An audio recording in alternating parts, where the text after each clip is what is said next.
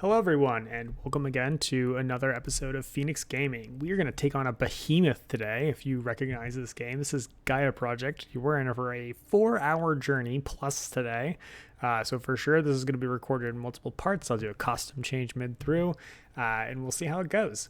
If you have been interested, by the way, in playing at the World Series of Board Gaming, highly advise you to go check out their website. And if you use the code Phoenix, the same name as this channel, then you can get a $40 discount off of 4-day tickets. I'll put some more details in the full details edits below. But since this is so long, we're going to go ahead and just get started with this game right away. Let's roll tape. Seat 1, we've got Cliff here, who is going to be the eventual winner of this game. So we'll go ahead and spoil that from the beginning, just because you might already know from the website. You might know from the fact that he played with me in the semifinals of Ticket to Ride. And he goes on to the finals of this the grand event as a whole. Ricky, who is in the second seat, won 7 Wonders on the very first day of World Series of Board Gaming. Sceadeau in the third seat, we have seen him before in the Dune finals. And then Bryant in the fourth seat actually was my opponent in my Dominant Species Marine semifinal. So familiar with all these gentlemen. Ricky and Sceadeau and I all go to a board gaming convention that takes place outside of Pittsburgh every year in Seven Springs. And I believe they've already done kind of the rotation setup. Cliff is first, Ricky second, Sceadeau third, and Bryant fourth. And the way that they're doing faction selection in this game is straight out of the rule book. It is pick the faction you want to play in first, second, third, and fourth seat. And Bryant, I think, spent some time rotating the tiles at the beginning, because that's what the player in last seat gets to do, as he tries to make the board state not as advantageous for the really busted factions that there seem to be. Right off the bat, we saw players very, very quickly claiming the first two. Cliff really likes Taclons, clearly. And, you know, when you look at those brown planets on the main board, they're not necessarily, you know, close to each other, but they are. There's a couple of them that are kind of central. So lots of abilities for the Taclons to charge power. Taclons are really, really good at charging power in this game. Oh, quick aside.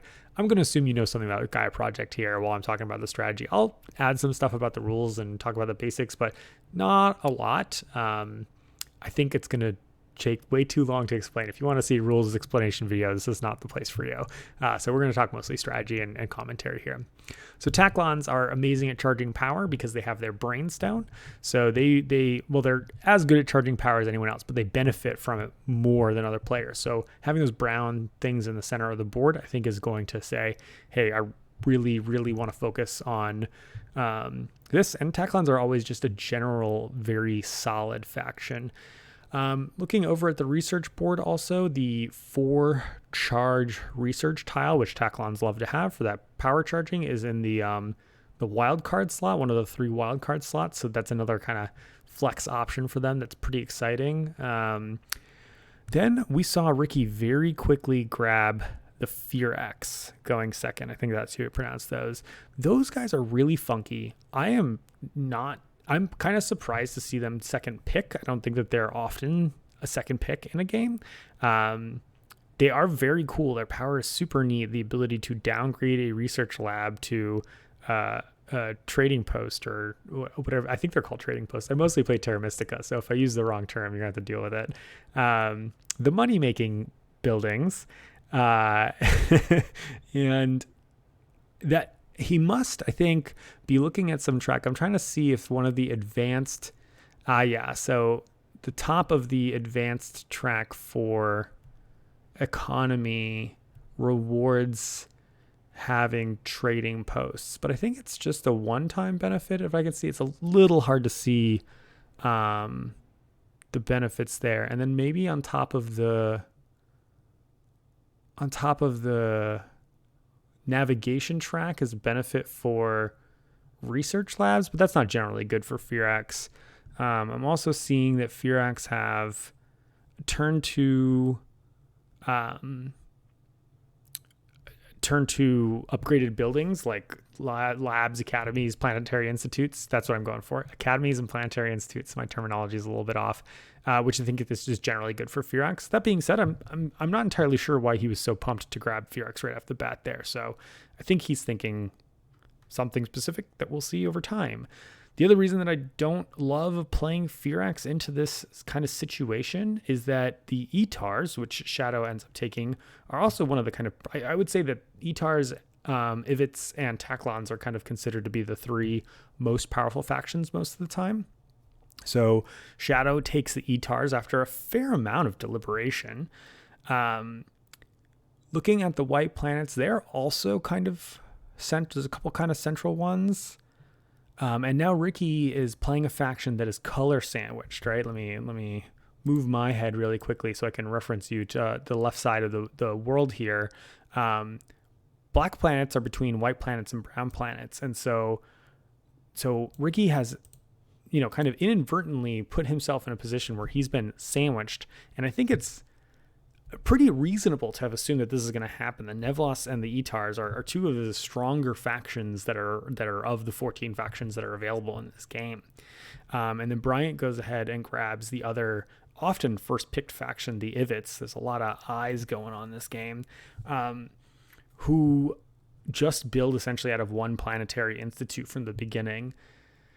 I think that Bryant specifically set up the board to not advantage the Ivits because he knew that he wasn't picking until 4th, and then kind of going 4th, he says, well, okay, I mean, first of all, I'm very far away from the color sandwich that the three of you are in, and even though the board is not that great for it because there's not necessarily a lot of contiguous land for those red buildings to connect to, I'm gonna go ahead and make of this what I can.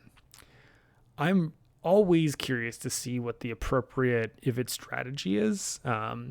There's a red smack dab in the center of the board.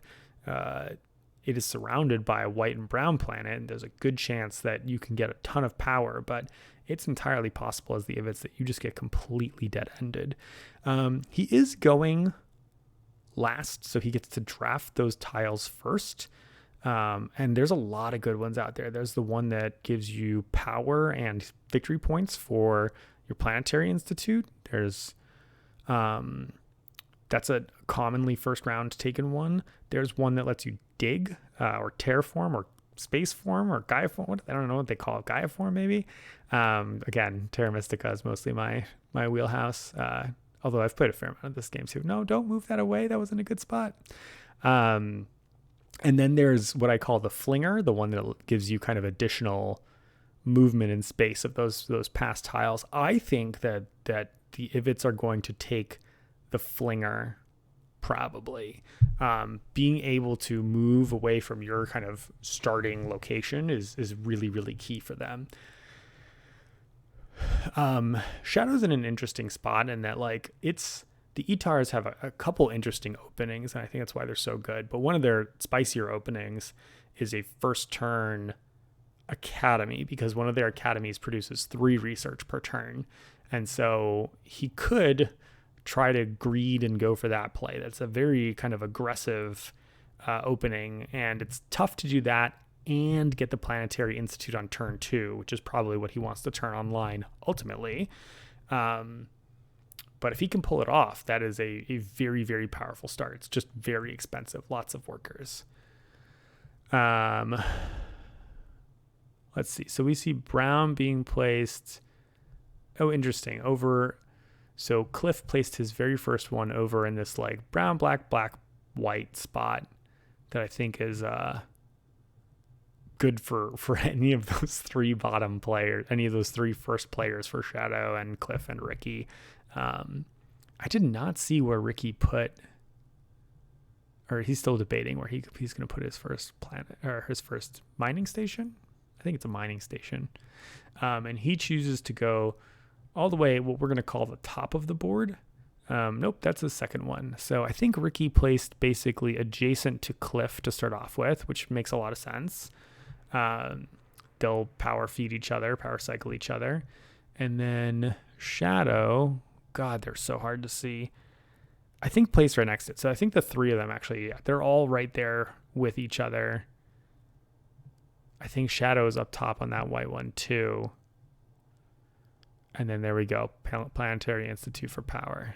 Yeah, this is going to be a power cycling game. Players are going to have a lot of stuff going on in the first few rounds. This is another thing that I think advantages going first. Because Cliff can upgrade his first building to a trading post, or I'm going to call it a trading post, the second tier building. And he's going to be able to cycle more power when Ricky and Sceadeau are building. But Ricky and Sceadeau could choose not to build by Cliff, which is really, I think, what they should be doing. It's really, really rough when you get Tacklon's a lot of charge to start off the game. Let's see. What did we take for past tiles, gentlemen, while I was talking about that? Okay, so Bryant did indeed take the Flinger. Sceadeau, I think, took the Digger, which tells me that Sceadeau is planning on using a QIC to throw himself somewhere because he's worried about essentially the contest, right? The fact that Black is next, like he and Ricky are right next to each other. Or he's going to get navigation and try to fly somewhere because I don't think he's adjacent to something he can dig right now, unfortunately, with his setup. If he does get navigation, though, he could dig to the blue and then he could hop over to the white next to the Planetary Institute. So he can have quite an explosive first turn. I think one thing that's interesting about Gaia Project in comparison to Terra Mystica is that because the third house slot does not give you a worker or an ore in this game, I will call them workers all the time, even though I know they're ore. Even though that third slot does not give you ore, that means that these like kind of like building rush strategies are just not quite as powerful. Ricky's going to go ahead and grab a worker and a research, and Cliff has just a most amazing start by getting a first turn Tacklon, first seat, charge 4 power right off the bat. That's a really great place for him to be in. He's going to be able to use the power of that Mind Stone right at the beginning. I talked about Cliff using his first seat advantage to, well, no, he still can. He's still going to. Yeah, I think Cliff is going to upgrade on his first turn, but I also think it is entirely possible that he will burn a charge to kick one over and take 2 workers first turn. The reason that he would do that is he would ultimately generate a little bit less power, but he'd be immediately charging that Brainstone if anyone gives him power over the coming turns. So, yeah, I mean, charging that Brainstone is just so good. However, we also see the Ivits with a ton of power charge, and they have 4 power. So they're very, very interested to see whether Cliff, Bryant's really interested to see whether Cliff is gonna start the game by taking those 2 extra ore. That 2 extra ore space is, I think, easily the most contested space in the game. In Terra Mystica, it's coins. It's the 7 coins for 4 power. In this game, it's the 2 workers for 4 power, 2 ore for 4 power. I think a lot of that comes down to what I mentioned before about the third slot of the mining thing being missing. And there we go. Cliff doing exactly what I said. He burned a power and then kicked his Brainstone to the bottom, spent the 4, bought the 2 extra workers. This is going to give him 2 extra workers. So now he's at, let's see, 5, 6, 7, 8, 9 workers, which is enough for him to go for the academy opening, which I think is what he's going to do. He just needs to make sure that he moves up the terraforming track to get the 2 free workers you get for that first slot there. That'll give him 11 workers, which is enough to do trading post, research station, academy, get some 2 researches to start the game, and a lot of blue research income. Ricky says, okay, I'll just go ahead and upgrade my building. He could have done the greedy thing and done that near Cliff. I think he does the more intelligent thing and does his upgrade far away from Cliff. Sceadeau immediately throws that QIC and snipes that spot from Ricky, that black planet over there, which was I think one of the things that was very, very viable, I think that Ricky should have considered that was going to be the case. That being said, Ricky has a ton of black planets that he can fly to, so I wonder if he was just thinking, I'm going to get there by navigation and just kind of hope, right? Because he's got, if you look on the southern side of the board, there's just a lot of black planets that are connected to each other, and I wonder if that's what he was valuing when he said, I'm going to take the Pyrrhics. But now we're going to see that the penalty of being in that sandwich that he's in. Man, I did not see what Bryant did. He went really quickly. What did you do? He used his flinger and threw that red ship all the way over to that Gaia planet kind of in the middle there. That's a solid spot for him, because if he can then connect over to the blue planet with his space mines, whatever the if it's space bridges are, and if he can dig that blue planet before Sceadeau can get there on his first turn, that's really good for Bryant. He really doesn't want Sceadeau, because white and red both step on blue, and he doesn't want Sceadeau to connect over. Like, it's actually going to be very convenient for him if he can block Sceadeau out there, and he's now connected to Sceadeau as well at the end of that little chain in the south, which is going to get a couple points of power probably over the course of the game. I like that a lot. What's the bonus for this turn? It's so hard to see. Is it for trading posts? I think it's for trading posts. So anytime folks are upgrading, we're going to see them get a couple points, I think. Oh, no, it's replacing on green planets. That's okay. So the Ivid scored a couple points doing that. All right, and now we see Cliff doing what we said. He upgrades his trading post there. He knows, I think he's going to be a trading post, research station, academy. I think one of the things about this game, in comparison to, let's get out of Ricky's way a little bit. One of the things about this game in comparison to Terra Mystica is that there's just so many options about how the starting game is going to go. And you can go a lot of different paths. I will say most of the paths involve getting a research lab on the first turn, because it gives you one of those research tiles, which are, economy in and of themselves. The most important thing you can do at the beginning of this game is expand your economy outward. And like I said, that third mine slot is a dud. It's a nothing. And so the players are incentivized to build up rather than outward. I think in Gaia Project, which is cool. It also means that in general, placing near people is even more important, because if you're building up, you're going to be charging power when the players near you are doing those kinds of things. We see that Ricky grabs the 4 power charge tile. That's a really, really powerful, popular tile. I think people like it because it allows you to do a lot of sexy things on the first turn of the game, and then every turn subsequently. I am sure that he has a math figured out about what he wants to do here, except for I'm just not sure what he's going to do with the rest of his turn with 2 workers left. And I can't help but wonder if, like, taking something, because 4 power charge is kind of like 2 coins. It's a little bit weaker than the production on some of the other ones, like the coin in a research, which is under Gaia Project, so he's not going to take that, or the 4 coins, which is under research, which is viable, but probably not his game plan. But the one I'm really eyeing at is the get a worker, get a power charge income every turn on the terraforming track would give him 2 workers immediately. So kind of depends on what he's angling to do in the next turn of the game, but with Pyrrhics, you really want to make sure you get that Planetary Institute out as quickly as possible. So he knows that he needs to do that kind of by the end of the second round. And I mean, the dream is doing it in the first round. What did Sceadeau do? Did I miss? The glare on the ETAR's board is going to kill me this game. So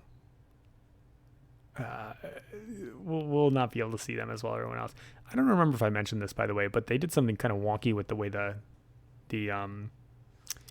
player boards and everything are. You can see Cliff, who's gesturing right now, He's playing the Taklons, which are kind of like down, bottom, middle. And then Ricky to his left, to like what we're facing, like Ricky's straight above my head, and his board is straight below where I am. Bryant in the bottom corner there is playing the Ivets right here, and Sceadeau is playing the Etars all the way just kind of above his head, actually. So something about the shooting this in a circle and backwards makes for a funny layout here, but I did put their names in the colors of the factions that they're playing, so hopefully that helps you a teeny bit. All right. I can't tell.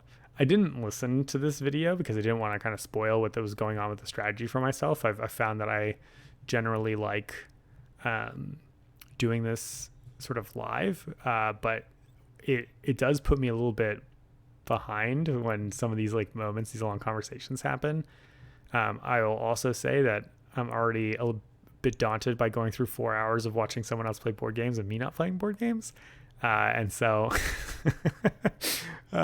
doing that for 8 hours seemed even more daunting. So we decided not to do that. I have watched a few of the games, like the Great Western Trail game, but that's because I'm vain and I want to see what's going on with myself. So, all right. I don't think that Bryant has acted, so I do think we're still on Sceadeau's turn, and he's doing the thing he does where he thinks out loud, and then he is they're clearly having a fun time chit-chatting with each other. So I think he's just gotten a little bit distracted maybe on what his game plan is here. What do I think he's going to do? He's got 1, 2, 3, 4, 5 ore. It is with opening with an extra mine, right? With his little jump there. He did also spend his QIC, which can be used as another ore. The 2 ore power action has been taken, so he can't take that. The Etars do have the special power of kicking over their power, the charge, right, from pool 2 to pool 3, and then it would go into Gaia, so he wouldn't lose those power. So he might, I think he's probably sitting here because I think he's got 8 power up there, if I can see correctly. And 1, 2, he's got 7 or 8. And he is deciding, I think, whether he wants to kick over 4 of them so that he can take a power action for 4. Because Bryant's going next and he might claim one of them. And instead, Sceadeau did something else, and I can't tell what he did. I'm going to assume that Sceadeau upgraded something. Bryant immediately, he knows exactly what he's doing. He's trying to spread out on the way that he can get into different parts of the board. He uses his other QIC to fling himself over to that orange planet, and he spends 3 power for the digging action. I don't know if I love this. The Ivets can only build 1 mega city, and I think he's spread out very, very far right now. I think I would have been greedier as him, and I would have gone for that blue plan that I was talking about, because I think what he wants to do is end up building that cluster of planets that are right there, and then he doesn't have to worry so much about flinging. He can kind of just go up the terraforming track and just kind of do it the digging way. I think that Furex and Etars are not generally digging factions. And let's see, there's 1, 2, 3 ore left. He really can use the extra 2 ore this turn. If he had instead upgraded his green planet, gone straight for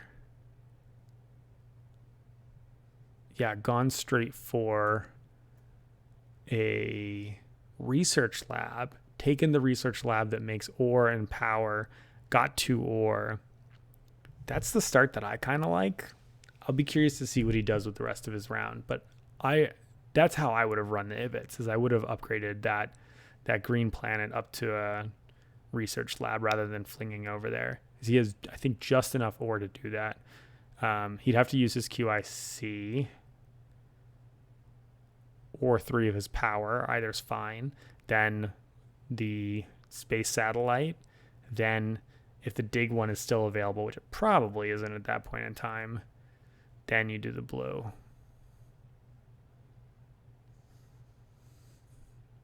I don't know. It's better if you have the dig. Now that I'm saying it out loud, I'm not so confident with my plan. Cliff went ahead and upgraded to a research station. He's executing exactly the plan that we suggested. And Sceadeau and Ricky get a little bit of power from that. One thing that I think actually in retrospect is it might have been worth upgrading the Ricky should have, I think, upgraded his planet by Cliff to the trading post instead of the one across the galaxy. The reason for that is that he would have upgraded first. And so while he's denying Cliff a little bit of extra charge at the beginning of the game here, he's going to have to build it eventually. And Fearex really need their spaces because they're going up and going down, right? They build the trading post, which becomes a research lab. Research lab gets downgraded to a trading post, and then so on and so forth. So they're going to be charge feeding someone generally, and they need to build up both of the things. So Ricky's gonna have to build up that spot on turn 2, I think.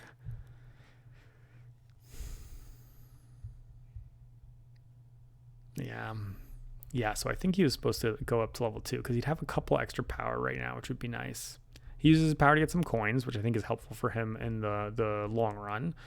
He's going to need those coins to run what he's doing next turn. He makes no coin income whatsoever right now. And then instead of, I think it's a very good chance he's going to research and then pass. I don't think he's got a lot else going on in this first turn, which I think is one of the reasons they don't like the Fearex, is that unless they have a really spicy start, they can just kind of feel very slow. Oh, no, he'll probably build at least one mine somewhere using one of those QICs. Maybe he'll even build a QIC over on a green planet up in the north.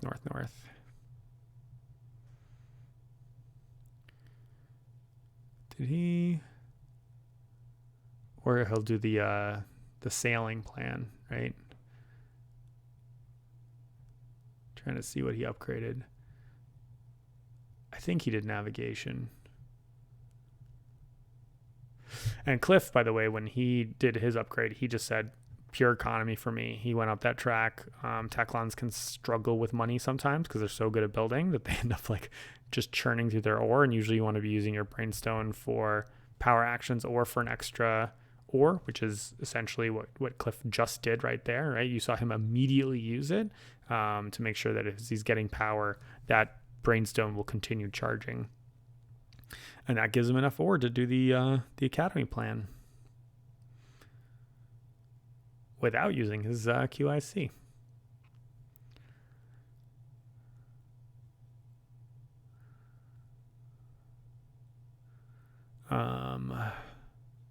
Okay, we saw that the Ivets upgraded to a trading post. Again, on the far side of the galaxy, I'm very curious to see if he's going to connect his mega network here, because that side of the galaxy isn't especially great for him building on either. I mean, the part in the north is, but it's too many satellites away. I'll be curious to see where Bryant goes with it. I don't love how spread out the start is. Generally, when you're playing as, you don't want to get locked in, so that's a thing to be concerned about too. But I think you want to be kind of tighter than most people are in many games. That being said, he'll get more power charge, I think, than I normally would in these games. And power charge is amazing. We love the power charge. Sceadeau kicked over some power which I think should be, or no, he didn't kick over any power. He just had a bunch of power. And he said, I don't care about getting some research points. I just want to get extra IVIT stuff. He is planning for the long game and just getting piles and piles and piles of power so he can use that IVIT special ability of Planetary Institute, which says, hey, if you have 4 power in the Gaia spot, what I would like to do is take your 4 power away from you permanently and give you a research instead. So Sceadeau's saying, yep, I love that. I love that special power. Sceadeau loves a button. And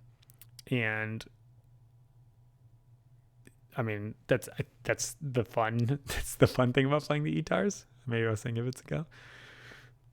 second ago, but I think that's going to be the place to go. Bryant went really quickly again. Did he pass? No. What did he do? He must have researched. He researched to get to ore. So he can do the research station.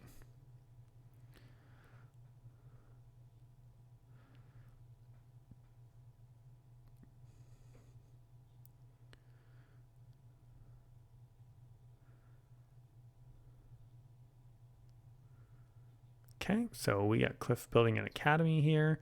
He is going to continue to just be explosive. He takes the immediate get an ore, get a QIC, so he's clearly planning on building something else this turn, which is interesting because he's broke on money. And he uses that to continue going up the economy track. Actually, that might just be the answer, is that he wanted to continue going up the economy track, and he knows he can use that ore this turn. That being said, he's got enough power to make 2 coins, so he is almost certainly going to build a planet somewhere using a QIC. He might need to use 2 QICs if I'm looking at the board correctly. I don't know that there's it's not a brown planet close enough by. So 2 QICs, either to go to a green planet and score some extra points for this round, or to go to a brown planet. Kind of depends on where he wants to be. Ricky used a QIC to build a space station. And interestingly enough, he built the one that was farther away. He did not build the one that Cliff could dig, which I think he maybe was supposed to do. I think unless he's going to rush getting it next turn, there's a really good chance that Cliff is going to grab that planet from him. And you really want to grab your home planet things when you can. It's just a whole lot less work to do those things. Sceadeau says, okay, actually I do want the 2 research, and he can do that by kicking over a bunch of power from bucket 2. He's just accruing some extra resources there. Sceadeau's going to be still playing while everybody else is done. He's still got a pile of resources left. That does tell me that Sceadeau is going to be building a research station, because a research station means that he's making 2 research income. So the 2 research plus the 2 research means he'll have 4 next turn to move up one of those research tracks.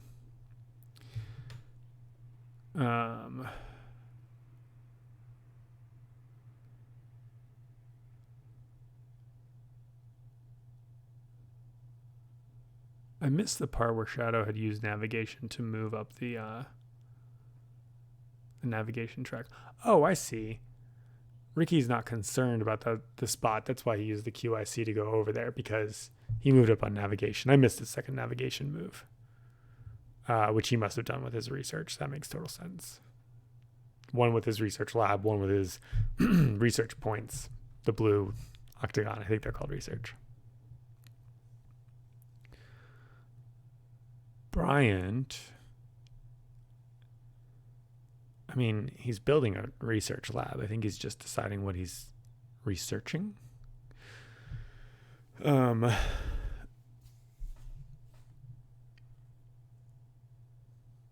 be tempted to take the 4 coin income and the research thing.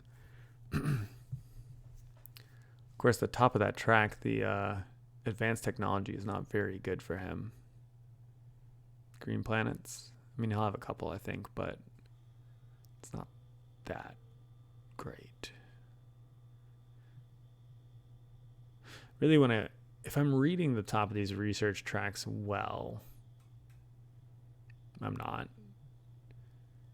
I think the one at the top of the brown track is the like one of the ones that you like take an action and get resources. Maybe it's a QIC and 5 gold or something like that. I don't think that one's very good unless you can get it crazy early, which is usually hard to pull off. The second one I think is end of round research station points, which I think is quite good. The third one is maybe end of the round Federation points or immediate Federation points. I think the fourth one is the immediate Federation points. The fifth one I think is maybe one-time trading post points. And then the sixth one is maybe one-time green planet points, Gaia planet points.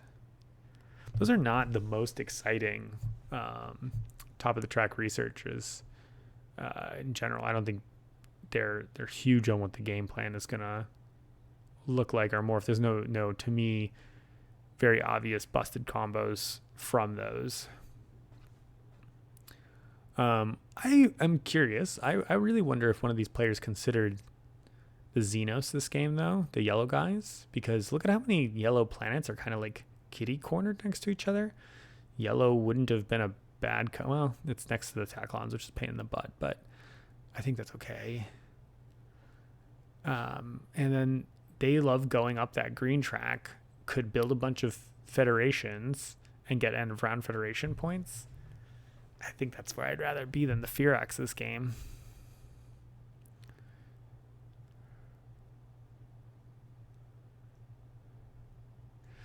All right. Bryant went ahead and took the 4 coins and the research, just making some production there. That's legit. I think it's a little scattered. So my vision of what I would have done in Bryant's seat, I like the planet fling. No judgment on the planet fling over to that green planet there. Then, assuming that I'm right about where that Sceadeau has I think he does have an adjacent town there. Town post, research station, take the income, the worker income and power income, get 2 workers back. If people have dug by this point in time, bummer. If they haven't, then you can go over to that blue planet, claim that. That's pretty spicy. If they have, you can still use a QIC to throw onto the red planet, so you're not missing out on value there. Or you could even use your power to get another. Nope, that's not far enough. There's no other greens close enough for him that he could have flung to. And then he can go research on the economy track, which is usually where Ivets, I think, want to be. Living on the economy track is very nice for them. Being on the research track is fine. They're just not like a research faction in the way that the other ones are, or they don't tend to be. They don't, I think, get rewarded quite as much from doing those things. Oh, Sceadeau goes for a turn 1 bad boy. Got it. Yeah, that makes sense. He grabbed the extra doobly-doos, the extra circles. He's going to power kick over 1 set there so that he can have the 4th that he needs to get the research for the big guy, the big planetary institute. It is a little... I've done this before because this is what I love to do as the ETARs, but it is a little slow. It does turn out that just going to Planetary Institute at the beginning of the game makes you miss a couple things. Ricky goes ahead and he digs the green planet on the way north, and he does that for some victory points. I'm still concerned that Cliff is going to steal his planet out right from underneath him. Cliff already did take the green in the south part of the board, which was honestly kind of what I had expected he might do, given that he had the green cubes and he scored some extra points. And I don't think he's worried about the other brown planets are just so far away from Ricky that I don't think he's worried that he's going to take them kind of there in the middle of the board. So they're just going to kind of be ignored for a while.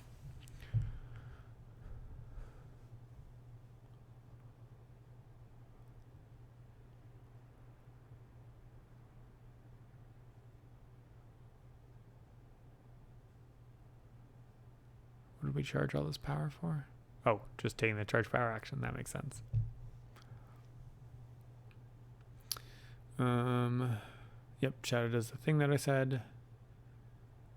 Kicks over a power. He's got 4 now. I think he's got 2 mines, so he doesn't really need to build a 3rd mine. He could fling somewhere with the QIC, but I don't think he can quite reach anything he wants to get to. So I think there's a decent chance that he's just passing. I think he doesn't want to pass because the other 4 tiles, or the other 3 tiles that the players are holding are better than the 3 that are in play, which score points, they're wonderful tiles. Scoring points off those tiles is great, but generally it's not where you want to be in the first 2, maybe 3 turns of the game. I also think in retrospect, Sceadeau not taking the charge for power points for Planetary Institute seems like a little bit of a miss.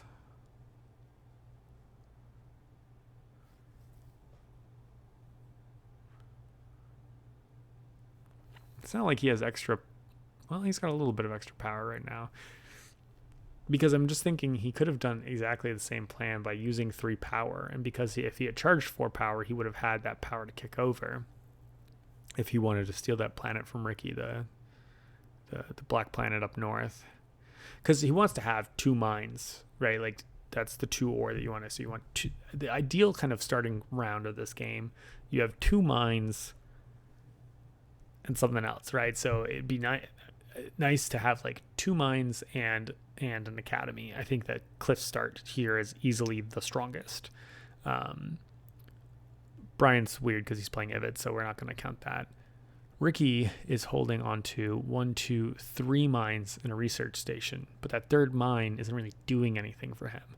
So, the dream would be that 3rd mine was upgraded into something. I'm worried that Ricky's going to have enough resources to build his Planetary Institute next turn. And if he can't, he's going to be in big trouble. It's really going to suck for him. That being said, he does have the power charge right now to help him get the if he gets to take the power action, then he's okay. And I don't think any of the other players are going to be able to steal it from him. Yeah. Cliff, by the way, moved up economy again. So he's just all in on economy. That gave him another 3 power charge, which allowed him to use the headstone, the brainstone, to take another ore, which he's just like, yep, ore is great. You'll notice that he's just always using that brainstone. So if he's getting any power, immediately it is the thing that's getting charged. The only reason he'd want to wait for it is because he says, you know what, I really want to use this brainstone to like take a specific action on the next turn. And that's fair, but I think what he's valuing is definitely more important. Notice, by the way, that he took the dig tile. So now Ricky has to use 3 power to claim the spot next to Cliff so that it doesn't get taken from him. Now, admittedly, this one does give him an ore, right? So that extra building is helping him out. Here's a couple power charge for Cliff, who... Did he decline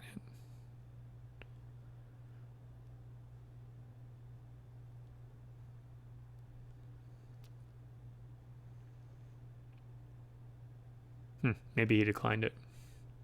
Maybe he's just making enough power charge anyway. Yeah, and like... That's fine. Ricky defends himself, right? And Cliff's going to have to find a way to use that. Or he needs to find a way to get a QIC and throw himself somewhere and dig with it, I think is probably the plan. But that's an okay plan. I don't think that it's like it really blocks him. And what did Ricky get for it? For playing in those green planet up north? He got the 3 or 4 points or whatever that it gives him for building this turn. And I don't think that's really great in comparison. Wow, how does Cliff have so many points?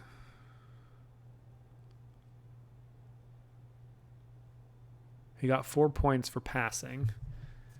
Wasn't really paying points for charging because none of the other people were charging him this round.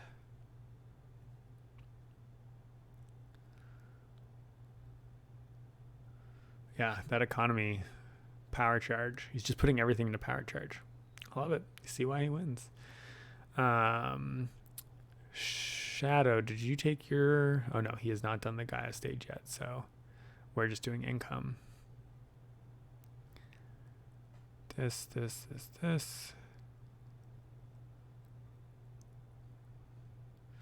Yeah, and see, Ricky has 4 ore and doesn't really have a hope of getting the other 2 ore in an easy way. He needs 6, right? Because he can do the trading post and the Planetary Institute.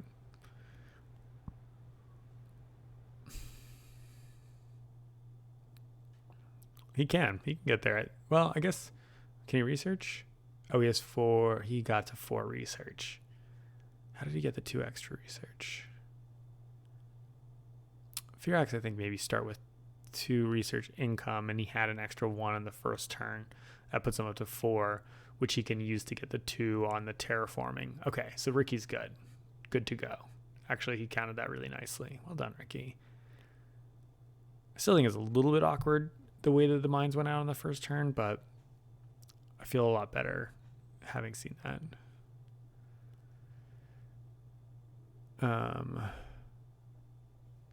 Oh, sorry. Cliff did not take the digger. He took the flinger. That's interesting. I mean, it makes sense. It's the one that you take. Are there any brown planets even within 4 spaces of his planets? 1, 3, 4. They're not. Wow, they're 5 spaces away. He's going to have to figure out, he'll do a dig or something. That's funny. That's really funny. And Bryant took the digger, which makes total sense. And he put the satellite where I kind of suggested it could go last turn. Sceadeau could be a huge dick and take the digging action with a flinger to throw onto that blue planet. Oh no, he doesn't even need to. He's navigation 2. But yeah, I think I see Sceadeau taking the dig action and taking that blue planet right out from underneath Bryant. Because it also lets him hop over to the white planet that's next to Bryant. Bryant's Planetary Institute. They have its Planetary Institute. Is there something else particular that Sceadeau wants to do this turn? I mean, it's nice for him if he can build up to a...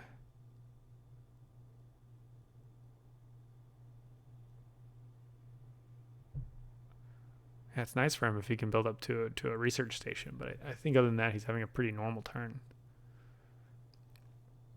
He might be going the Etar Gaia planet track because he needs a way to kind of throw things over there. But that being said, he just threw 3 power into his Gaia spot, so probably fine there. All right, Sceadeau is not rude. He took ore instead. Does he have no money? That can't be right. The war must be covering his money.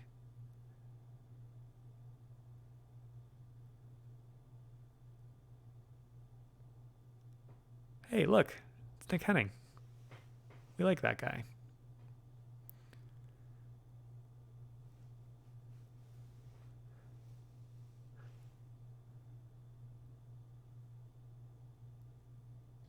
I think this was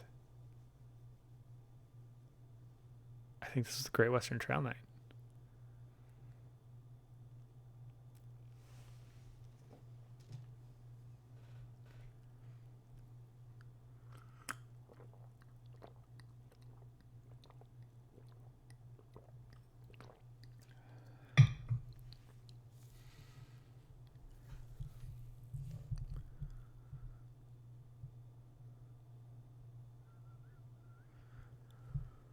Okay, now we got to figure out what the turn order is. I think it is Sceadeau, Bryant, Cliff, Ricky. Fortunately for us, I think they've just basically stayed in the same order. Because I missed the pass. I'm pretty sure Ricky passed last because he built so many mines. And then because Cliff took Bryant's pass tile from the first turn. Okay, so yeah, it's got to be Bryant's turn right now. And I guess he's thinking, because he's not worried that Sceadeau's going to take the blue planet there. He can't really dig anymore. I still am just a very anxious player, and I'd be seriously thinking about just digging on that blue planet as the very first thing. Yeah, you see that he only has 2 ore, which he made off of his planets. It's another reason why I thought that the research station for the ore and the power was really good for him, because Ivets can struggle with the workers at the beginning of the game. It's another reason why the economy track is good for them. Not that it doesn't give workers until the next stage. So he goes ahead and burns a power. Most factions, I think, really hate burning power. Ivets are one that can get away with it. They don't need the money right now because he's making 4 money income per turn. He got an extra 2. So he takes research to bump him up from 3 to 5. Really awkward spot to be in, but it does make sense because then he can do something with that this turn. I've been chatting up economy for Ivets, and I still think that's very true, but there's also just a benefit in like going hard on the thing that you're good at. So maybe he goes up on the research track, make something out of that. I could see him literally just like playing 1 mine this turn, and that's kind of the whole turn. The dream this turn would have been to upgrade that research station to an academy, but there's just no way he's getting to 6 workers. Cliff, what did Cliff do?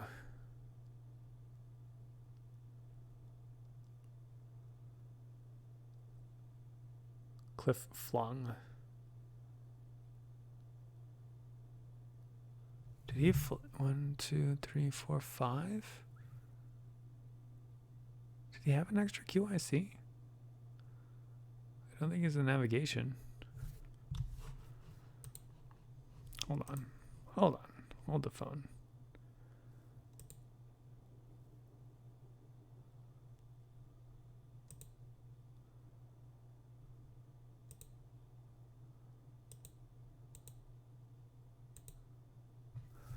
Oh, he did have an extra QIC.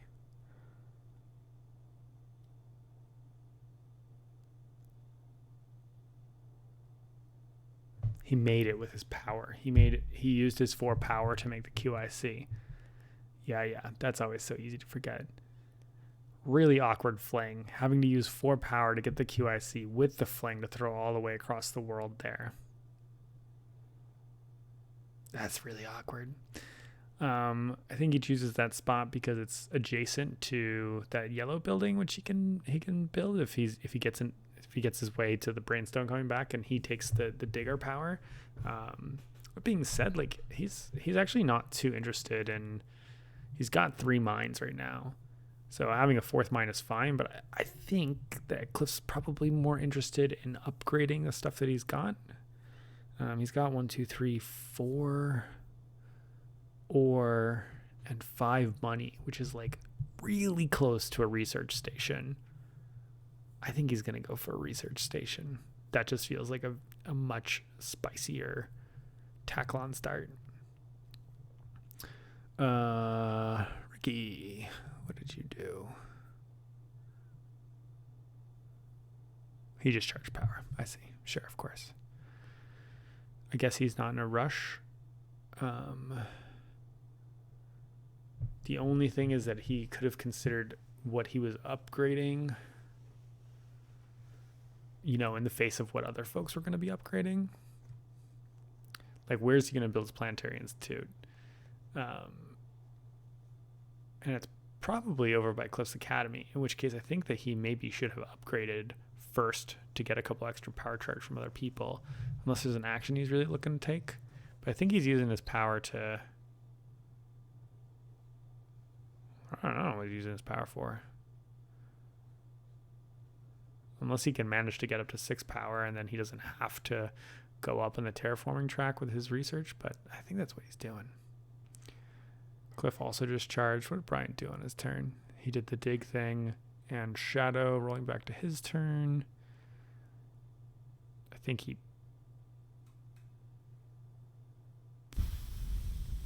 Did he pass? No way.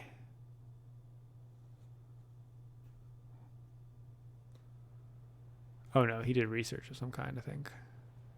Yeah, he moved the Gaia forming track. Okay. Ricky collects a bunch of money. Did he need it? 3 and 6 is 9. He's at 15, so I guess he needed 1. Yeah, he'll use it next turn. It's not like he has any money next turn. I think that marks the second... No, he has 16 money. I think that marks the second time that Ricky has taken the money action this game. Which I think is going to ultimately mean that the other players are a little bit money starved. Because this is not a game where folks have trading outposts out early. And Ricky's taken the money action twice, so we're going to see probably a decent amount of power being used as coins along the way. Sceadeau looks like he went because he doesn't seem to be looking at the board with the same intensity as Bryant. Or he's just thinking and looking around. Yeah, I don't think I saw what he... Oh, well, I was wrong. Bryant kind of continues to connect. Oh, ew. Okay, I mean, I guess he's... I take back the ew. He's planning on not digging across the yellow and black there. Right, because Ricky's going to get to that black before Bryant can. Take it back. That space station makes total sense. And then he'll build that with his last worker there. That is his third mine, so it's not going to do anything especially special for him, but he can just kind of claim it and power... Well, nothing really power charges off of it. I guess maybe if Cliff comes flying into the western brown.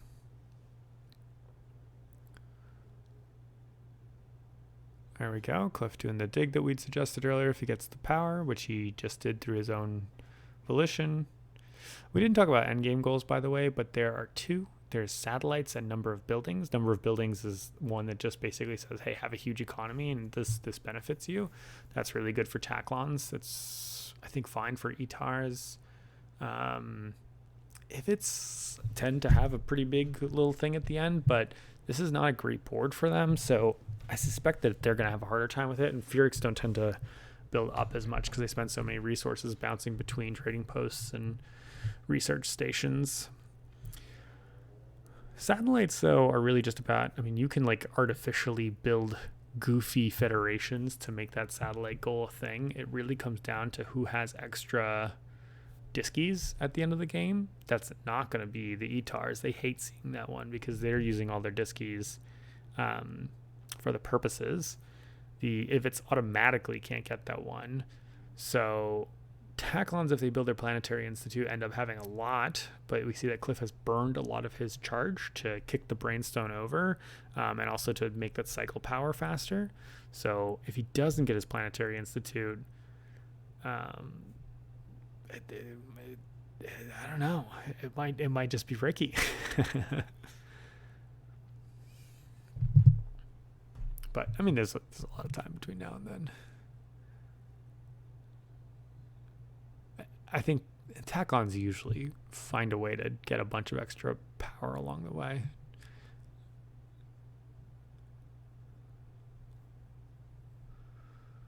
All right, what did Sceadeau do? Okay, so he did have coins. Hooray. Huzzah. I think he built a trading post somewhere. Not being able to see his board is definitely making this pretty hard for me. I mean, that bottom queen, it's just the glare is really bad. And the bottom corner is cut off. The rest, though, wonderful shots. Sceadeau, just give it a little push. Little push.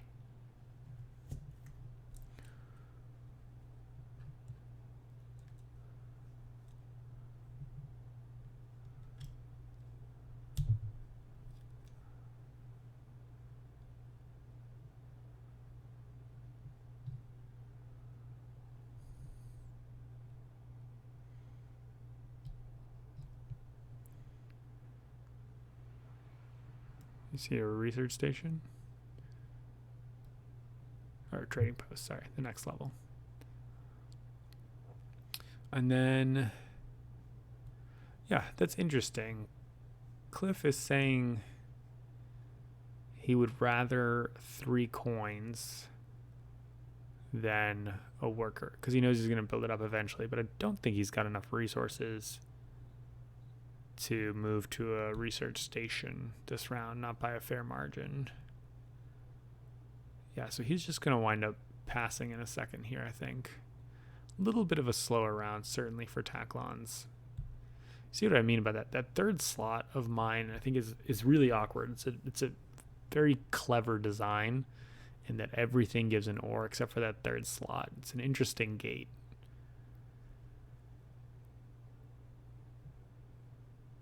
The way this game looks, if it's in the third slot or the fourth slot, is, I think, quite significantly different. And I'm sure that this game was play tested a bunch,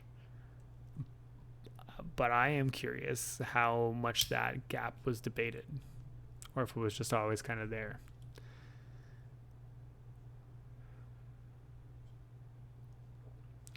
Rich Sceadeau builds, I think, a research station.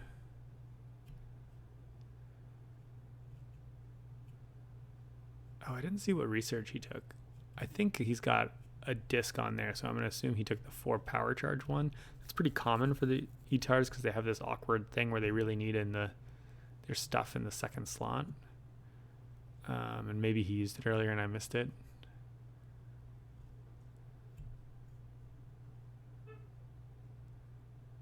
Yeah, I don't know.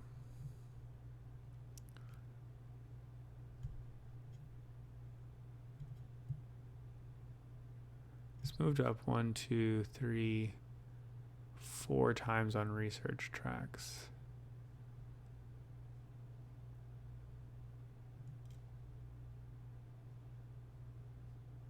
Yeah, part of that is that research lab right there. This was a good turn for Sceadeau. I mean, obviously it's exciting because it's the first round he gets to cash in on his Planetary Institute. So he got a thing there, and then his research lab is another thing there. He moved up on various locations. I am curious to see if he's going to do a Gaia forming for 6 power. Probably. He puts a kind of awkward amount of power in the slot, and some power that was charged there ends up kind of like dudding out, right? The 4 power that is in Power Bowl 2, if he has to use those to Gaia form, kind of just misses out on that.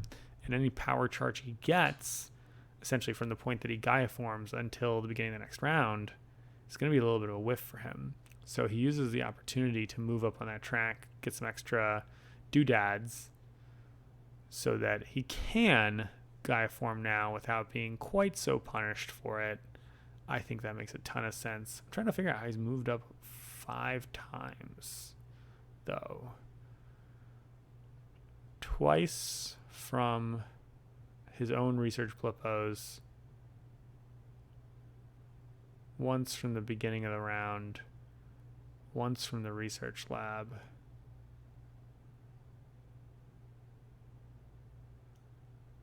I don't think he's built an academy, right? Can't see, but I don't think there's any way he could have afforded an academy. Am I missing something? 2, 3, 4, 5. Yeah, I am. I can't assess his board correctly. I'm trying to roll it back. They don't start with research.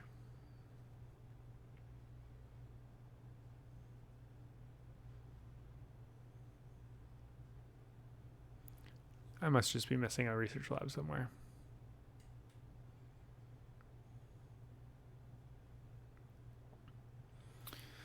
Bryant, what are you thinking about, mate? Are you just thinking about passing, what you're taking for passing? I think you have like nothing left, right? Oh, you got research. Of course, he went up to the 5 research. I've got my money on him going on the research track.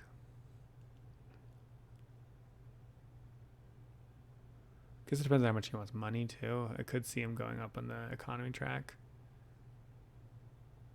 Going up on the green track. Taking a second QIC. What is that about? Maybe he's just trying to get up there for the Federation thing ultimately. His game plan just seems like the most scattered to me.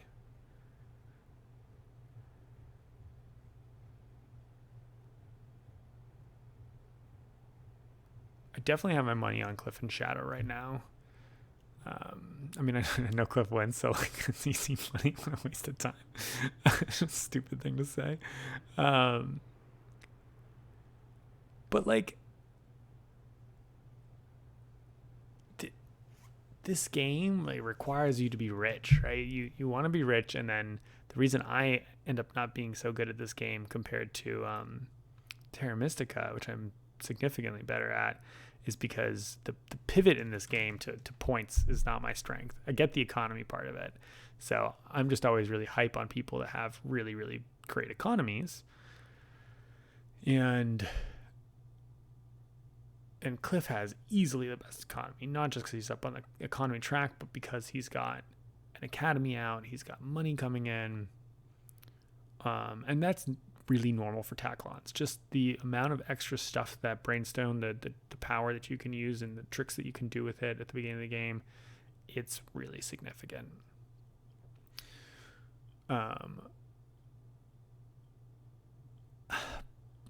Bryant's like income stuff is fine.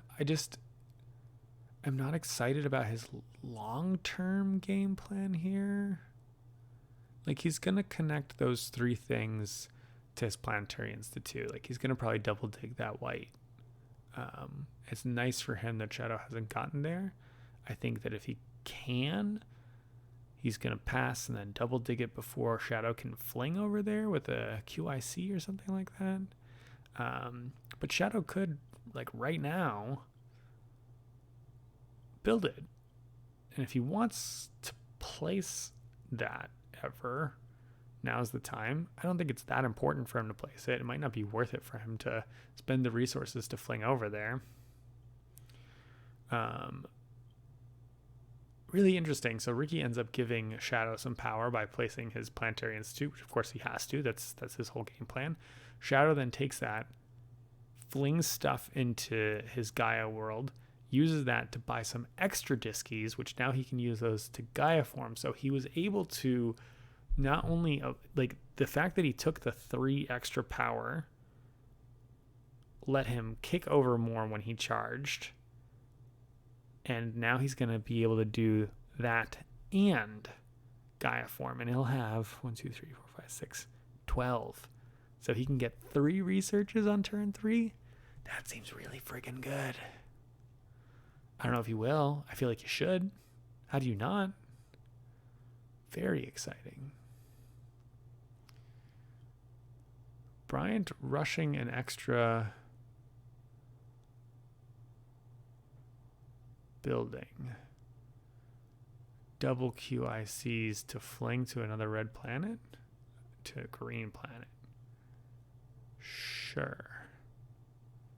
Because then he can fling from there to the other red planet.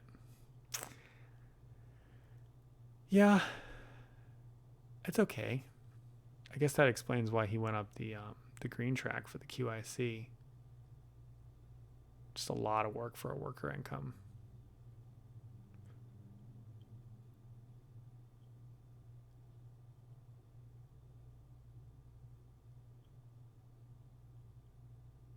It's not going to be connected to his big Sceadeau thing. I think this is the problem with the if it's in this setup, is that they're not going to have a big mega city. He's going to have a limited number of federations.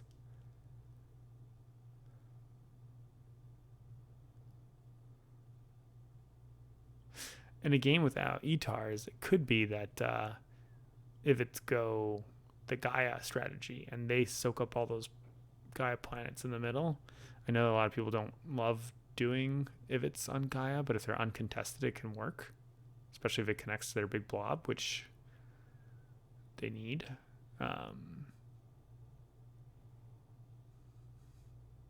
Yeah, but not in a game where if it's like this. So then Cliff passes. I think he's going to be first next turn. He gets a worker and a research, which is actually quite exciting for him because he makes, I think, 3 research right now. So the 4th research gets him to cross that threshold of what he needs. Ricky's going to do a downgrade. Is that what he did? Maybe he just did a proper research. He just did a proper research. He's going up to all the way up the navigation track. I think he is planning on trying to rush that research lab thing.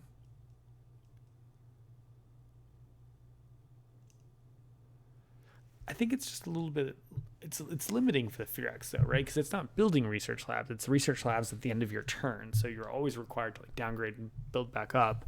Whereas other factions will just build research stations. So it's a really good tile. And I think Fear-X are ironically one of the worst at it.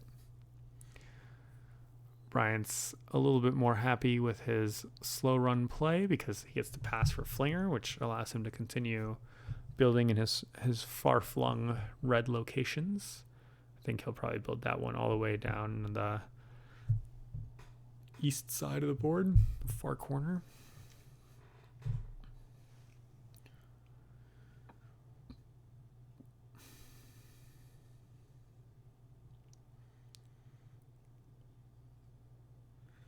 Where did Shadow Gaia form?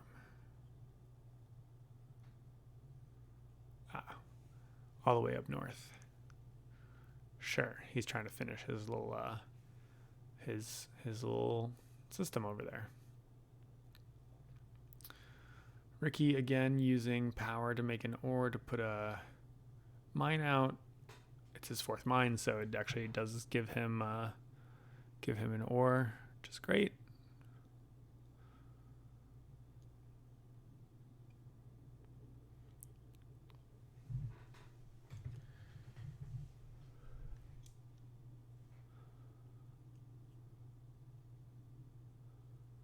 Trying to figure out what Shadow can even do at this point. I feel like he's quite broke. I can't see his research tiles. Or he's deciding how he wants to pass. Is the digger any good for him? Yeah, sure, because he builds a Gaia form and then he builds the blue planet right next to it.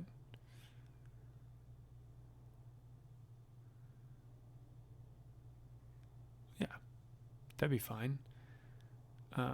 His little colony all the way in the south is quite isolated. I guess ultimately what he wants to do is go all the way to it'd be nice for him if he could get that southwestern white planet, then he can dig the blue planet and then he can connect with 4 satellites. That's pretty fine for him. I'm trying to figure out where his 3rd federation is. It's really common that you want to build 3 federations in a game. You can get away with 2, but 3 is, I think, kind of the norm. I think in Terra Mystica, 2 is more the norm.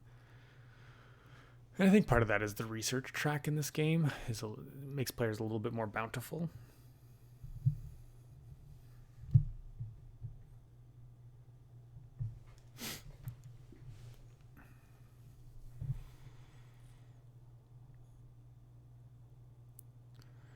All right.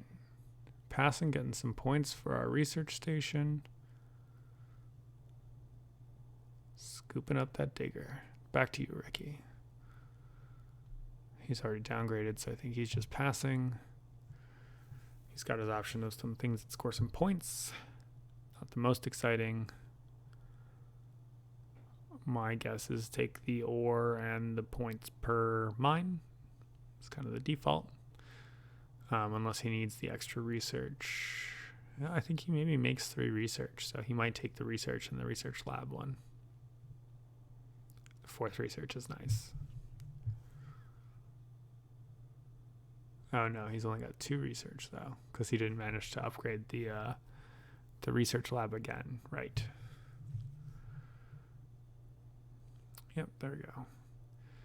Points wise, Sceadeau's about maybe a dozen points behind, maybe 15 points behind. The Firax and the Taclons, points at this stage in the game don't really matter. They don't tend to represent too much, but it's nice to take a look and get a sense. 3rd round here, we're looking at a digging round. No one's really kind of marched up the terraforming track, and I don't think anyone's sitting on a pile of research that's going to make them, terraforming masters. So I think people are going to benefit from this mostly from power actions. Yeah, and then we're going to see in the 4th round a lot of federations. People want to federate in Gaia Project in the mid game because that allows you to move to the top of the research tracks to grab those pretty sweet advanced technologies. I'll be curious to see if anyone federates on the 3rd round, if they feel like they're contesting any of those top technologies. The thing is that the players have kind of played nice on the research tracks and spread out. Like, Cliff doesn't need to be concerned about anyone like fighting for the advanced tech there. Although if that advanced tech is the one time for trading posts, like I think it is, then I don't think anyone's going to fight him for it anyway. People, you tend to wait to do that a little bit later. This game hasn't really rewarded people for having trading posts. So yeah, in general, we're going to see not those are being built as pathways towards something else. But if the one that Ricky's on, the navigation track, that's one that's really interesting. If Sceadeau starts moving up the navigation track, Ricky maybe gets nervous and tries to pull the trigger a little bit early with making a federation. That being said, I don't think Ricky really has a federation in the works. Well, in the south there, he could build it. It would be kind of pricey at this stage, but he could. Let's check out people's resource sitches right now. So we've got Cliff at some but not a lot of power. 2, 3, 4, 5, 6 ore and 7 money for research. Pretty good. Ricky's a little bit worse than that at 5 ore, 2 research and 8 money, but pretty similar. And he's got his Planetary Institute online. Sceadeau maybe hasn't made resources yet. We've got Bryant at 1, 2, 3, 4 ore, 4 research, and 7 money. It's pretty similar kind of across the board. Sceadeau is taking the technology that gets him points. I just missed the other technologies to grab, but he did indeed grab 3. You can see those 3 groups of 4. So he's got 1, 2, 3, 4 ore. It looks like. I can't really tell how much money. I am sure he just ended up grabbing a bunch of... Yeah, he definitely took the one that gives him money because he's moved up on that track. He used the scoring points for placing on green planets to go up the Gaia forming track. Nope, I bet he went up the Gaia forming track with the research and the money.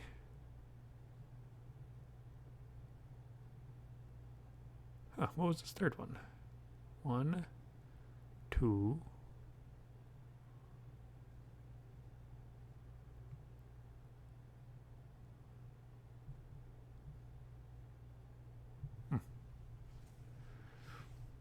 I mean, he's got something like 6 of the base techs right now, so just about everything. 1, 2, 3, 4, 5, 6, 7.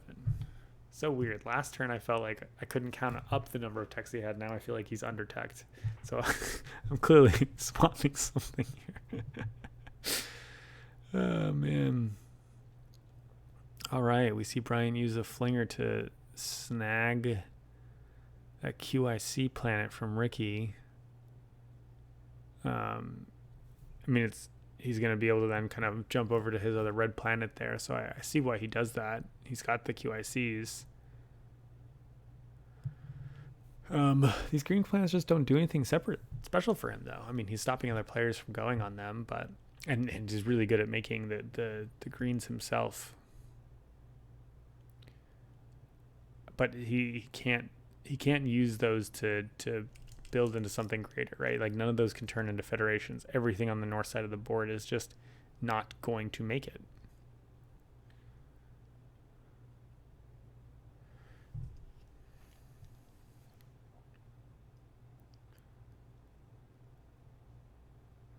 What's our order now? I think we're on something crazy like Cliff, Bryant. Oh, we're Cliff, Bryant, Sceadeau, Ricky, so we're backwards.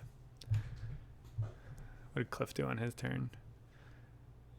He must have built something. Nope. Oh, Cliff researched for navigation. Sceadeau. I missed it.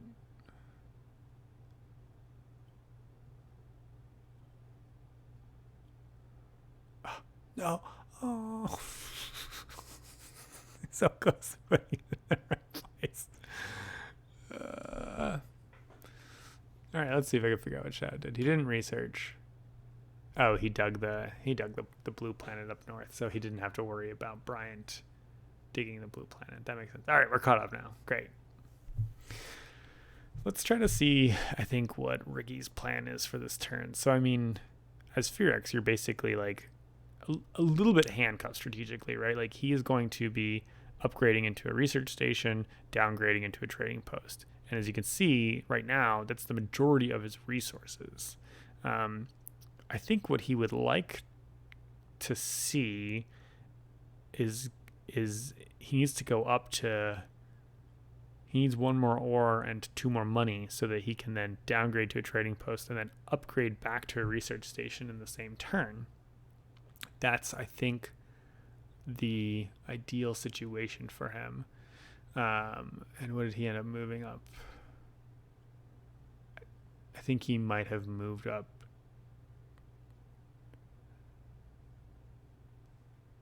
terraforming.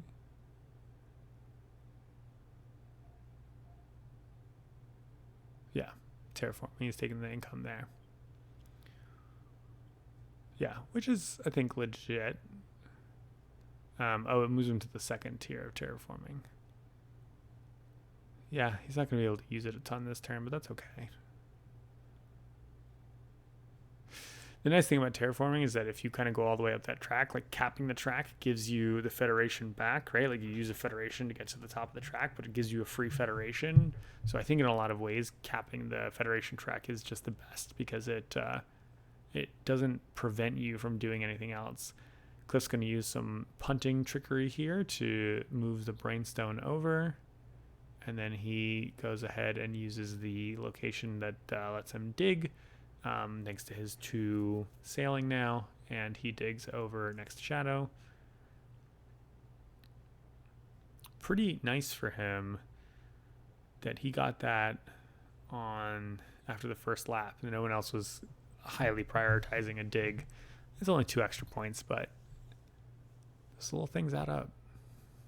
Those little things can add up, especially because Ricky and Sceadeau know how to fly, right? Like it's not like they have limited mobility. They just have other things that they're interested in doing first.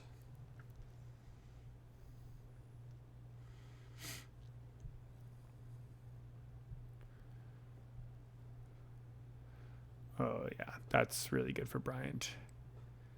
He needs the ore. That's where he's behind in production on other people. Even with, kind of expanding out and flinging, I think a bunch of Ivits players actually end up converting QICs into workers at times. Often overlooked power of a QIC. Now's the taking power round. Sceadeau grabbed some research, I think. The one thing he's got now is no power, right? So I'm curious to see what he'll do with his power. He needs to get more of it because he just cashed out 12. But that doesn't mean he's going to sacrifice everything else that he's doing. Like, in theory, he's already grabbed the most significant technologies for him. And then he's going to be terraforming or Gaia forming for points, right? Because it's 3 points every time he goes on a green planet, and it's uncontested territory. Problem is that the Gaia forming planets are kind of scattered. Like there's one all the way to the north that he can fly to right now, but the other ones are like a little far apart from each other for his navigation ability. What did Ricky do? What are you thinking, Ricky?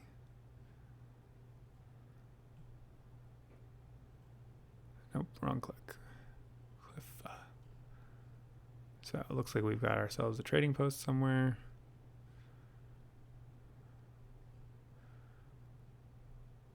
I think he's just setting himself up for a Federation next turn, so he's just developing resources.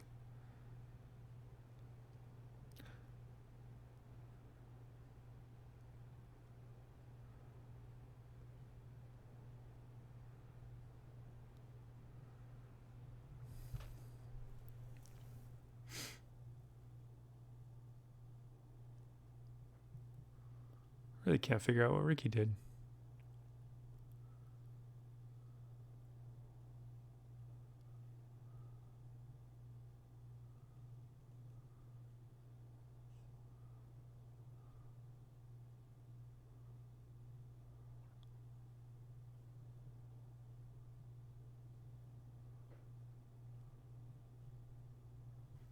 Yeah, I don't know.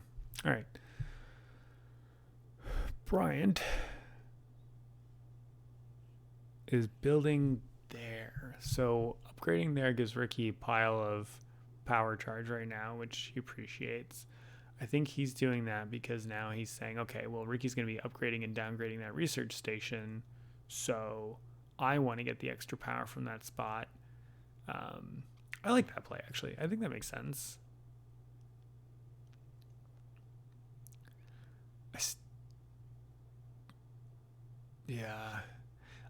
I'm wondering what he's going to do with the rest of his resources for this turn. But again, I think that double digging that, well, maybe it's not important. I was going to say double digging that white location is convenient. But actually, given the way that his whole thing is going to develop, I think he could end up just doing the orange and sort of going around the Planetary Institute that way. So I don't think Bryant's is as needing of that white planet as I kind of think that he is.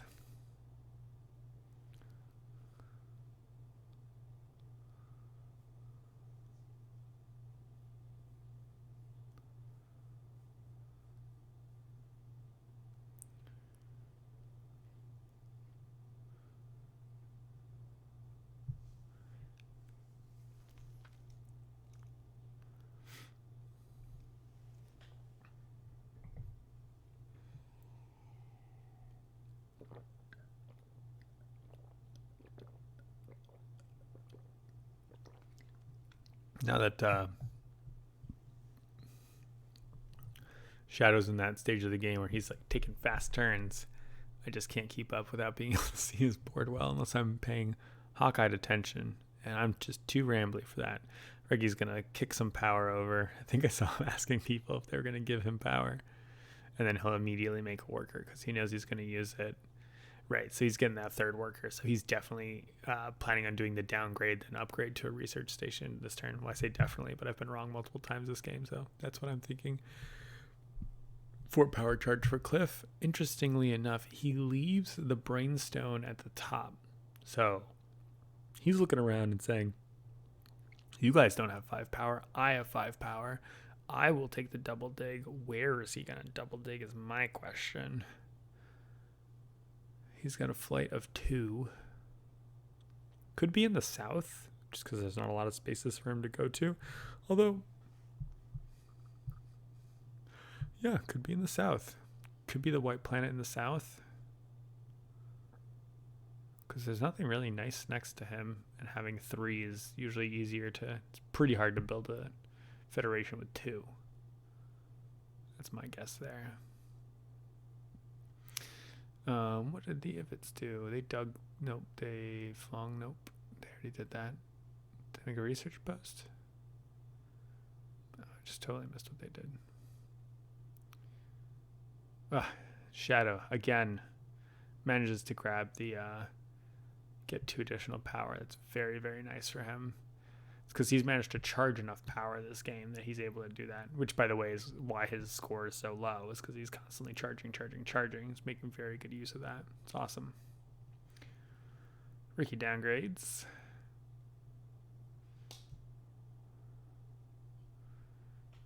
He's pressing up on the terraforming track. That's legit because he can then kind of move up it to get some extra ore, which is more critical in the middle of the game than it is at the end of the game. And he can federate. And actually, if he federates, I think that top part of the track gets a bonus 5 on federation next turn too, which is so interesting. I had not thought about that. That's a cool interaction.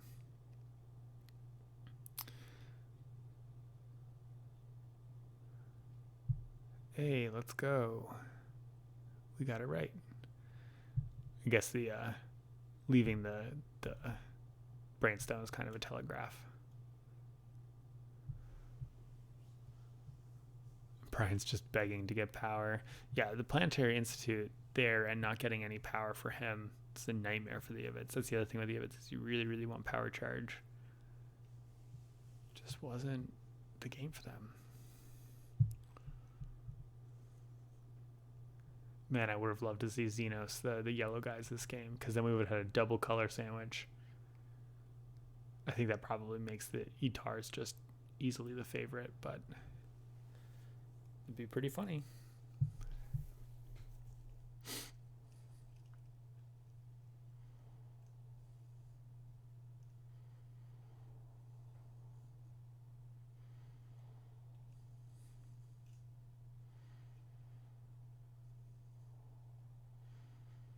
Hilarious. So normally you don't use your satellites as if it's in separate parts of the world because they can't connect back to your main thing and each of them is worth of power for building your city. So doing that now essentially allows him to build another mine without the needs of a QIC, which is good for the economy, for the development. But it's just more points that he's putting in the north that are not connected to his mega federation that's supposed to connect to his planetary institute. Like, legitimately wonder if he would have just been better off playing like the Hadjalas, which is the other side of the red guys this game. Kind of funny. All right, we're finally placing our Gaia forming thing.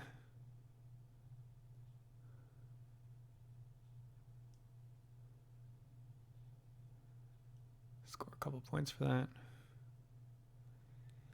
Not sure what Ricky was looking up.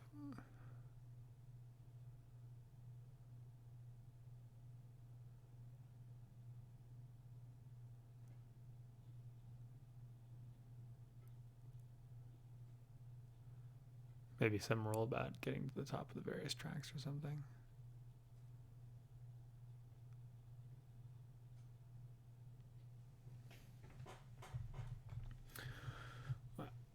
I certainly think his game plan is upgrade, research lab,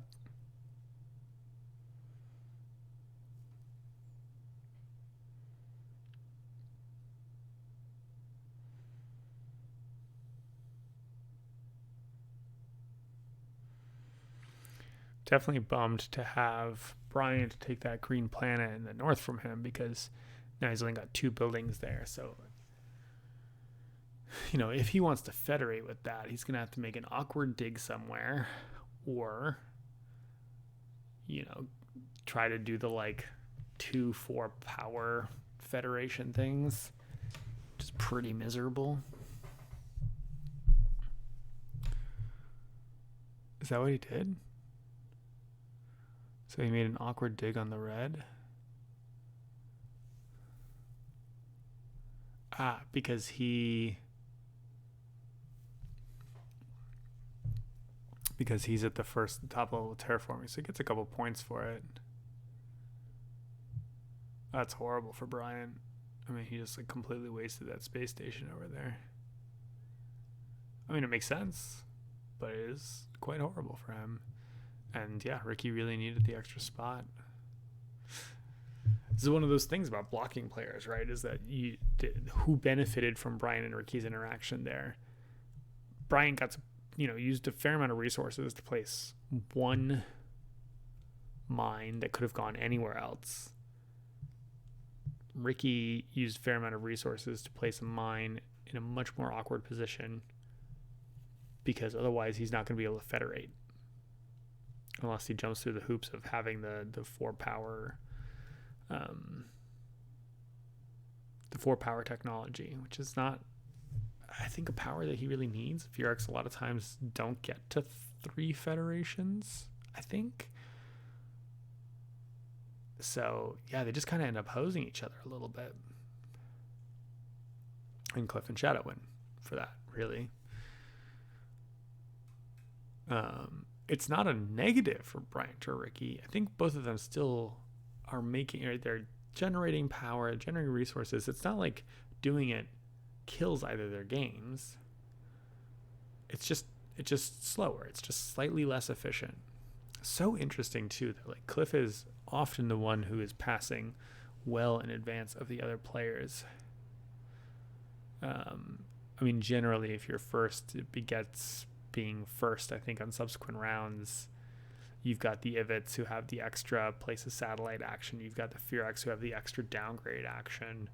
And the Etars just have a lot going on, generally with all their extra research tiles. So I guess it makes sense.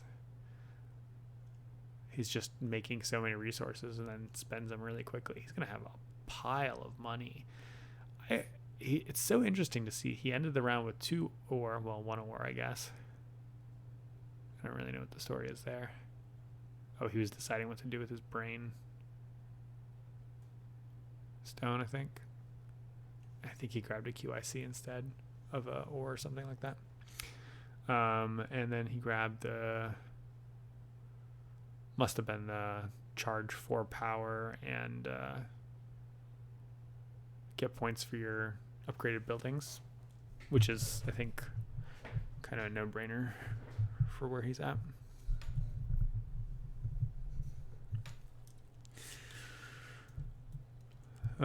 Poor Bryant, he's just getting killed. I think he's in trouble.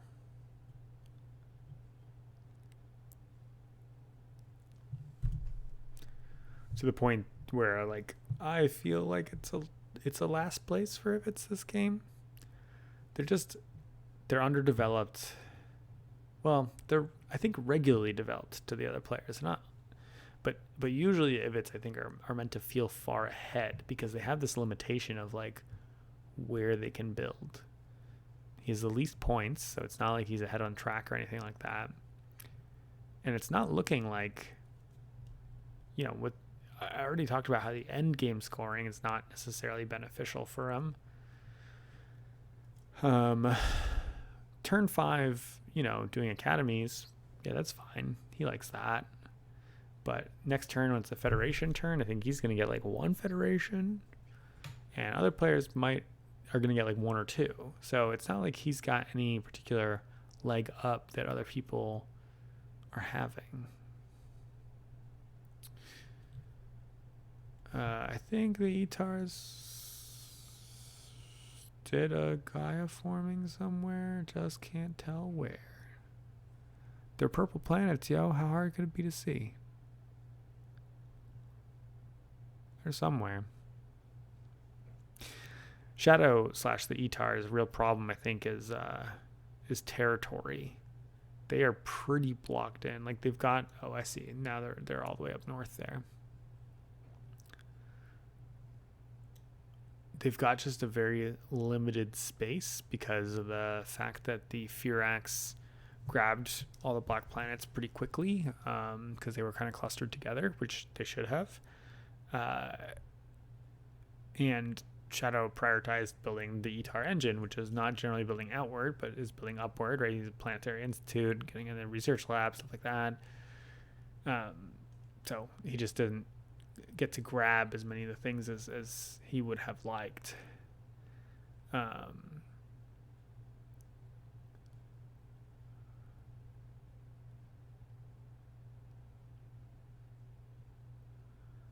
Yeah, in terms of efficiency of building, I do think that Ricky's kind of got the leg up on folks there in terms of, like, with the exception of that last red planet that he had to dig, he's got a lot of his own home planets. He hasn't had to fling or use QICs in most instances to go to those places. But the Fearx are just a little bit poorer, I think, than other people when they start off the game, and they're a little bit hand-tied in terms of what it is that they need to do throughout the course of the game.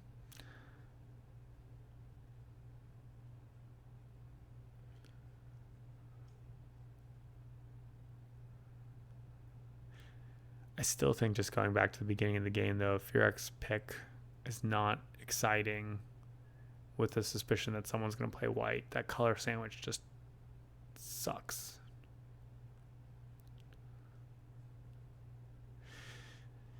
And I think, yeah, I think that Gaia Project is a lovely game. I quite enjoy it, but I think that the faction imbalance is very real. When I play online,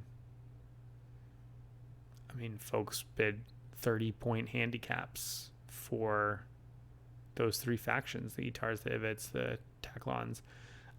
I'm being a little over dramatic. It depends a bit on the board setup, but I think that playing in this tournament requires you to think about how to beat those factions, how to twist the board in such a way that those factions aren't advantaged.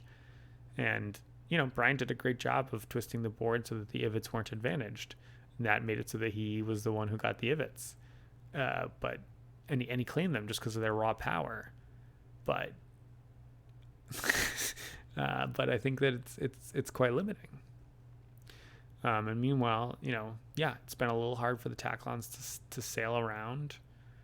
But they're still the Taklons, right? They're still just very, very good.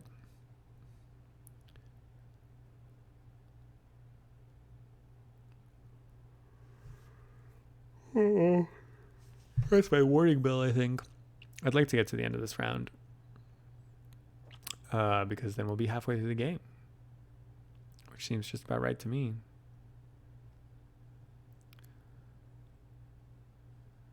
We are also going to have people start dropping like flies because Bryant has passed out.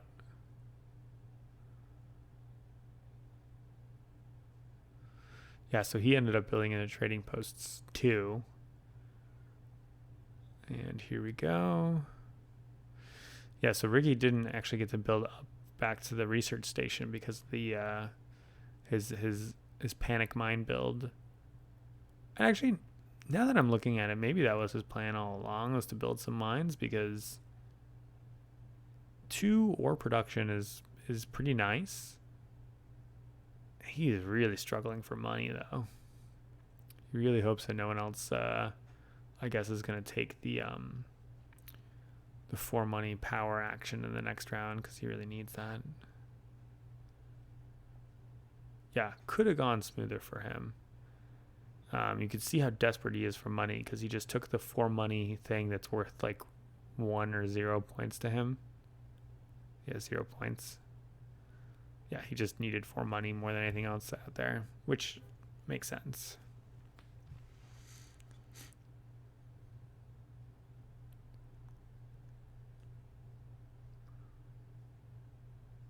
But going back to the research station thing, yeah, I mean, 2 ore is better than what a research station is going to make in production for you. So maybe it's just better. He just always, you know, it's forcing him next turn. He's got to build up to a research station. But I guess actually, yeah, now that I'm saying it out loud, it actually, I do like, I end up liking his game plan more for this round than I think I did originally. And here we are, end of the round, minute 45 and 20 seconds. Well, everyone, thanks for sticking with me if you watched this far. I'm going to go to bed, and we're going to pick this up sometime soon for the exciting second half of the game. Ciao. Hello, everyone, and welcome back. We are getting income. Oops, nope. Okay, great. We are getting income at the top of round 4. The top of round 4. Skipped a few minutes ahead here as folks were getting their income. Sceadeau went to take a restroom break, and I think Bryant's about to as well. So actually, maybe we skip forward just a smidge more, get ourselves aligned here. What a good click right when this man gets back. All right. Let's see what our resource situation is. One of the things about these is we got 1, 2, 3, 4, 5. One of the things about these tracks is I'm pretty sure that like if it's, for instance, have 5 workers underneath the 5 research there. So a couple workers, a bunch of money there. ETARs have not gotten their resources yet. Taclon's a little bit short on research as they're at 3, so they're not going to be researching this turn, but lots of workers at 6.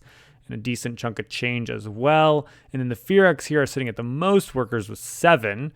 And then they have 7 money. It's entertaining, right? Because Ricky has taken the gold action, I think, more than any other player, and still is struggling the most for money. So I think that's probably a representation of what the Fearex generally are doing, right? They're building up to those planetary institute and research stations kind of repeatedly. It costs a fair chunk of change to do that. And so they're just a very money hungry faction. More so than anyone else that's kind of spreading out to the side. And, as we saw in the last round, Cliff was sort of prioritizing having some trading posts to make cash, to solve his cash flow problems, where he could have kind of spread out and just had a bunch of mines. And he said, no, I want to make sure that I'm getting the most number of resources possible. He would rather have that 3 and 4 money than the 2 extra workers. Even though he wasn't, I think, scoring points for placing those buildings. A lot of times you'll see people play those trading posts in the turns where trading posts score, but this is a game where trading posts are not scoring. And so I actually quite like Cliff's idea of, I'm going to make some money, so I don't need to contest that money action or need to take a pass tile that gives money in a way that I don't want to. Then, of course, other players have solved their money problems with the research. We see that actually one of the researches of Sceadeau's that we can see is he's got the 4 money income there. Sceadeau went ahead and picked up as the Ivets some additional research there. Looks like he's getting himself some extra workers and I keep wanting to call them Cupids because I've been playing or just finished playing Death Stranding. The little green cubes. I'm totally blanking on what they're called right now. Oh my god, this is really embarrassing. Whatever they're called, green cubes. And then he bumped up on didn't quite see what track he bumped up on, but the Ivets are all over the place. Let's grab a couple points as well. It's going to come to me what those green guys are called. Quarks? Nope, they have some weird name, whatever they are. And the ETAR's there sitting on 2 entire power tokens. As you can see, Sceadeau's graveyard of power tokens there, just accumulated, tossed askance to the side with little respect. With 2 power tokens in play, I guess maybe he already got his income. 2 power tokens in play is a little rough because it guarantees, first of all, it makes it very awkward for power charging. And he can't take any actions, including the action that allows him to get 2 more. I'm curious to see if he's going to pitch a worker to make a 3rd power, because being stuck on 2 just sucks. And you can turn a worker into a power resource. So I'm kind of anticipating that Sceadeau's going to do exactly that on the first round. Bryant's having a good laugh at his situation of all these burned powers as well. And I think Sceadeau just counted out 6. If I saw his movements, 6 research tiles there, which makes sense. I think that's about right, because I think he did like 1 and 3 and 2 or something like that. So sounds good. All right, I am completely blanking on what the play order is here, so let's get really sharp and see what's going on. Looks like Ricky's thinking, which is just interesting because usually he's one of the later in the pass rounds. Is there a way for me to see whose turn it is? Oh yeah, it's that miniature card over there.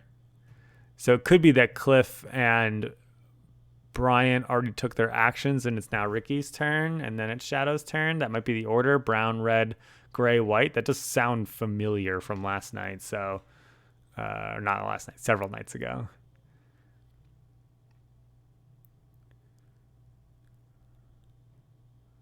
And then there must have been a dig. Who just paid for that? That was Ricky's action. And he placed on a white planet. And I'm trying to figure out if he did it by paying workers, but I don't think so. Let me scroll back a moment. Sorry, I know this is kind of...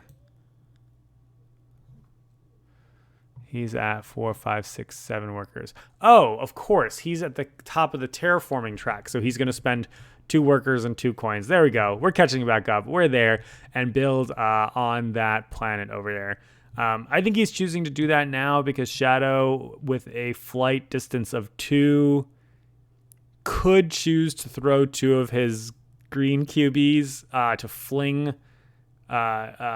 mine all the way over there. I don't know that would be worth the cost of a mine. That's quite a lot of resources for him to go over there. But if Ricky is not looking to contest other space this turn, then I think that's reasonable. I do wonder if Ricky had kind of considered taking a power action by burning.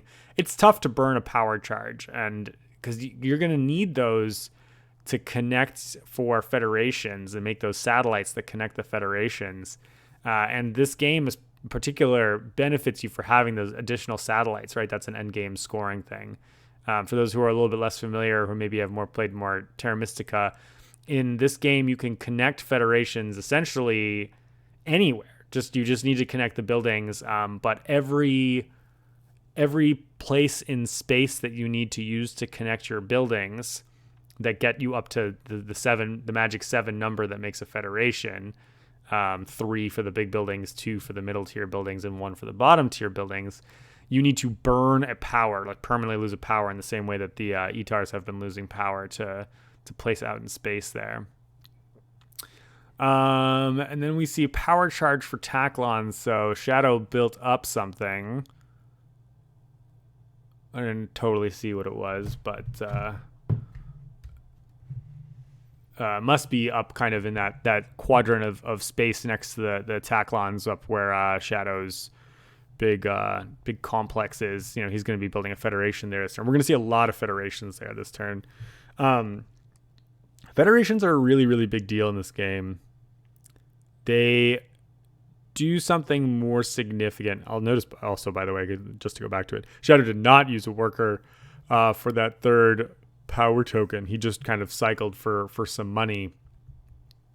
And yeah, it's tough. Workers are just so important. If he has a plan for every single one of those workers, then yeah, I can absolutely see not wanting to do anything. Oh, he's going to federate. He's going to get 2 extra coins when he takes the federation. That gives him 2 extra diskies when he federates that way, or 2 extra workers that way or something. So he's got other ways to get that 3rd power point there. Federations are extra important in this game. Obviously, not only do they score you and give you the immediate resources like they do in all of the other Terra-style games, but they also allow you to move to the top of research tracks and take those advanced technologies, which can be quite a large point scoring mechanism at that point in time. Bryant here is going to go ahead and extend his little building base over to connect to that white area there. That's really interesting. I know that he's hoping probably to federate this turn and just maybe doesn't have a vehicle to do so right now, and is hoping that he can get the power to maybe like double dig it. But Sceadeau could easily just throw 1 green and land on over there if he wanted to. If he hasn't already, it's kind of hard to see on the board here, but that does not really advance Bryant's position, and it's not an action that he's worried someone else is taking. So he's waiting for something. I think he's probably waiting for power charge, and it's entirely plausible that he's just not going to get it. Ricky, as king of coins, is going to go ahead and take that coins action again as he gets another $7. And looks like we've got Sceadeau doing exactly what I was just concerned about for Bryant. I mean, I guess there wasn't really any way that he could not make that happen, right? Like it's to spend the workers to double dig it is absolute nonsense, right? 7 workers to do that is wild. But that, I think that might mean that he 1, 2, 3, 4. Oh, I'm pretty sure if it's a need to federate out of their starting planetary institute, so that means that Bryant might not even get to federate this turn, so he's going to miss out on those 5 bonus points for this round's bonus, which is just, I feel like the beats for the if it's just keep on coming. They're just tempoed behind and have been really for the whole game.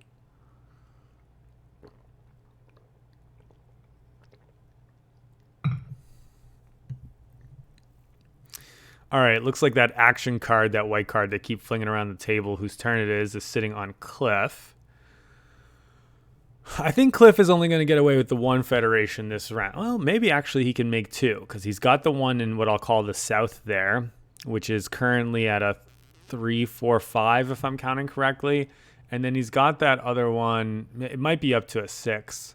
And then he's got that other one sort of in the middle of the board that I think is more or less a no-brainer for him. He also is having this issue of having not enough charge tokens to do federation actions, so he's going to have to find some way himself to do that. And he's been doing a lot of upgrading this turn, right? Turning those trading posts into research spaces, turning the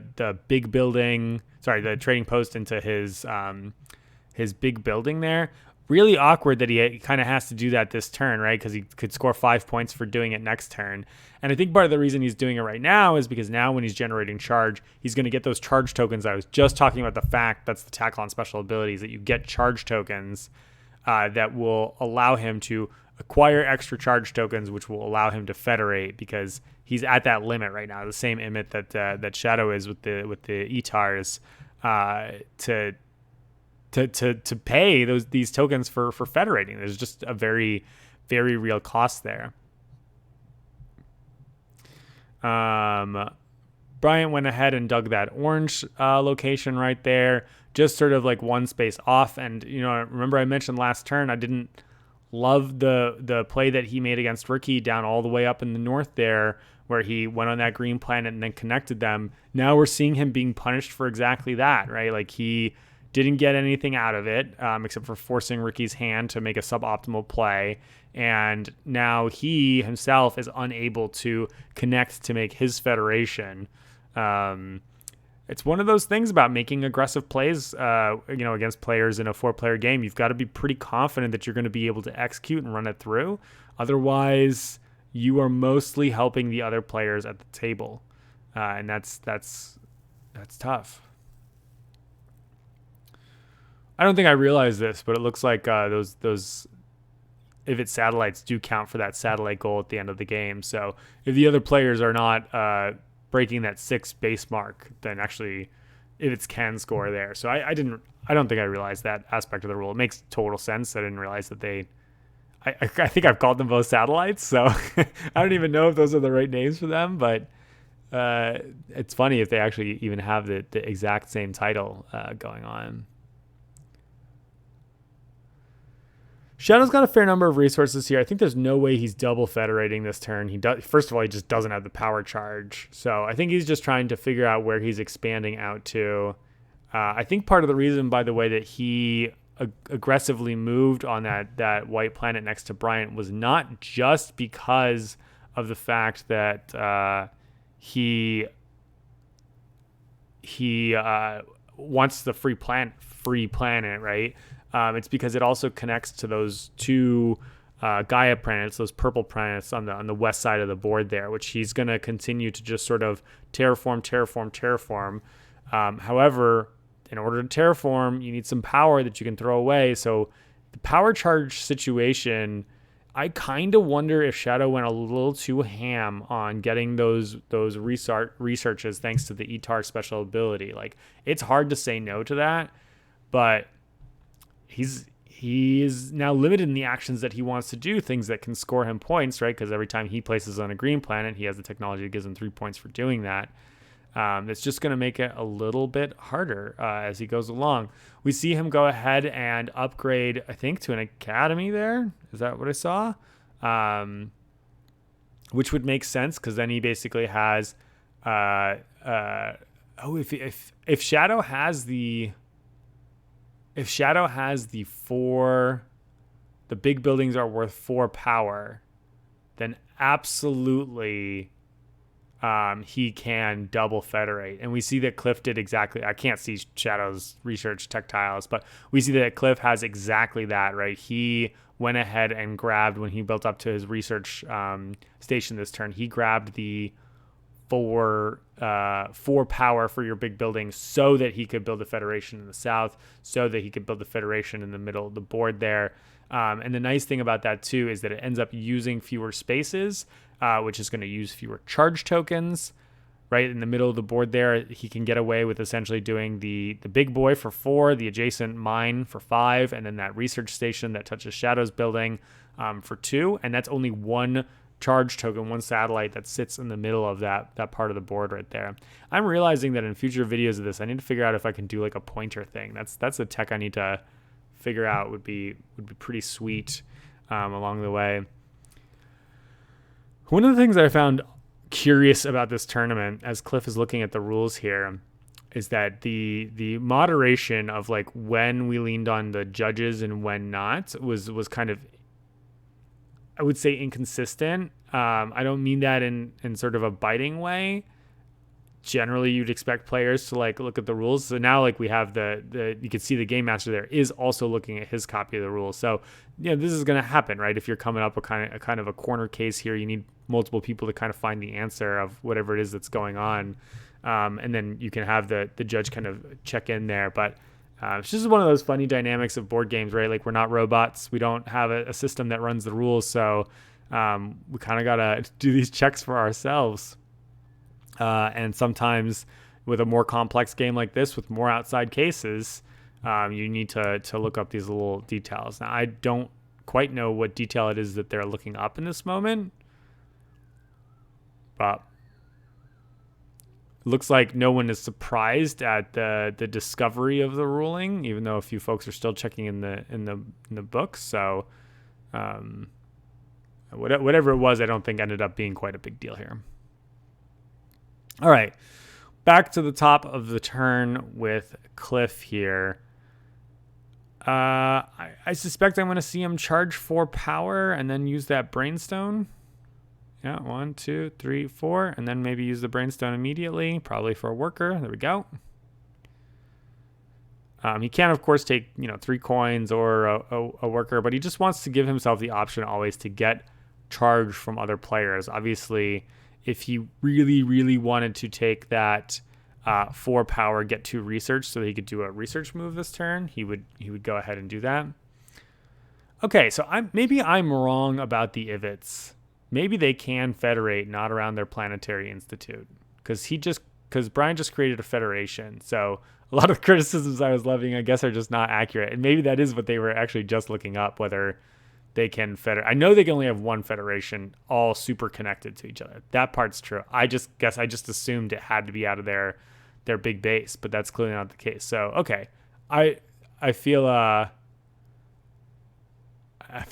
better about that situation for Bryant and the setup there, and less criticism for his play, kind of trying to block Ricky out last turn. And now he has the time to sort of connect around to his planetary institute there. So 1, 2, 3, 4, 5, 6, 7, 8, 9, 10, 11, 12. So he'll pretty easily get to 2 federations. I'll be impressed if he manages to pull off a 3 federation game as the Ivets here. I've played a game as the Ivets where I've pulled off a 4 federation thing. Sometimes it's not worth it, but it is deeply fun to do. Yeah, and Ricky, speaking of federations, I haven't really talked about his situation. He's already federated in the north, and he put in all the work last turn to do that. And you'll notice that when he federated, he took the workers. You'll notice that when Bryant federated, he took the workers.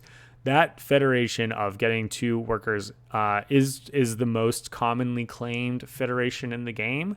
As I said all the way at the beginning, like workers are very clearly the primary limiting factor in Gaia Project, and so most often it's the resource that folks are most in need of, and kind of will scramble for most. Further, because workers can be downgraded into just about anything else, including the power charge, like I mentioned before, people are going to do that. You see that Sceadeau there is going to claim the one that I suspected he was going to claim, which is that 2 extra power charge. What's hilarious is that it's basically the same as the 2 worker one. It's just an extra point, which I think is really a little bit awkward. I would love to see that Federation tile be, I think, worth 9 points rather than 8 points, just because it's only essentially taken by a few factions, Etar's being one of them, and maybe it's just so important for those factions anyway that they just kind of say, all right, we'll leave it at that. But I do wish there was a little bit more gap between that and the 7 victory points, 2 workers one. Or actually, I guess the real answer is that the 2 workers one should be bumped down to 6 victory points, because the 2 research one that's worth 6 victory points, people don't take as much as the workers one. I think they're roughly equivalent in strength. That being said, I'm dithering over a point here in a game where, probably a point doesn't wind up mattering. Cliff, I think, is federating. I don't know that he claimed a tile yet, though.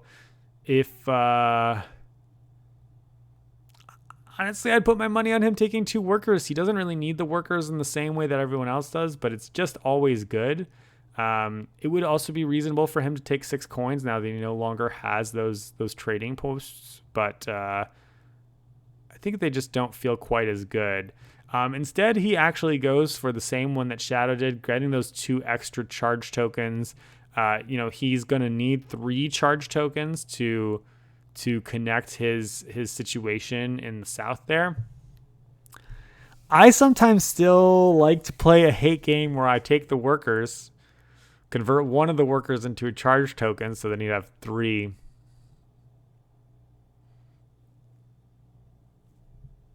I don't know. And then other people can't get the 2 workers one. That being said, if Cliff is planning on taking the 2 workers one when he federates for a second time, then obviously his play is much better. Ricky, I think, is honing in on that southern location. He definitely has the workers and the coins to at least upgrade to trading posts to force it through. So it's just a question of kind of the details and the nuance of what he wants there, but he's going to make it happen. One thing that's interesting about the Etars and a couple of the other factions, noticing Sceadeau just moving up on the research track there, is that they end up having their tokens bumped up all over the research board.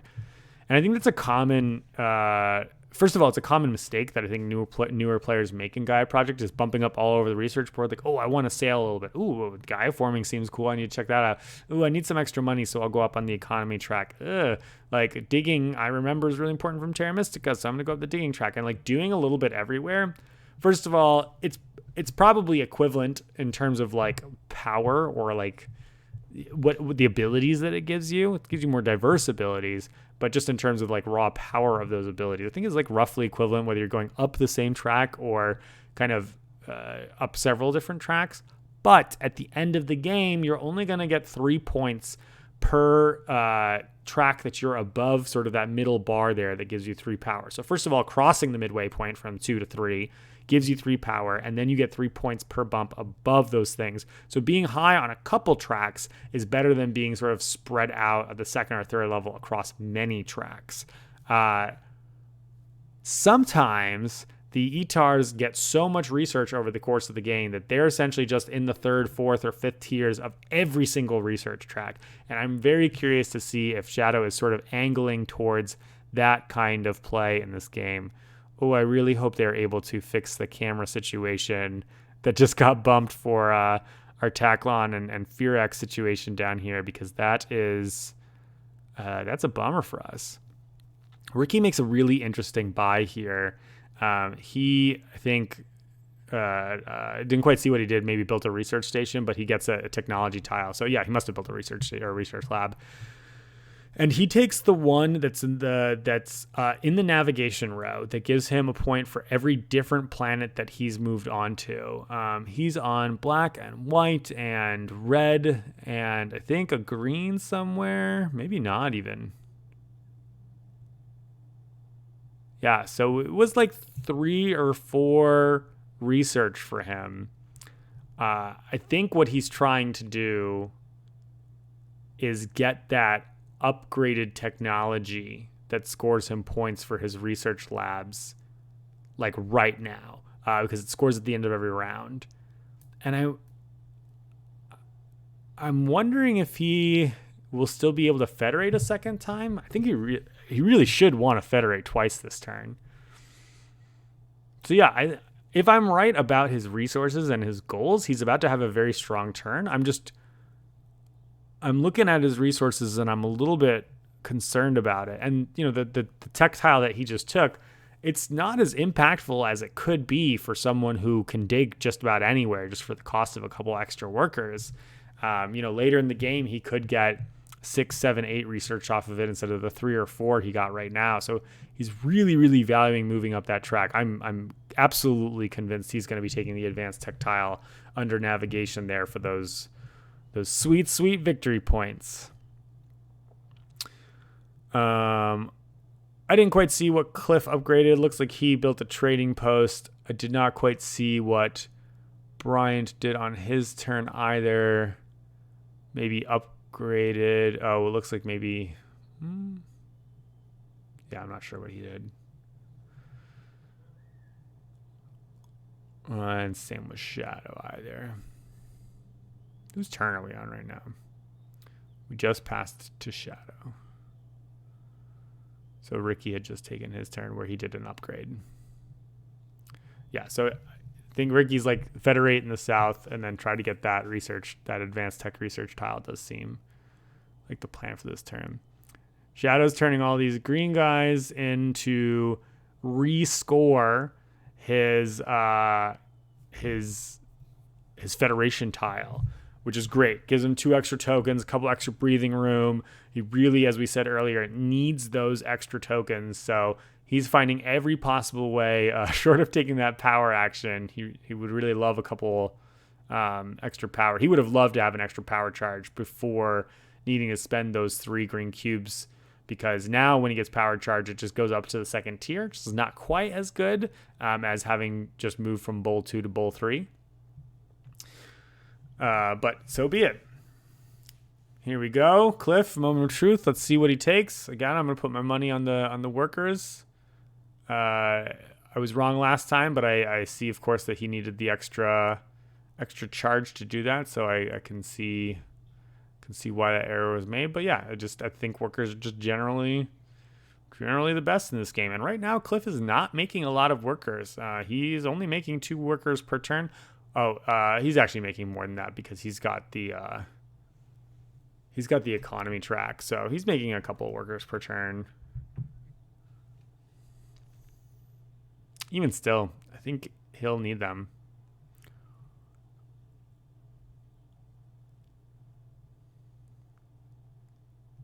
There we go. We were right. Hooray. I think he is honing in very quickly on the end of what the round looks like for him. He'll continue to be first player a lot of time in this game. And he's got a couple interesting tiles to choose from. I mean, normally earlier in the game, you'd be ecstatic to take the flinger or the digger, but, having 3 points for research post is also a really nice place to be.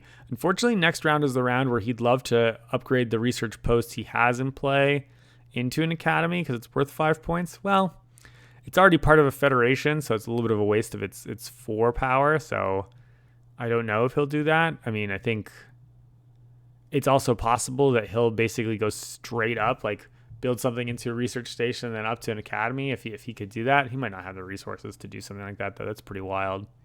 So yeah, maybe just planning on having a couple research labs and scoring 3 or 6, unlikely that he'll score 9 points for the pass tile at the end of the turn. Pretty viable, and he makes 4 research income, so the 5th research income is of value to him. So I have my money on that might be where Cliff is passing. All right, we've got some Ivets upgrading to an academy that makes the green cubes, and so he's planning on doing something with piles of green cubes this turn. Clearly buying another technology, I think, with that absolute Mondo pile. It's a little bit of a shame to build up to an academy this turn. I mean, obviously the income is like slightly better than it was at a research lab, and I assume he's got some very specific plan.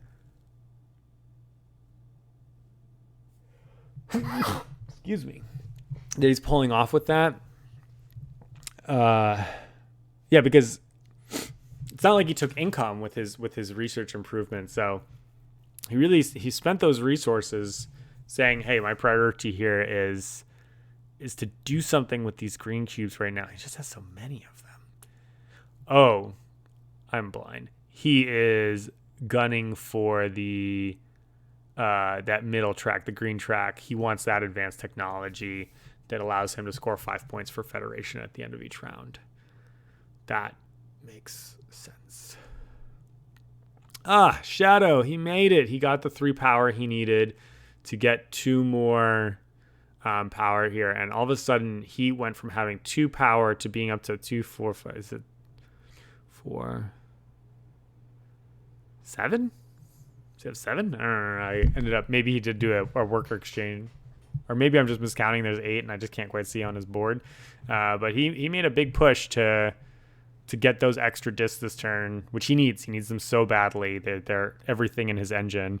I think it's one of the funny things about ETARs is I love that design, that they're using something that the other players aren't. It generally means, though, that you can get away with being pretty lazy about moving towards getting those kinds of resources. You don't need to rush towards getting them because other players don't need them. I think that is one of the powers of the ETARs as a faction. You don't need to worry about that as much. We see Cliff here use a power to get a coin while his Brainstone is still not fully charged there. So he must really, really need that coin. He is using it. He actually even went ahead and spent a research to turn into a coin so that he can build a trading post. So he is really, really valuing building the trading post in this moment, which makes sense. He replaced a mine that was producing nothing, and it makes for money. So essentially he said, you know what? I'm down to essentially swap 1 research and 1 kind of awkward power charge situation to get myself 4 money next turn. I do think that that's an upgrade, even though in the moment it's pretty inefficient. That the swap that he is making there is well worth his time. All right, Bryant, I'm very curious to see what the plan is here, given the research or the academy play last turn. Spending some research, so he must be doing the dig action. Yep. Or sorry, not research, power. So he's doing a dig action to kind of expand this little Federation thing here.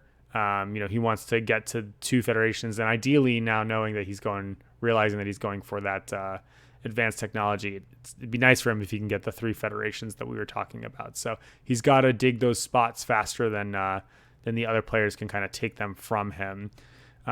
Ricky here,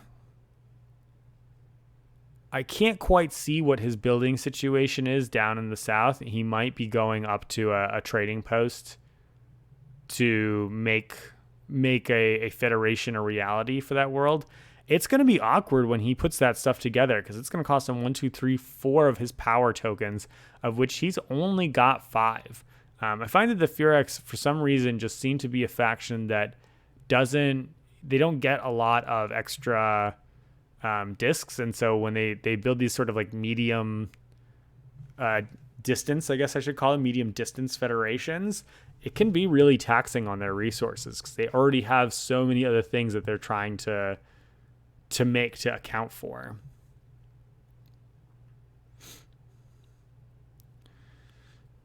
Shadow, whose board I can never see. Thanks to deadly glare and camera corners. He's building something here. He got a green somehow. That could normally be from power charge, but doesn't look like it was from power charge. Did he do a research instead? Oh, sure, he did research. He went up that central track there and got the 2 greens that way. So he must have built a research station and grabbed something to let him do that.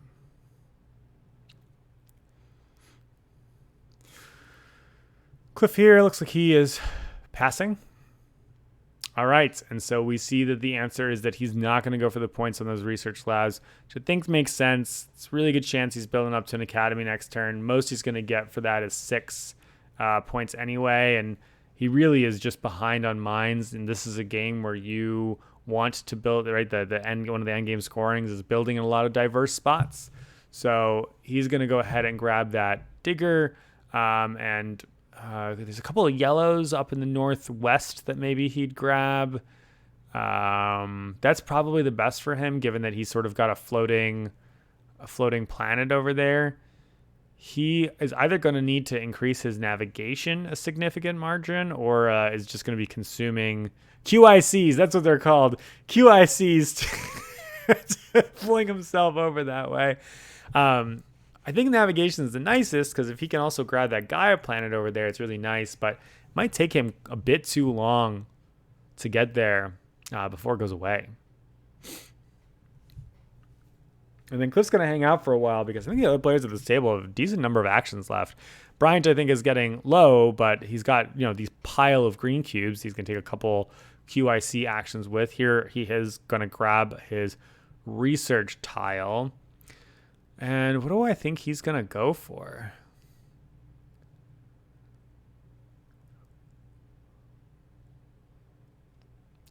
Oh, the research tile he's going to grab is the end of turn Federation one.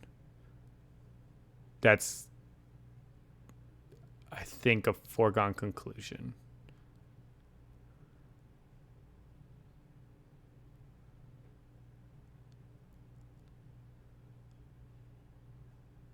Oh, did he federate again? Can you make satellites as Ivets? Do I not know the rules of this game? We're going to do a quick pause record. I need to understand if I've just been playing Ivets wrong forever. They'd be so much more powerful. They're already so good. Hold on 1 second. I might have just been talking on my butt. Hey, you know what the truth is? I should have paid attention to the fact that he paid 4 QICs because the rule for the Ivets is that you can pay QICs to make satellites. It makes total sense why he decided to collect a bazillion QICs on his path to expanding outwards. This blows a lot of my criticisms of Bryant's game out of the water, y'all. So embarrassing. Bryant, have you been watching this and are still with me? My apologies. I did not realize that you could connect the Ivets so expansively. The reason I think that I don't think about that kind of thing is because it seems very expensive to me. I am... my thing is, like, as a gamer, is very much in efficiency, and sometimes efficiency at Gaia Project especially, I think this is where one of my weaknesses as a gamer is if a game plan is just so powerful that it overwhelms who cares what efficiency is.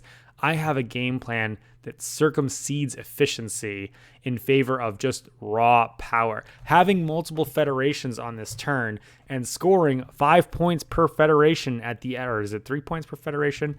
Maybe it's 3 points per federation. At the end of every round from now until the end of the game is a very, very significant boost on score. And so he's going to be able to double federate this round, score those, he already has double federated, score those points. And that's going to be huge.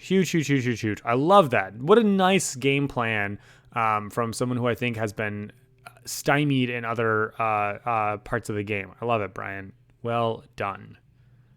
Embarrassing me. Ricky ended up, it looks like Ricky ended up passing, and he did not manage to complete that southern federation there. I assume that means that he just did not think that the 5 points were worth the 5 points were not worth the value of losing all of those discs that he would have gotten. And I'm a bit perplexed at Ricky's claim of that research, because he's passed for the round. He moved to the top of the brown track, got the bonus the extra bonus points for claiming another Federation tile on a Federation round. But I don't understand why he grabbed the thing that gave him a bunch of research and moved him up to 3 sailing, 3 navigation, when he wasn't grabbing that end of round tile, wasn't federating. That part just perplexes me a little bit. Maybe he ran out of resources. His eyes were too big for his stomach, and he just couldn't make the whole thing work, or he saw that losing out on all that power was just too taxing. Oh, he's still in the round. Okay, so he's still, I thought for some reason he had passed. Okay, great. So he's still in the round. So he's doing some research and stuff like that. Okay. So we'll hold on to that.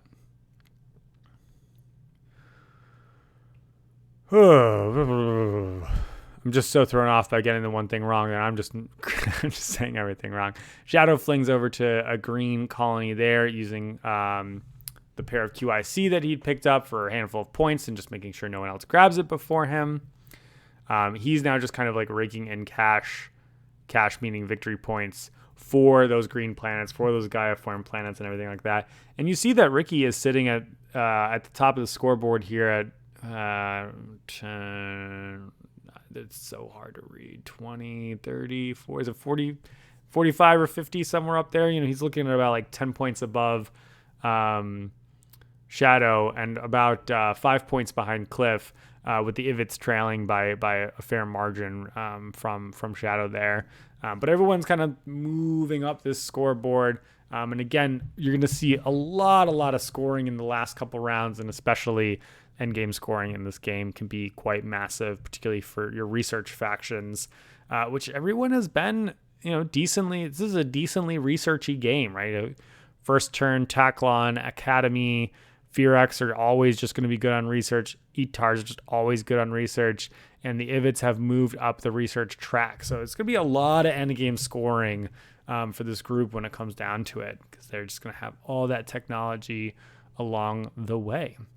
All right, and so we do see Ricky passing here. He did indeed not make that second Federation. He did indeed not claim that navigation tile. I don't think that he flew 3 spaces anywhere, if I'm reading the board correctly. I don't think he necessarily even got blocked from a space that he really cared about. So I'm still a little bit unsure about why that was the research tile that he wanted in the moment. He used that research to go up on the research track, so maybe it's just to improve the general efficiency of the whole production engine. And he obviously had to choose something.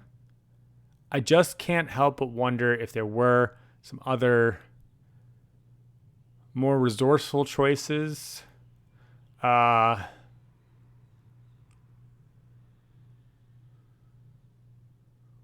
Yeah, I mean, he didn't need the immediate resources, but maybe just taking 4 coin income instead.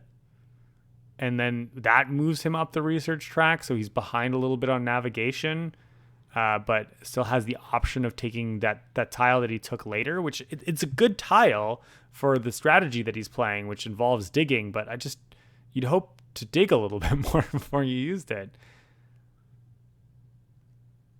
And if I'm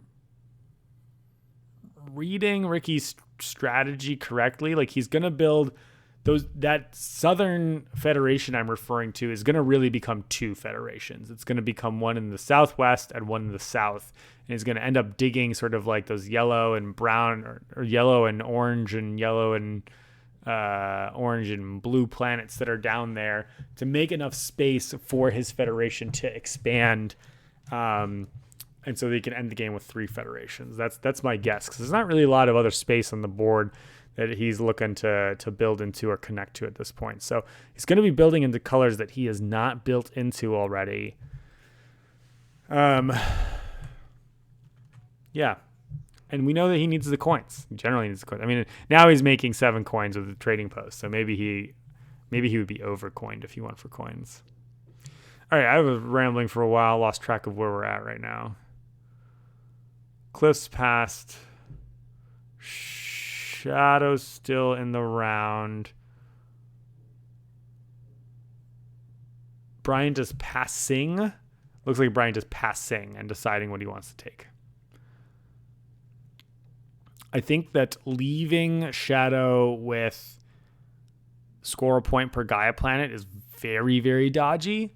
And that's 3 points for Bryant and 4 coins. And it's not like he's coin rich, or he does make 4. He does make the 4. Actually, okay, he makes 11 coins. So he makes a lot. Maybe he is kind of coin rich. Yeah, he doesn't have the research stations. I don't think he's going to build a pile of research stations. The Flinger is okay for him. Certainly the Flinger is always great for these guys, especially because they can use QICs to expand their federation. But yeah, I think that was the right choice. That really felt like the right choice to grab that. Also, like Sceadeau having it is just a lot rougher. I think Cliff and Ricky are having a laugh on the other side of the table there, because that's kind of what they're hoping for too. All right, so then Sceadeau gets to play on his lonesome for a little while. He already has done one of the Gaia forming projects that he needs to do, and he's going to pass for the round. And he is actually going to have a weird choice here. I can't see how many research stations he has because of the glare, but it looks like he's got at least 1. And he's going to say, scoring victory points is important to me. I like victory points, which is smart. That's what he should be doing. And he goes ahead and passes for the round. All right, well, we're going to go ahead and pause there because I have a little bit more Frosthaven to play with my partner. But I'll come back and we'll pick this up soon. Thanks, everyone. All right, let us continue. So I want to take a moment here and talk about what I think. We're in the closing leg of the game. At this point, players are making tons of resources in these 5th and 6th rounds, and they're looking to close the loop. 5th round, they're going to get 5 bonus points for building those big buildings, and then the last round, they're going to get 2 bonus points for moving up the research track. The 5 points for big buildings, most players already have 2 big buildings in play, so there's not going to be a lot of players cashing in on that. And in general, I think this game has had a pretty awkward loop of like, this is not the round where everyone is doing this specific thing, except for last round with the Federation scoring round. Next round with the research round, you're going to do what you can do. And some players, I think, are going to benefit more from that round than others. So let's go player by player. Let's go by what I think the pass order is for the round. So we'll start with talking about Cliff while they're doing their resource game here as the Taclons. So the Taclons have their 2 federations in play. I'm sure that he's going to expand out to try to make a 3rd federation up in the northwest. That's what I suspect is kind of the main game plan there. He's also going to make use of that economy track tile at the top that no one is contesting. So at some point he's going to kind of cash that in. I think it's points for trading posts on board. So he's going to find a time to cash that in where it's kind of the maximum value. And those are really his main plans. I mean, he's in the lead right now. So I think he's just trying to keep a solid score from now until the end of the game. Make sure that he has enough power so that he can sacrifice and make some like huge, ridiculously spread out over the galaxy federation as his 3rd federation, which will give him the end game scoring points for satellites, which I think is quite viable. And he's currently behind other players on a number of things in play. That being said, he has opportunities to dump a bunch of mines in play while other players are working to build upwards. So he has an opportunity to kind of overtake them in that. We'll have to figure out his digging situation for doing that. But that, I think, is what he's looking at. Second in turn order this turn looks like is maybe Ricky. So Ricky playing as the Firax. And, they are, first of all, this turn, he's getting 4 points for passing with the big buildings. So he's also going to get 5 points for playing buildings this turn. For sure, he's going to be building an academy this turn, but that means he needs to build a research station first. And it's going to be a little bit hard because he wants to build a research station. He wants to downgrade a research station to a trading post. So his dream turn here is research station, downgrade, research station, academy, I think, and trying to make that work. He's also looking at I think it's the research lab research tile at the top. So that's, I think, an option for him, but it might be too late to take that advanced technology for him at this stage. So he might just be looking to kind of cap those tracks with his federations rather than taking the advanced technologies. I'll be curious to see. And then in terms of, he's got another, I think, like I mentioned before, 2 federations in the south, one in the southwest and one in the southeast. But if he's kind of doing this building up plan, it might be harder. It's like he just might not have the resources to pull off having 3 feds. If he can, that's really what he needs to do. So he's still very much playing a resource management game. Bryant running the Ivets here, he's got his main game plan on lock right now, which is that he's got 2 federations. He's going to try to finish a 3rd federation so that he can get that end of game scoring with federation. Problem for him is that he's well behind other players in points right now. So while he's got a good system, it might be a little bit too late. The other thing that he's got going for him is that he can keep marching up that science track, cap the science track. That's opportunity to do more researches on the final round of the game, giving him some additional points there. So he's going to eke a few points of value along the way there. I think that one at the top of the science track, the advanced technology there, is not terribly good for him. It's the number of green planets, which, he has a couple of. But I think it's not going to be the spiciest of options. It's certainly something he can and will make use of, but that's going to be that. And Sceadeau here, he also, I think, likes seeing that last round as research, although that being said, I think the time of the Etars making great use of their Planetary Institute power to get technologies has probably come to a close, but he is trying to move up as many of those science tracks as possible. We can see that he's kind of spread out across a great number of the tracks here. That often happens when you have to take technologies of all different types. But he's going to then kind of want to focus on getting endgame scoring with all those. So I think he's hoping to get a little bit more than the other players along that way. And then also, if I'm looking at this correctly, the top of the Gaia planet track, the Gaia former track, is an advanced technology for number of federations, plus the fact that when he goes to the top, it's points for the number of green planets. So he's looking at a lot of points in round 6 there, where he's going to cash in on the federations, cash in on the green planets, plus the 3 points that he's scoring along the way. Honestly, if I didn't know that Cliff was the winner of this game, my money would be on Sceadeau right now. I think the problem that he's going to run into is, does he have enough resources to do all the things that he wants to do? Because as we're looking at the players' boards right now, he's sitting on 6 workers, which is pretty similar across the board. I mean, Ricky has a pile more than everyone else in terms of workers. But, workers can really be that limiting resource. So we're going to have to see what that looks like. All right. They're taking a little break. We don't need to take a little break with them. Let's skip on ahead. We're looking at rules. That doesn't seem very promising for moving forward. We're looking at a lot of rules. All right. This looks like a Cliff in action. We like Cliff in action. That means we're probably starting.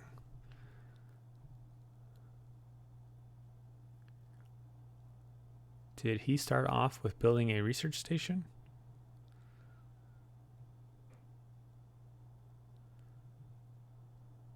Pretty confident I didn't skip too far ahead because we haven't seen any power actions get taken yet, nor QIC actions get taken.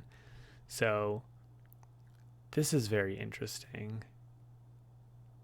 Cliff starts off by building a research lab that moves him up the navigation track and gets him a pile of research instead of taking a power action.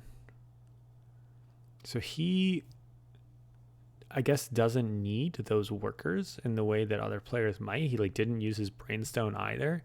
I assume that tells me he's planning on doing a double dig. He's planning on doing the 5 power double dig on his next turn, because otherwise I don't see why he doesn't use the brainstone. He's done that all game long pretty consistently and had the opportunity to take 2 workers here. Sceadeau going second. Very, very happy. I was just talking about how workers is going to be one of his limiting factors. He takes the power, or sorry, no, it's Ricky who does it. Ricky takes the power action. He had the most workers, so this is actually pretty nasty for the other players. And we did talk about how Ricky really needs the most economy to run the game. And he, like I said, probably doing research, academy, research. So he is ecstatic to see that he might actually walk away with the 12 workers, because he's at 11 now that he needs to make that plan work. And he actually has a QIC, so he could just downgrade that into a worker and conveniently move on with his life. Bryant, what did I miss you do? I think he did a QIC action, which, that 3 QIC action, those QIC actions tend to get contested pretty heavily at the end of the game because it's converting resources into victory points at a really good ratio. That one that costs 3 QIC is the bomb, because you pick one of your Federation tokens and score it again. And it's a nice pile of points, nice set of resources. He's pretty happy to get that. I don't think the other players were really in contention, but he doesn't need to play with fire here, and he can make his whole game plan kind of around doing that. Sceadeau does the Etar thing and grabs those extra power that he needs so that he can continue Gaia forming. He can continue making federations. This, I think, more than a competitive action, is a required action for him. Cliff here is making a run on Ricky's top thing there. He says, look, I've got 2 research labs in play. Well, I could go for 3 research labs. If you're not going to build it because you don't have a research lab guy, I am going to. I think it actually might be the case that Ricky has 2 flipped federations. So now we understand actually why Cliff did the action that he did. He's not even doing the 5 power thing. I completely missed what he was doing. I don't know why he didn't move his brainstone last turn, but he is making a run to claim that advanced technology for research labs because Ricky has missed the opportunity to really capitalize on it in the game plan that he's doing. Awesome spot by Cliff to see if I go first and I charge up this track, I can make it there, which is a really good way to take advantage of the fact that he has continued to pass first, spend all of his resources the most fastest, almost every round of this. I think he's gone first every round of this game. Here we go. He's gonna get a pile of power, charging from Bryant, upgrading into a research lab here.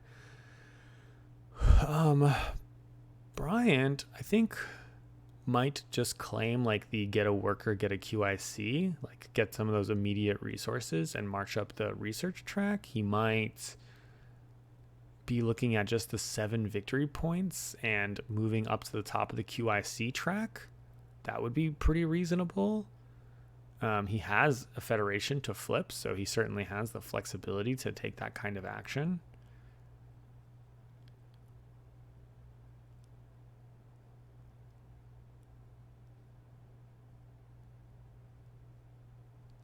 Yeah. Cliff here, we see using that Taclon Planetary Institute to get some additional charge along the way. I don't know why there was kind of quite so much thinking about it. 7 victory points at this stage of the game just makes a ton of sense to me. And like we said, him moving to the top of that track is totally fine for him. He's got the QIC. He's got the Federation to make it happen. We've seen that he needs these QICs to either expand out his Mega Federation as the IVITs, because now we understand the rules. He also might be looking to spend 2 of those to take that QIC action that scores 3+1 per planet that you've colonized, because he's done yellow, blue, green, red, of course, orange, So that's 5. It's like 8 points for him. I mean, it's basically almost the same quality as spending the 3 QIC. It just doesn't get the workers as well. But it costs 1 QIC less, which is like a worker. So I heavily suspect that's going to be the action that he is taking. Sceadeau also wants to contest the the top of the navigation track there. Also, I think, he has an unflipped Federation as well. So he can actually move to the top of the track and claim that lost planet if Cliff doesn't. So now essentially Sceadeau has said, well, you know what, Cliff, if you're going to take the research lab advanced tech, I'm going to take the lost planet, and it's your choice which one you have. I'll take the other one, because Ricky just got boxed out on navigation here. And Cliff says, I'm going to build a research lab. What I'm interested in is that advanced technology. I'm going to have 3 research labs right now. 3 research labs right now is going to be 9 points per turn. That is 18 points that I'm basically scoring by moving up the track, or by moving up that advanced tech tile right there. And by the way, Sceadeau, you're not really contesting me, because when I get this research lab, I can go to the top anyway, and I have 2 federations available to me. Excellently played by Cliff. I'm sure that Sceadeau actually was very, very well aware that Cliff could do that. He's just kind of forcing his hand. He knows that at some point he's going to go up to get the 3 navigation for himself anyway. It's both the victory points because it's in that top tier, and he presses another player to make a choice deliberately immediately on their next turn. So why not? That's huge. We know that Cliff ends up winning this game, but I think this sequence at the beginning of the round here, and this is where Ricky's inability to make another federation on the 4th turn of the game really wound up hurting him. It's also a situation where the fact that the top of the brown track was the 12-point federations, a really nice point boost for him, but it didn't give him the ability to then move up to the top of another track. And so, Ricky scored a lot of points the turn that he moved up to the top of that brown track, because it's 5 bonus points for federating that turn. But then it made it so that he wasn't able to keep that tile flipped over, and no one was contesting him on the terraforming track. So going back to that round, I do wonder if it was a mistake to cap out the terraforming track. 5 bonus points, don't get me wrong, but he's now missing out on Lost Planet or the advanced technology for research labs. So that's a bummer for someone who was a couple steps ahead of other players on the navigation track, and he didn't make crazy great use of navigation while he had it either. I think he kind of had done a lot of his expansion by the time he got up to the 3rd level there. So he was going up there, I think, with the intention of claiming those. Gnarly turn. Big deal. Cliff continuing to just throw that brainstorm stone into making some immediate dividends. And he's unfortunately had to miss some power actions because he is pressing the tempo on moving up to the top of the track. That's another reason why Sceadeau, forces his hand, right? Like, makes it so that he has to do that. And then Cliff throws his Lost Planet pretty far away, somewhere where it's very, very convenient for him to grab another small mine right next to it, that brown mine right there. He gets to immediately take a power for having that spot. That power charge is a big deal for him because he's playing Taclons. That Brainstone continues to cycle. So he really picked a nice spot for that Lost Planet. And like I said, he's going to make this Western or Northwestern Federation that he's going to try to use just a bunch of different charge powers for, which he's about to just get a bunch of extra charge from his Planetary Institute, which is going to really contest that satellite endgame scoring. So it's a pretty nice situation for him.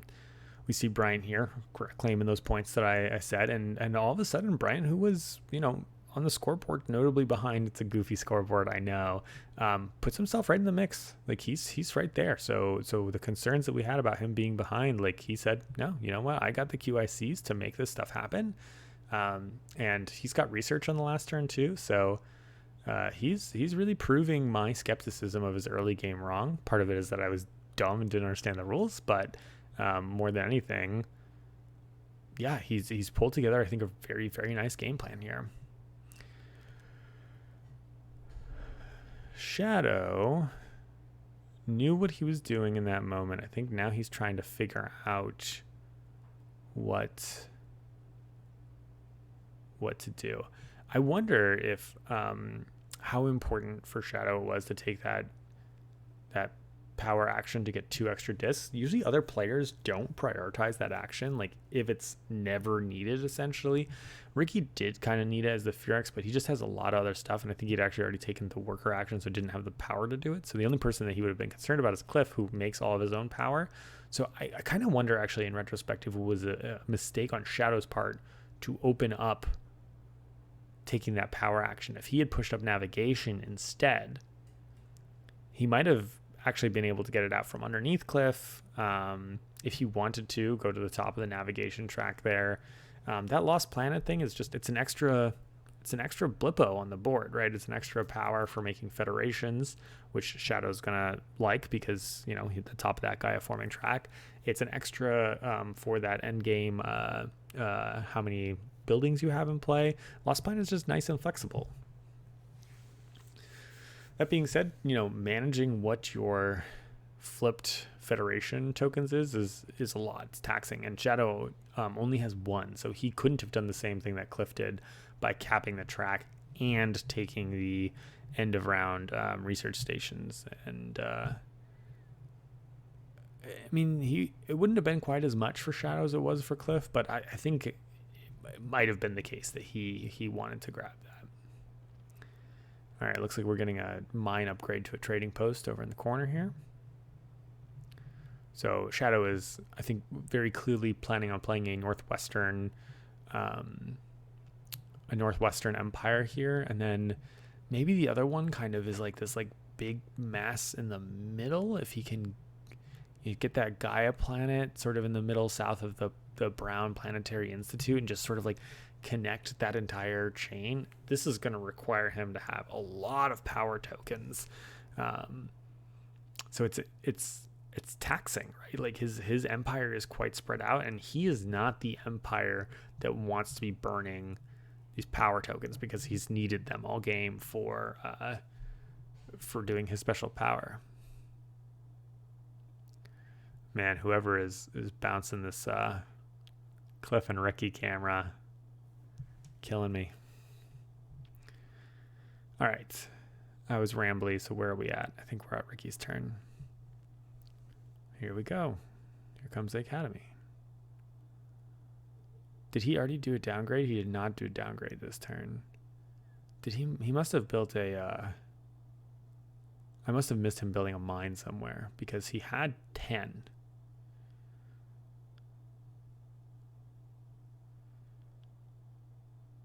I wonder how he's gonna... Yeah, he must have built another mine. I wonder how he's going to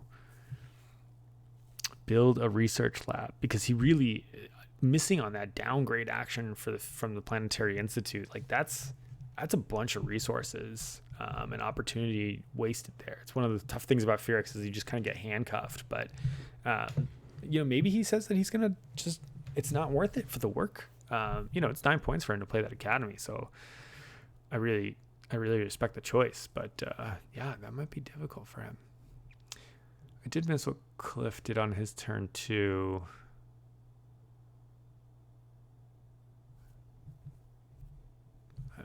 Expanded out somewhere maybe. He dug. Yeah, he dug. He had the dig tile, and he dug one of those yellow planets up in the left there. I presume he did that to hope to gain some power charge off of Sceadeau, perhaps upgrading things. And then Bryant here, what did you do? Did he build a...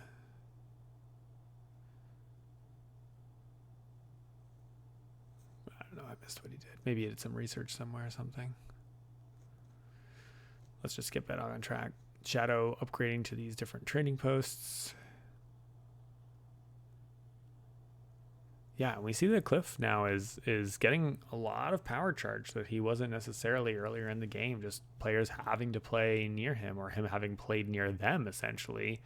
So he's gonna get that brainstone cycled more and more and more, which is really nice for him. Of course, he's got 2 power in the 1 slot right now, so it's a little bit slower for him to cycle those things over. But he can always kick it over now that he's making all these extra charge. He can just, yep, there we go. We see him kick it over.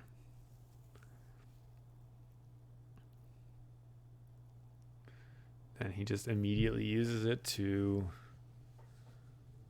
take 2 research. Why is he taking 2 research? That puts him from 6 to 8. So he makes 1, 2, 3, 4, 5, 6 research. The question is whether he's going to be researching this turn or whether he saves it for next turn.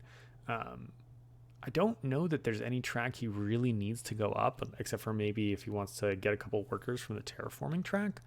So it's very, very plausible that he's just going to wind up doing that kind of thing next turn. Cliff, if he gets that Brainstone cycled, might also take the 7 coins action, because he's got no trading posts anymore. And if the other players let him have that, that's pretty sweet for him. I don't know that the Ivets want that action because they already have a ton of coins. The Etars, I guess, could take it too, but again, they have a healthy chunk of coins and have just been building trading posts, so they're going to have coins next turn. I think the Ivets are supposed to take it right now, the 4 coin action. They are focused on building their academy though, which is very reasonable. Okay, so they were short some workers, so they used some QICs and some power to do that. And they said, look, I'll worry about the money situation next turn. That's totally fair. Great for Cliff. And yeah, he does want to keep those QICs to make sure he's taking the QIC actions quickly at the beginning of the next turn.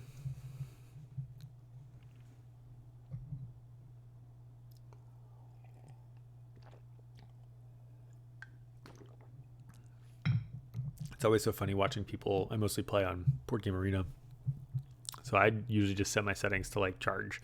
I haven't really talked about charging strategy, but like definitely as attack-ons, but really as anybody, you just always want to spend victory points to charge. You almost always can turn resources into more points. So if you're unsure, in general, charging is very, very reasonable.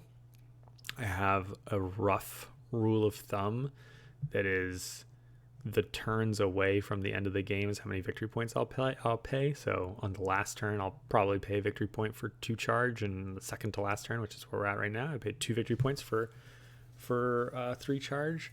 And then I start thinking about it more if it's like I'm paying 3 or 4. I guess you can't be paying 4 victory points, but if I'm paying 3 victory points, but charge is just so good. There's just a lot of actions you can take with it.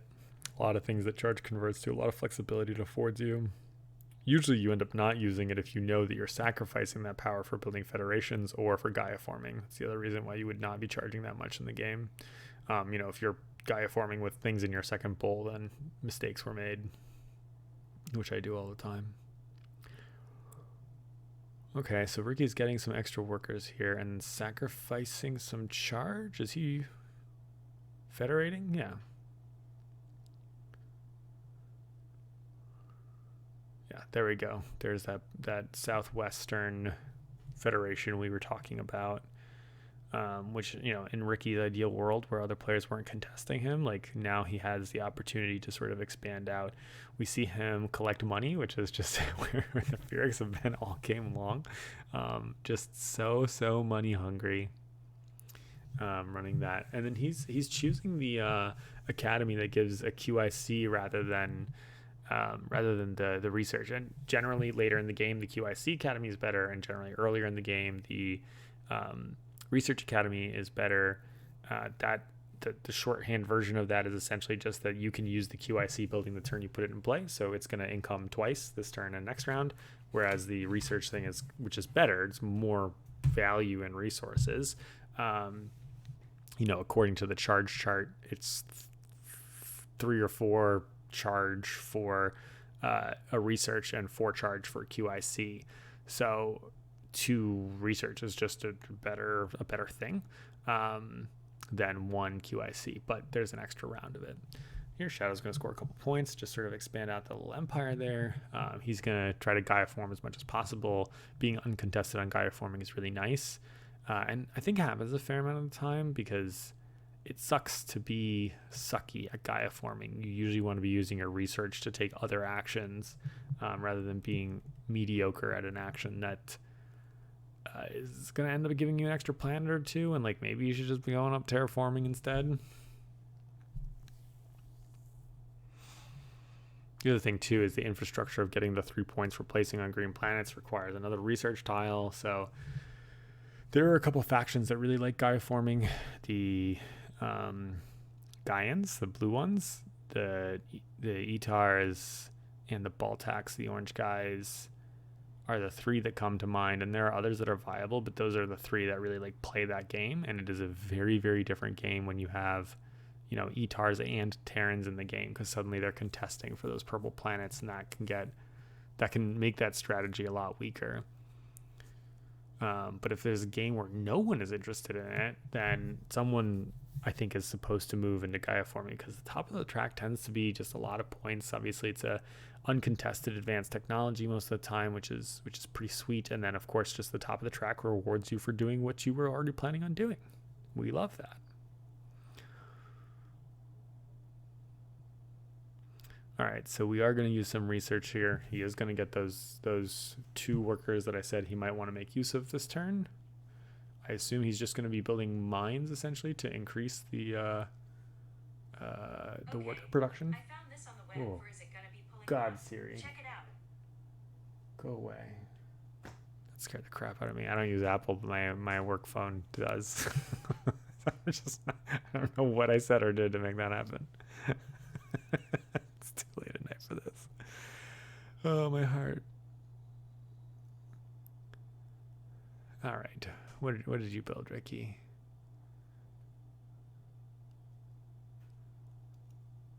Bryant just charged, so somewhere over there, right?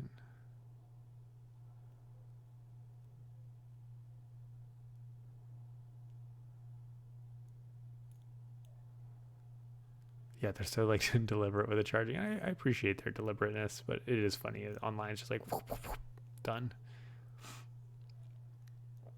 So he's racing up the research track there. He did indeed build the research lab that we were talking about, having the using a bunch of the QICs as well as the power there that he had. So an expensive research lab, but certainly one that he needed to play.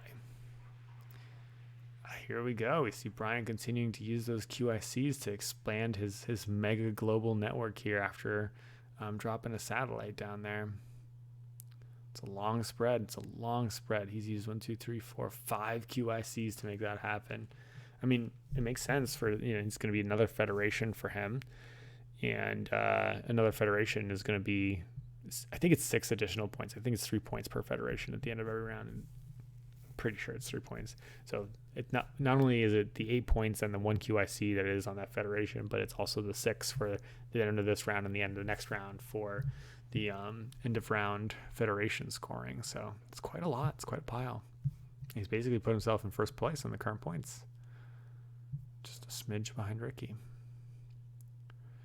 It looks like Sceadeau's in rough shape, but I really do think that Sceadeau's end game scoring potential is the highest here.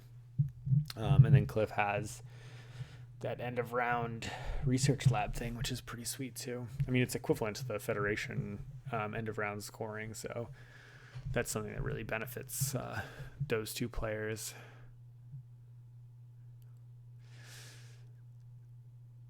And Ricky has the highest score right now, and he's got another Federation that is coming, but I think that's kind of where he's cresting. That being said, he's going to get a lot more research points on the last turn, especially if he does end up capping the research track before Bryant does. That's a big deal. Is it you, Cliff? You're the one who keeps knocking it? You're my enemy. Nah, Cliff's cool. We like Cliff. All right. Man, more and more we're seeing Cliff's placement of that single yellow mine there paying out in power as a Sceadeau digs a planet up there. I thought he dug the blue planet they pointed out, but maybe I'm missing it. He did something else. Oh, it was on the left side of the board. Why is he doing that? I see. But for that central. Yeah, I'm not sure why he's doing that.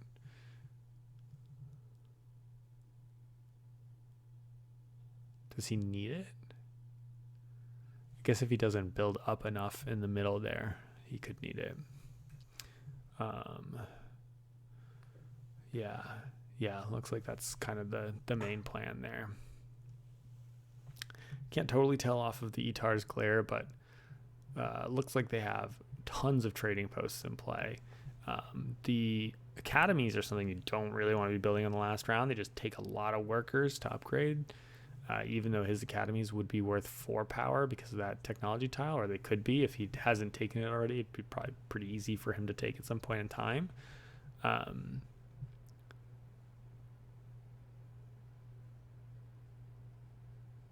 Yeah. I think he's probably not building academies, which is fine. They're just expensive. They're very, very expensive. Huge worker hogs. But they do a lot for you, right? Especially the earlier in the game you build them, the better they are. They make good income. They make a technology tile. They're great. I hope they're called academies. I've been calling them academies all game. I'm so good with names. All right, and then Cliff takes this brown guy that's been sitting around for a while. Someone felt like being aggressive. You know, if Ricky hadn't have had his very explicit plan that he needed to execute, it would have been 2 workers or 2 ore for him to jump on over to that planet. He's got the flight distance.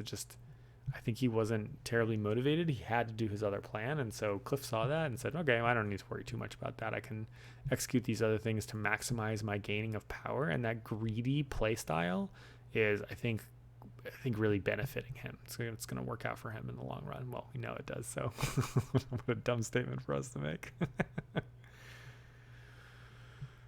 All right, Furex here getting some QICs. Ricky looks a little bit, that was like a motion of dejectedness, I think. This has been a bit of a rougher round. Things just, he had a good game plan, and then it's like one of those things, I fall into this trap a lot of, I think his eyes were a little bigger than his stomach in terms of how all of that winds up executing.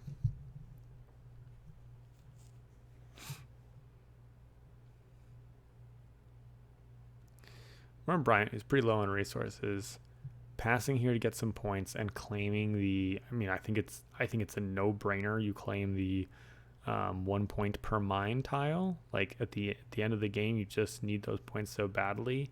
You don't want the flinger because it's not going to connect to his mega world. That's I think an easy choice for him. He keeps a couple research in reserve. The only thing to have considered, depending on what he thought other players were going to pass on, is if he wanted to spend the 4 research to move up the research track, because if he ends up passing first next turn, then he can move up the research track, cap it before Ricky does, get the 9 bonus research. And that is nice going into the next round. And Ricky does now have a city tile, a federation tile available to him. So that's the one question I wonder about with Bryant's passing. I guess we'll have to see if other people choose to pass quickly, but passing early to grab that, 1 victory point per mine, also very, very valid if he thought other people were passing down for the turn. Sceadeau did some resource manipulation. I did not quite see what the main goal was there. Maybe charge 4 power or something like that. Yep, here Cliff charges. And Ricky here may just pass. Oh, no, he has to downgrade. Yeah, so how much Bryant makes 1, 2, 3, 4, 5 research. So he would have made 6 research.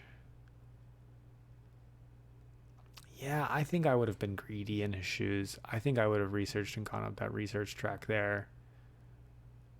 It could be that Ricky then goes to cap the track immediately, but it's awful to cap those tracks because you don't get the income anymore. You just get the one-time immediate bonus.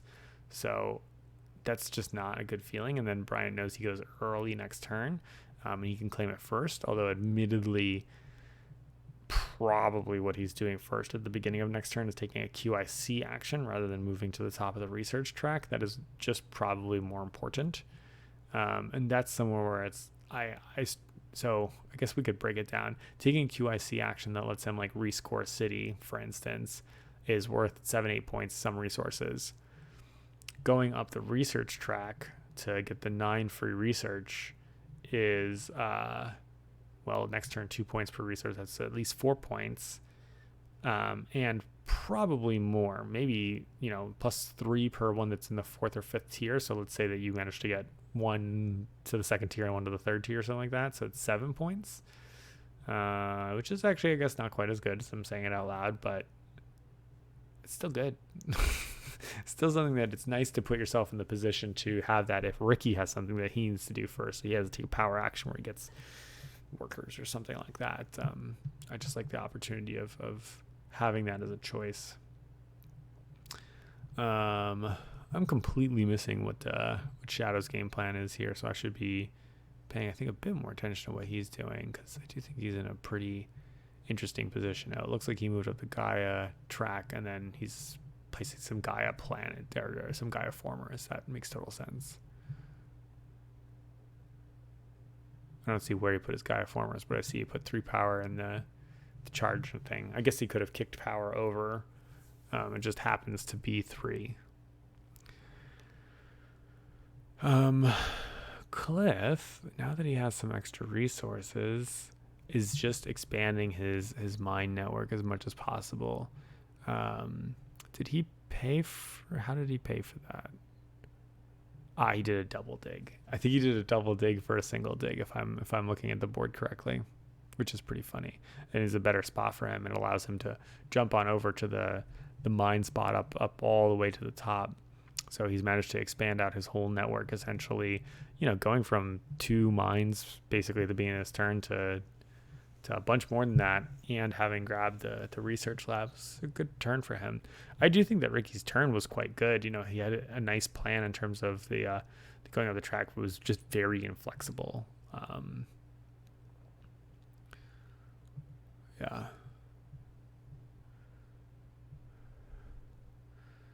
Bryant's plan was very straightforward, but like I said at the beginning of the 5th round, one thing that I think he missed out on is I think Ricky's going to cap this research track before he does. I think that was something that I, in the ideal world, Bryant wanted to be really his. He had control over. Sceadeau here pressing the QIC track.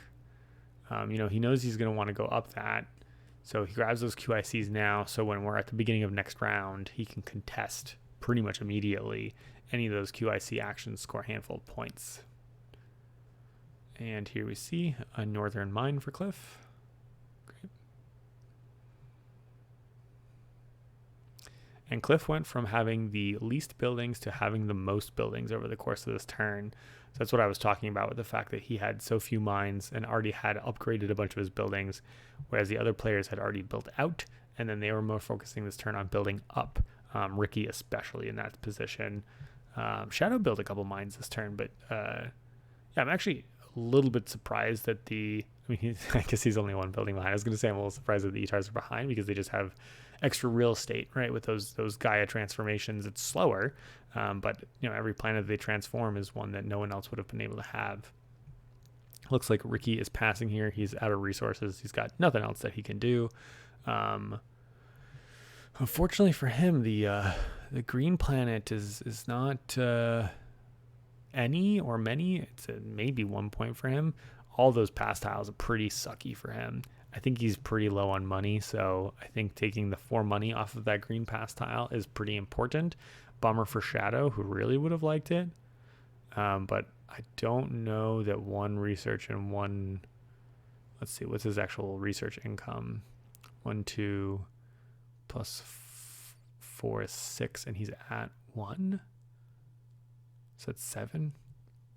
Okay, I take it back. Maybe taking the oh no, you still don't care about that, because he's about to get 9 from going to the top of the research track, which puts him at 16. So he's got the perfect number there. Yeah, so he just takes the other one. Sceadeau right now, I think, has probably too many actions left that he needs to take. Here we go. Probably seeing another Gaia former out there. Like those things are really important for him. And this is a bummer because it means that Cliff's going to grab that 4 power per big building and,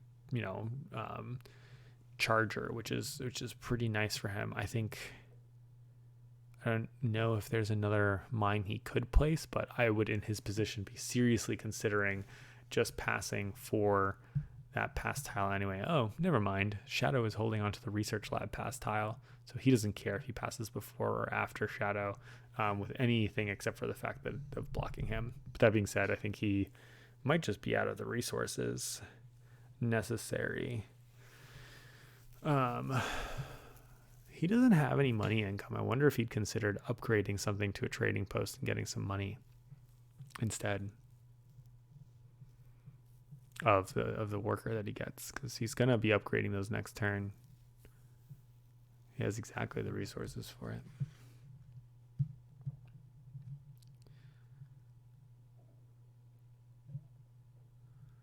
And then it's Sceadeau all the way down.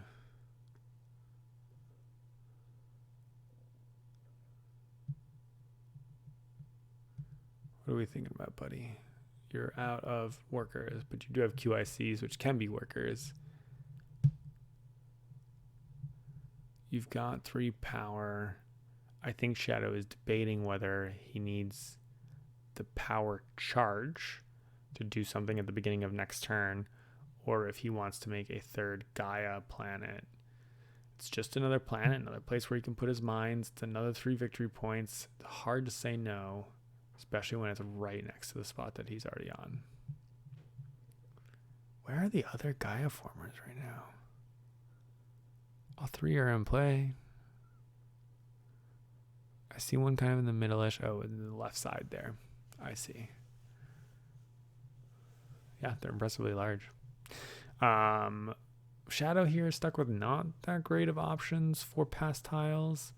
If that 1 research matters, I was going to say he'll take the 1 research.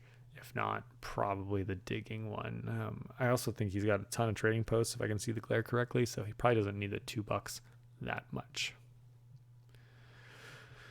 All right. I was thinking I'd maybe push through, but I am getting sleepy, and there is an impressive hour left in this game. I think we might be accelerating through some of that when we get there, but I'm going to call it for now, and I will see you in about 3 seconds your time. So long. Have a good night, everyone. Hello, everyone. All right, let's see if we can make this final push through the last round here. Spoiled a few times. We know that Cliff is going to wind up being the winner of this game. I'm really curious to see how it breaks down, because I remember last night when I was recording the previous leg of this, my impression is that Sceadeau's in a very nice position, just has a lot of endgame points coming up. That being said, he had to spend a lot of the 5th round acquiring new charge tokens, and we can see that he is, about 10 points behind Cliff, who's about 15 points behind the other competitors. So, those small gaps in the middle of the game really might wind up making the difference here.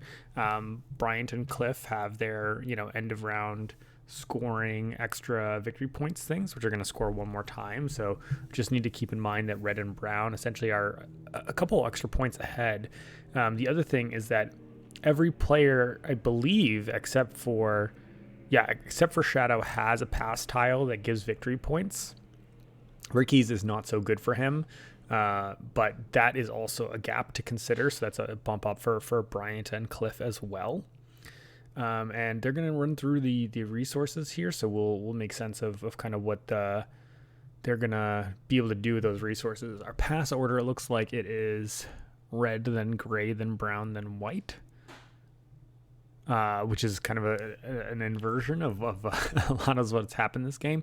I think Sceadeau has gone last pretty much all the game. I think that's quite common for the ETARs. They have a lot that's going on, and particularly when they are playing a Gaia forming strategy, usually the Gaia forming players tend to pass a little bit later in the round, because not only are they spending their resources, but they're also spending their power to put out those Gaia formers. So placing the Gaia formers and then subsequently putting mines on them in the next turns usually means that you're later in turn order. Kind of a subtle detriment of going a Gaia former strategy.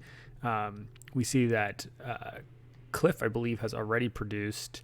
He is cash poor, but has quite a fair number of 6, 7, 8, 9, 10. Looks like 10 research and 10 workers. Quite a lot that he can do there, and just piles of money. My guess is that Cliff's plan is to build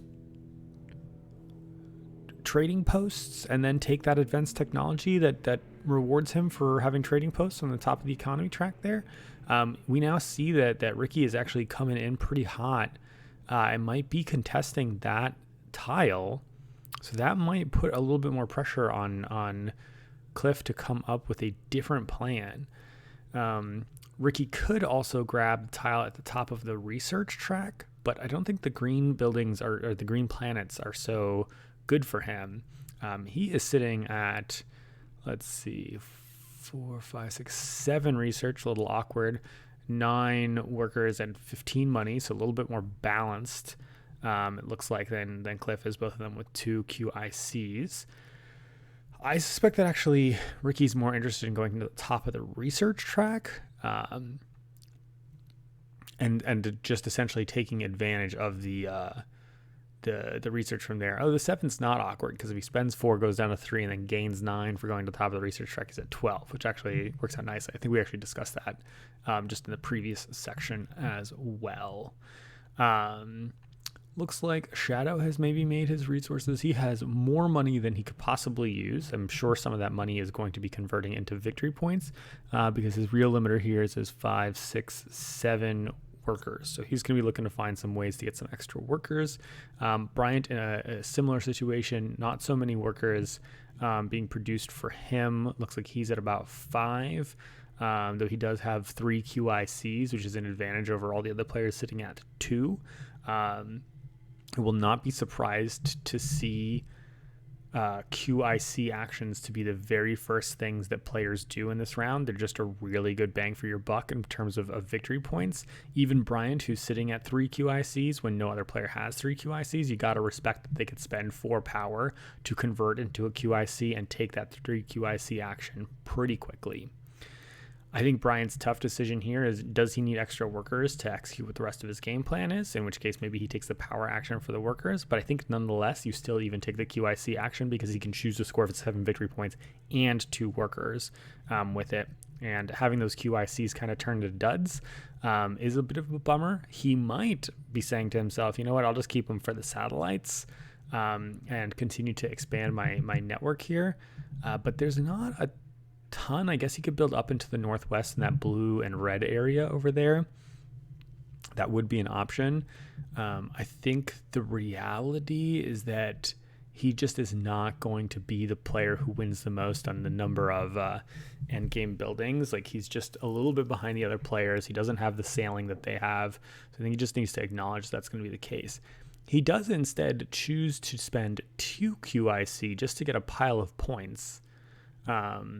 I think it actually gives him more points than the 7 for the 3 QIC. So that says to me one of 2 things. One is that he doesn't need the workers, or doesn't think he needs the 2 workers, or he really wants to use that QIC. Maybe he thinks that it's possible that the other players won't go for 3 QIC, but we see that is obviously nonsense, as Ricky immediately spends 4 power for the QIC, takes the extra action. I think he's going to take workers here. Yeah, it's a little tight in his economy. Like, he needs, because of what buildings he needs left to build, he needs more money than he has for the workers that he has.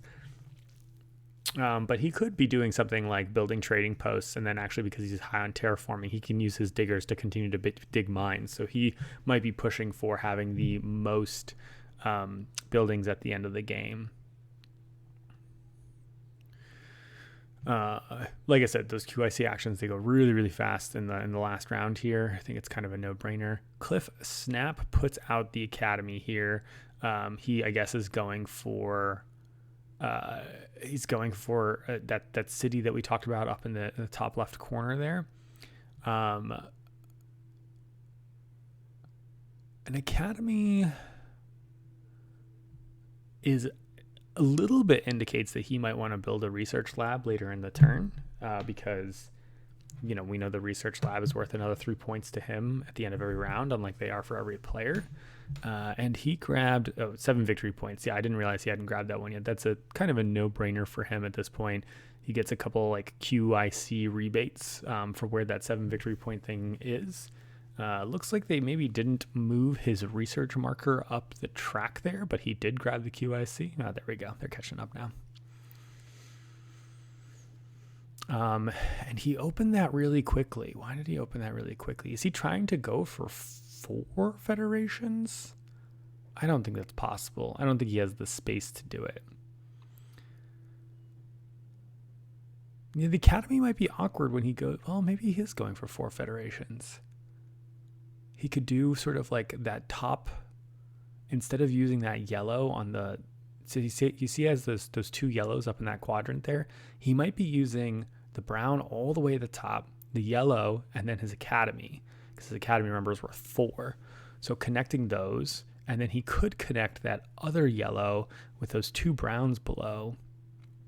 I think he still needs to carve out some more territory. So I think the dream of doing 4 federations seems like a little bit too much.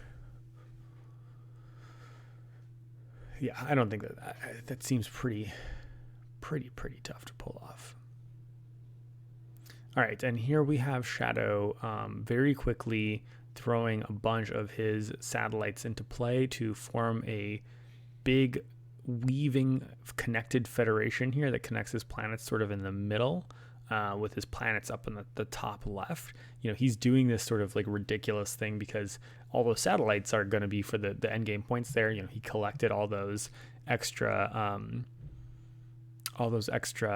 guys at that point in the game. And then really interestingly, he grabbed the 8 victory points and a QIC. I'm sure he would have rather grabbed 2 workers in this moment.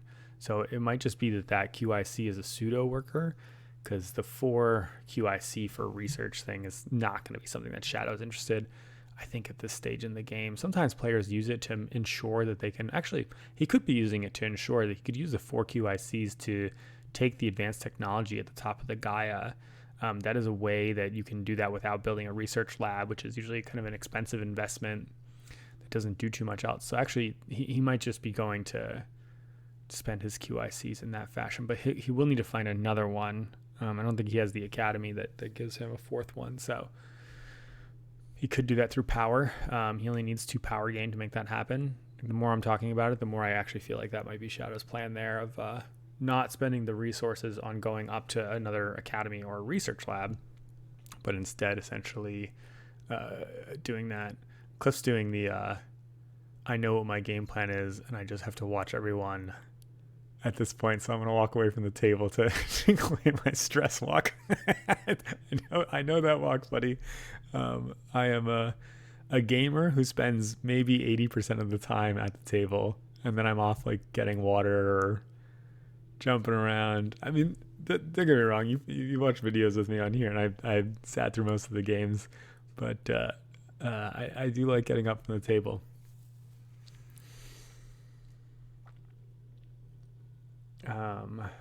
I don't know if Bryant here is waiting out of respect for Sceadeau, or if he is really debating the play out of his round.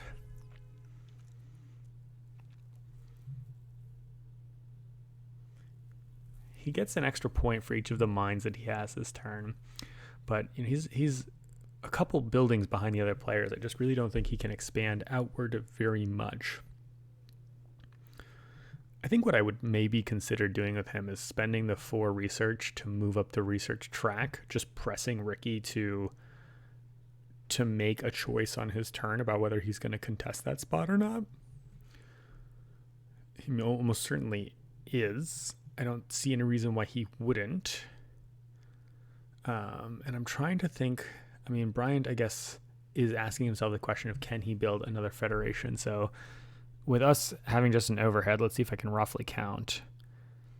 He's got the upgrade thing. So 4,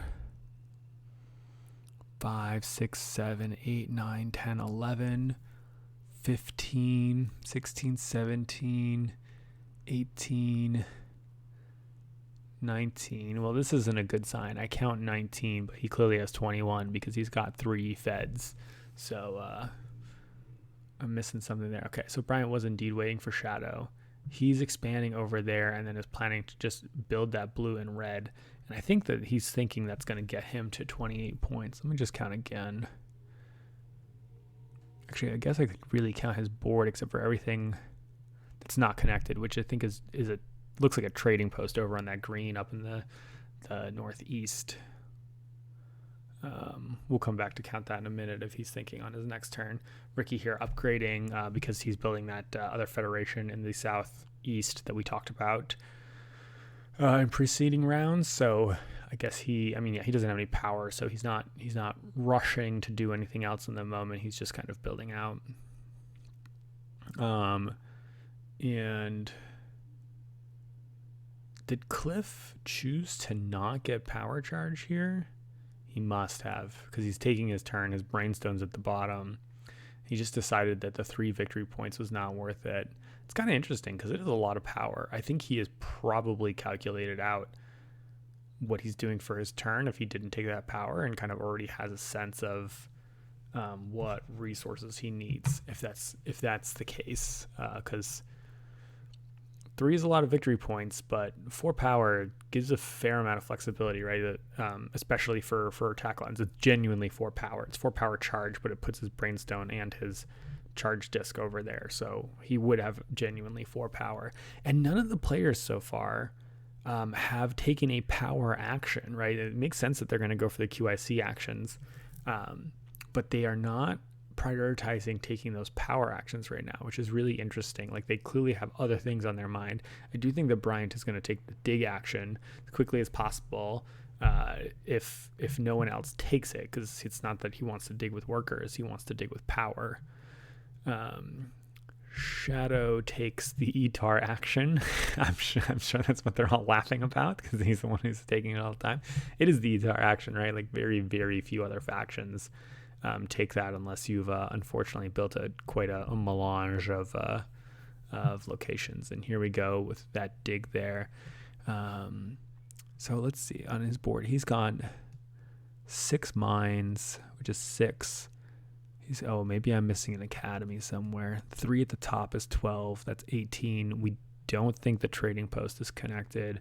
Plus 6 for the satellites is 24. He can build another mine very easily on that red spot. That's 25. And then I guess trading post. That gets you to 28. That might be the plan. All right, Ricky upgrading here to a research lab. Again, he still needs to downgrade a research lab into a trade station at some point. This also gives him a nice research lab to use. I assume he's going to take the victory point 1. He is taking the last victory point 1. It is worth noting that of all of the research tiles in the game, the victory point 1 is one of the 2 tiles that was claimed by every single player. The other tile that was claimed by every player is the worker and the QIC.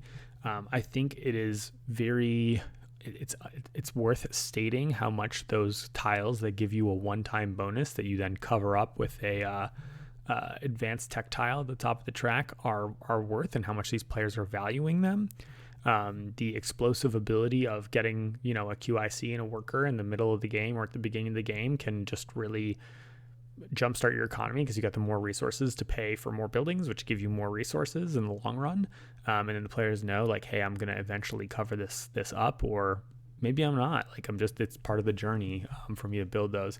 And then 7 points is just a very nice, healthy chunk of points that the players are willing to take. I do think that it helps that the 7-pointer is on the QIC track, which is pretty much always good, because even if you're not using the QICs specifically, it's just you can turn the QICs into workers and it's a worker rebate.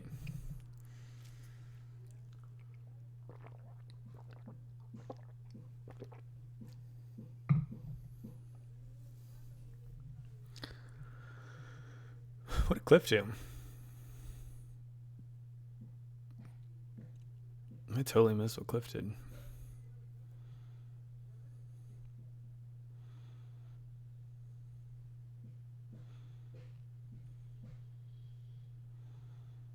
Yeah, I can't figure it out.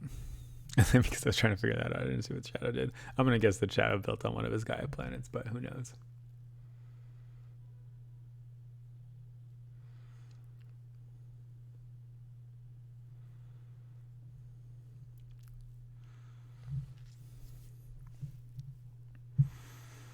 All right, well, Bryant's thinking about it. Cliff didn't power charge. He didn't take power action.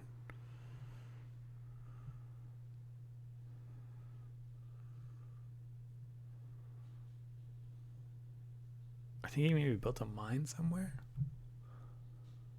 All right, it's killing me. Sorry, I'm going to go backwards. Let's figure it out.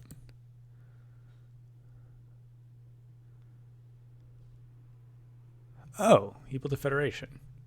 Sure, he built that Northern Federation we're talking about. It's just so hard to see those guys there. And we mentioned that money was his big problem, so he's happy to claim the Money Federation tile, of which there are 2 left. Doesn't seem like it was too competitive for that. Not surprising, given how much money Sceadeau has, and the fact that Ricky has made a ton of extra money this game through the power actions and everything like that. So not terribly surprising there.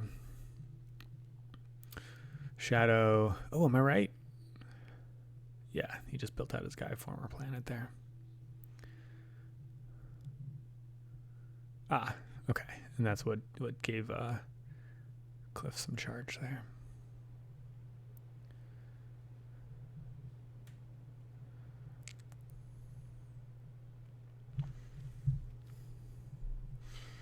All right. So we know that Bryant goes into thinking mode here. Oh, he's got power, so he's trying to decide if he needs to take a power action. Because he does want to build that red planet, and I think he's just assuming that no one else is too concerned about doing it, which is pretty fair. It's far away from the other player's wheel on the board, right? Like we talked about all the way at the beginning of the game, like he's isolated from the other players, so them digging onto his spots are pretty unlikely. And maybe he's trying to calculate out whether he needs, the extra workers or the extra coins to finish out the grand plot here.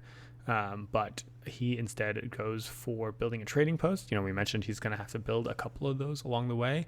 And I suspect he chose to do that now because the Brainstone is in the third slot, or the third pool for Cliff. So he says, well, I'd really rather charge one of your other powers that is not your Brainstone. I know I'm going to build this eventually. So he's being patient with his power situation for that reason. That's really interesting. I think he's choosing to play sort of a more passive aggressive, is that what we call it? Kind of approach there. Ricky claiming that planet that we said he might go ahead and claim earlier with the ability that he has to terraform for pretty discounted prices. And we see that his worker count has depleted pretty rapidly as digging, even when you're really good at it, it adds up. We see a lot of power being used here because we're taking a double dig action. Cliff is going to go for 4 federations. He's going to go for 4 federations. He's going to connect all the way up the west coast here. 1, 2, 3, 4, 5, 6, 7, 8, 9 power required. He's got 4, 5, 6, 7, 8. So he needs another player to give him a power before he goes to federate, which is going to happen. I think it's just too unlikely. Too many people have plans that they need to execute before then. Yeah, he is... He's doing the stand and rock. That was what he decided at the beginning of the round. I think those are all mines. 2, 3, 4. So he might need to build trading posts to make that happen. Is he going to have the resources to make this happen? He's got 3 QICs, which is like, so he's got like 4 workers. But he doesn't have, he can build 2 trading posts. And if I'm looking correctly, and it is indeed 4 mines, he's going to need to find some resources elsewhere. I mean, he's got 3 power and Bull 1, which is going to be some of it. He can charge 4 power, so yeah, he's really looking to charge to make his final actions happen. I do think he's going to need to take some power actions to make it happen too. He's riding a fine line. I think it is a bold play that he's making. Certainly not conservative to say I'm going to have the resources to make that happen. I think I could be miscounting, just not sitting. You know, when you're sitting in your own seat, you're paying a lot more attention to your resources. Not that Cliff needs to. He knows exactly what he needs. He's just not even there. I love it so much. I only see Sceadeau thinking like this. I know Sceadeau. I've known him for quite a while. I only see him thinking like this when he is concerned. So he's seeing some problems in his game, I think. That point gap is noticeable. Looks like Bryant went ahead and continued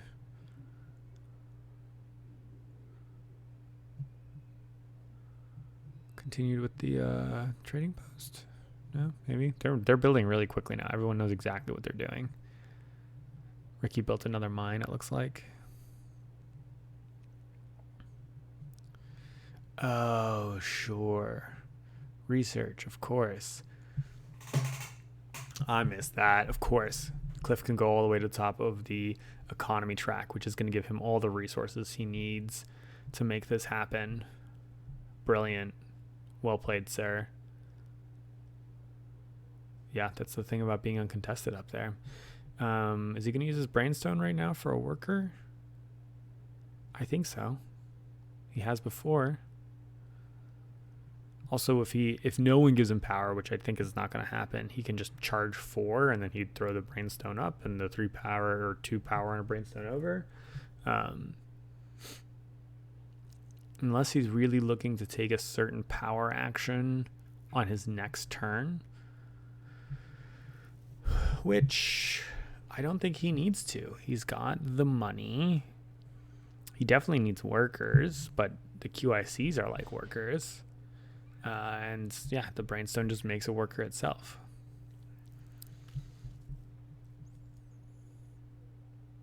Yeah. I missed that. That resource boost is huge. He's flipped all of his federations. So you see, this is one thing that I'm awful at in this game. I like federate. I make all my plans and I tend to federate all at the end. And you see the players that federated early are making use of those federations to climb to the top of those tracks, get those bonuses, get those advanced technologies. I think the question here is whether Cliff is going to be able to get the advanced technology for the trading posts at the top of that track there. I think the question is Ricky able to or interested in and pressing him on it?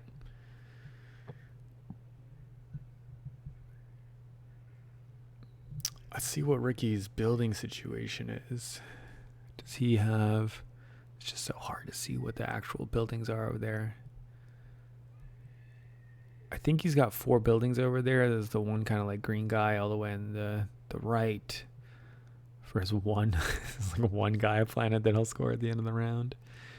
2, 3, 4. And I think that guy is a research station. And I can't tell if that guy is 2. I think it is. So I think he's up to 6 power. And he's going to do a downgrade at some point. Yeah, I still think he's moving up the research track there for those points. And let's keep in mind that he can also go up the QIC track to get workers back if he needs them. So again, we might be looking at a situation where Ricky is concerned about money as his primary limiter here. Sceadeau built a mine. Scored some points.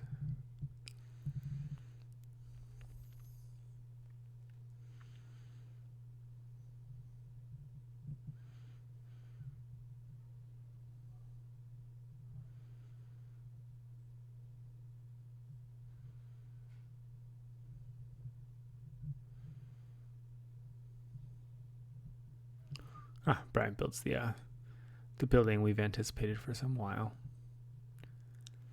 He's got another trading post coming.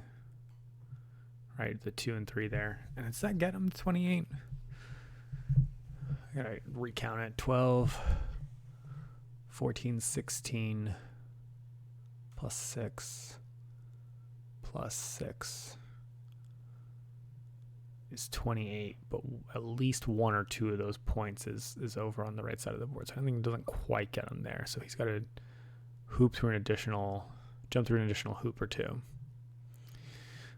Ricky went to the top of the research track, so I think we kind of suspected that was happening, and I think Bryant just knew that it was happening, so he said, I'm not going to press it. I got my other plans. I will just do my research at the end of the game. It's a little bit of a shame that he got overtaken kind of in the middle there, but that is what he marched up the QIC track instead to make his sort of mega federation plan, and Ricky, who produces lots and lots of research as the Firax, he's going to be able to take advantage of that.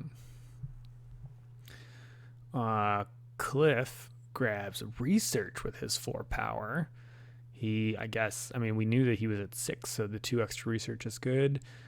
He's just probably grabbing points off of that, and then I assume marking up the QIC track to make the workers, and none of the other tracks are particularly appealing or interesting to him unless he needs the extra charge, which he can get on the Gaia planet track. So if no one gives him, you can always just turn a worker into a power charge as well. So yeah, no, Cliff's totally fine in that regard. So yeah, he'll be walking up the QIC track because he has no need to go up terraforming anymore. And QIC is going to give him the 3 power charge, the extra QICs, extra points when he's at the 3rd and 4th tier. So good stuff for him. All right, here we go. We've got another. It's a research lab. Why is he doing a research lab? I see. Okay, he's grabbing the immediate benefit of a bunch of this pile of research that he could then use. This is turn, remember, where everyone's getting 2 points for doing their research action. He gets just a couple, but it's 15, 14, 13, 12. It's at 11, which is an awkward number. I don't know if he has a way of getting another research point there. And it's a track that he has moved up only once, so going from 1 to 2 is a little bit but I guess if he goes up it again, he gets a QIC.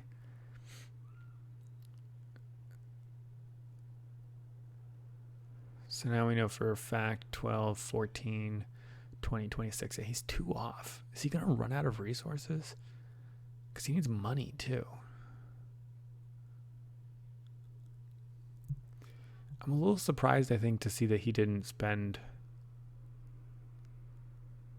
Yeah, I'll be curious to see how he makes the rest of it happen. Ricky moved up some track, I think, research-wise. Looks like he moved up the QIC track, I think.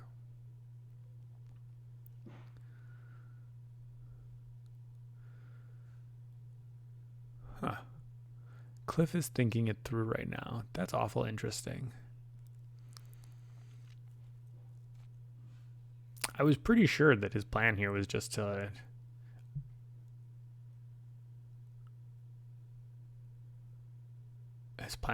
make a pile of trading posts, make a new federation, and then ideally make a research lab to claim the advanced technology for the trading posts. Oh, he's trying to decide how to manipulate his power. So he's charging 4 because he needs something extra here. And then he immediately used his brainstone to get the extra worker that he needs. Because that gets into 6 workers. Yeah, he's just trying to resource cycle.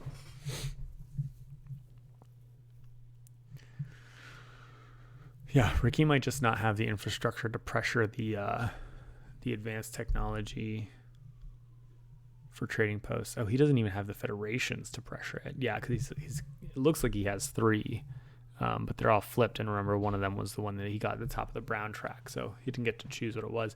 I think the number of things in this game would be slightly different if the top of that track was not the 12-pointer federation. Ricky would be in a lot nicer position, and that's just randomly determined at the beginning of the game. I mean, so are all the advanced techs, so I guess that's a little bit of a frivolous comment, but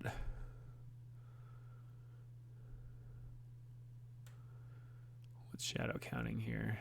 He is looking at the fact that he's out of mines. I think he's out of mines and out of trading posts, so he's awkwardly limited in what he can build, but all 3 of his Gaia formers are back here. So yeah, he's building a research lab. It's got to score him some points when he's playing this because he's spending 8 resources, which is nearly 3 victory points if you do nothing with them. That's really crap to not use your victory points for things. He's going to take the Federation Advanced Tech tile, probably. I think he's got the 3 feds that he's making this game. I don't think he's making any more. No way he's getting to 4.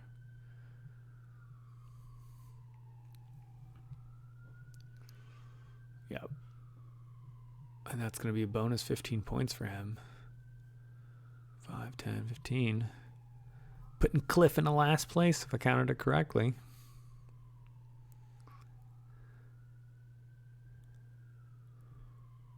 And I think for his tech move up... Oh, can he not move up the Gaia track? Oh, he can't. He does have 2 feds. He's not capped out anything. He hasn't taken any advanced technologies.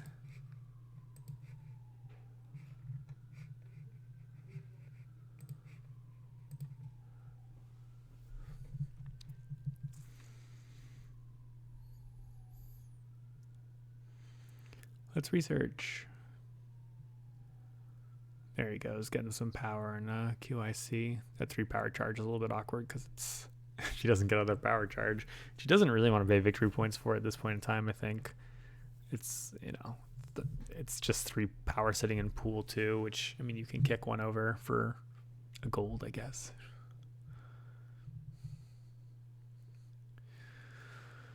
Okay. I think Ricky needs to build a trading post so that he can do his final federation. That being said, he can be doing researches, he can do his downgrades, so he can wait and see any of the things that he wants to wait and see on probably QIC track here. Yeah, he's trying to see if he can essentially get power, make some use out of those resources before he sacrifices them to the Federation. I think he hasn't done his 4 power charge tile yet either, so we can expect to see that, I think, as an imminent action from him.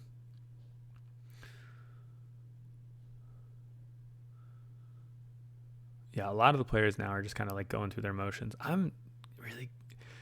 Cliff being uncontested on that economy track is really just so good because the fact that he's able to get the top of that track and the advanced technology without really having to worry about someone else pressing him for it is saving him. He's able to play a very greedy game right now because he went somewhere where no one else was interested. Sceadeau gets to see that too, right, on the Gaia track, but Sceadeau has limited other things that he's trying to do. He's not racing players at this point in time because his steam has run out, right? Whereas like Cliff has a lot of resources because he went to the top of that economy track, and there's no one there to punish him for it. Ooh, here he goes, sacrificing a power, kicking over, getting 2 workers. Okay, I was gonna guess 7 money, so 2 workers. 2, 4, 6, 8. Like I said, he's going to build those trading posts. He's going to build that research lab.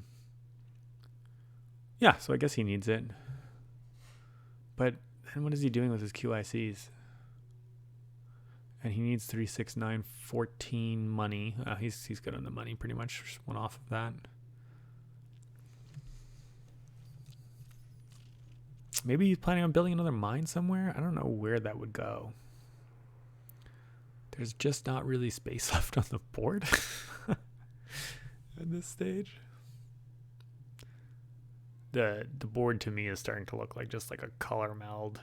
Also the fact that like white and black are just like white and gray. Rough to see.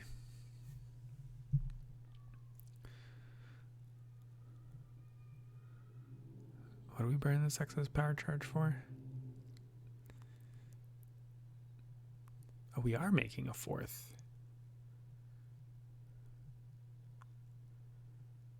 2, 3, 4. Wow. He had really just the intercontinental highway there. I gotta go back for a second. I did not realize that he had that much power on hand. 36 power. We saw that he took extra power in the turn. He's turning his QIC into workers. The workers are turned into power.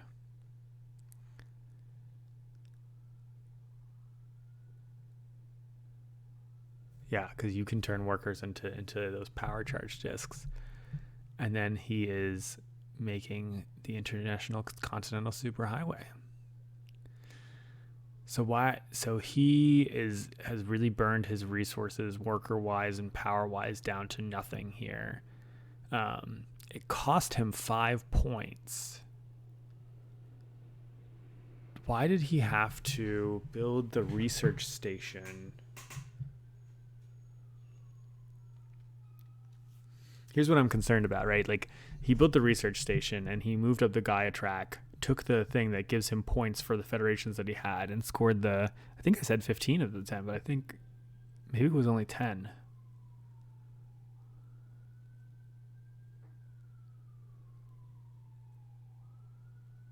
Maybe it was only 10.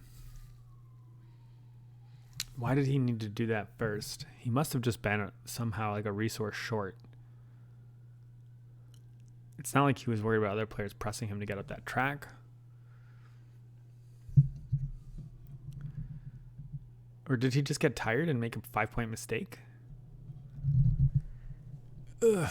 I don't want to go all the way back to his round and figure out where we're at, but like, either it was a resource scrunch that required him to like get an additional power charge or something between players' turns, because we saw that he used 3 power to make a worker, although he's got a worker left over right now.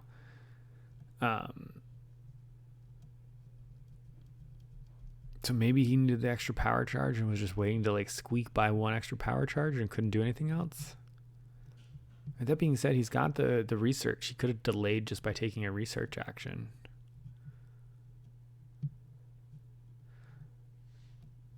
Yeah, I'm really not sure. All right, we were trying to figure that out. I'm going to assume that Sceadeau made the right call there and didn't make a 5-point mistake, but he may have. We'll see if it even matters at the end.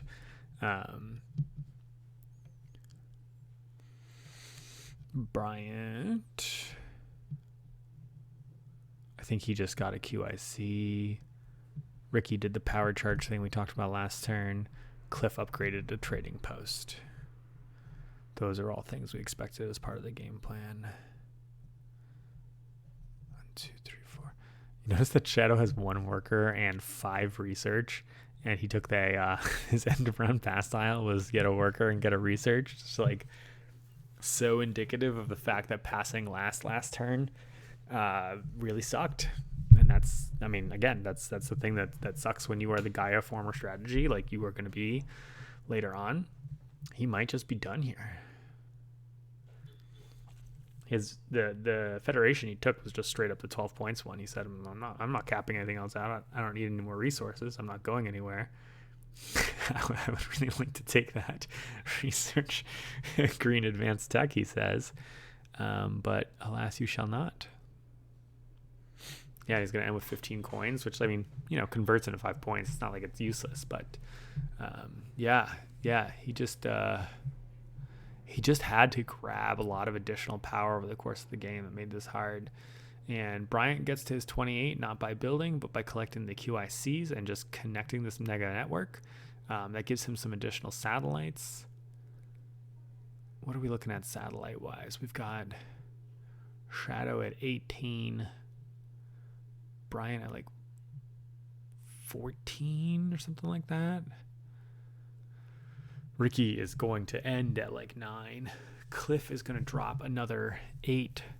I think for all of Bryant's work, he is going to end up in 3rd place on the satellites.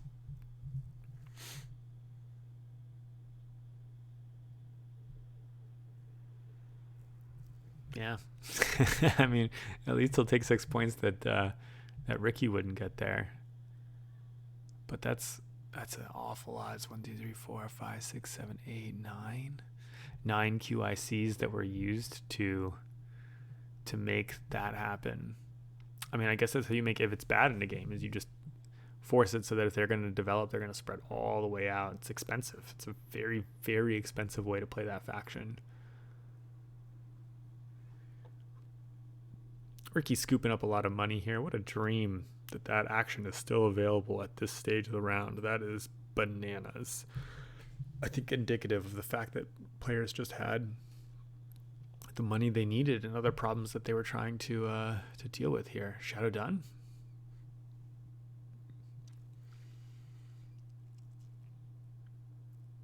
Sure is.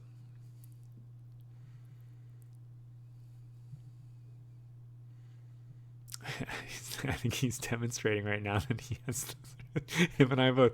I think Sceadeau and I have a very similar sense of humor to like these little niche dumb things that happen in terms of your resources in a game. So yeah, I could see that. And where does that put him? It puts him at currently the most populous nation. Yeah, and quite a lot of satellites. He's in great shape. He's in great shape. It's just that these other players who look like they're behind him right now, they have past tiles, they have research technologies that are going to give them end of round points. So I think we're going to see him behind on those. But in terms of, points for research tracks, let's see. Sceadeau's up 1, 2, 3, 4, 5, 6, 7 steps. Ricky's up 1, 2, 3, 4, 5, 6, 7 steps with another one to go. 7, 8, 9 steps actually. Bryant's got 1, 2, 3, 4, 5, 6 steps. And Cliff's got 1, 2, 3, 4, 5, 6 with a little, probably a 7-ish to go. Yeah, so they're very similar, but I think if I 3, 4, 5. Yeah, they're actually all really similar. So Ricky's a little bit ahead in the research track game, but other than that, I don't think players are really getting those benefits over other players. So I guess I was wrong about the ETARs being well ahead in that. They were just low on research throughout the game, so I think the additional the additional research lab did not matter too much for the players along the way here. Let's stay on the thing that we said about the trading posts. What did Ricky do? Wow, he's just got a pile of QICs over there. I don't think he's taking a technology. I think they're just workers. Yeah, I think they're just workers. Bryant's done for the round. He scores a bunch of points for his mines. That's 6. He scores another 12 for his federations. That's going to put him about 15 points ahead of Sceadeau. 1, 2, 3, 4, 5, 6. 1, 2, 3, 4, 5, 6, 7. Which means Sceadeau's going to overtake him, I think, in endgame scoring. Yeah, I mean, he's dead last in number of buildings. Like I said, I think 3rd in that one. Yeah. So I think Bryant is dead in the water at this point in time to the other player that's passed. They've similar research tile points, but 6 versus 30 or 36 endgame points. Sceadeau's going to end up overtaking him there. And Sceadeau's got a couple extra points and resources too. So he's certainly the main contender of the two of them right now.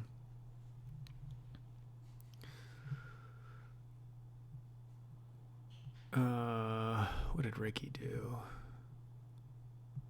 He's counting out his stuff, trying to figure out what he can pull off here.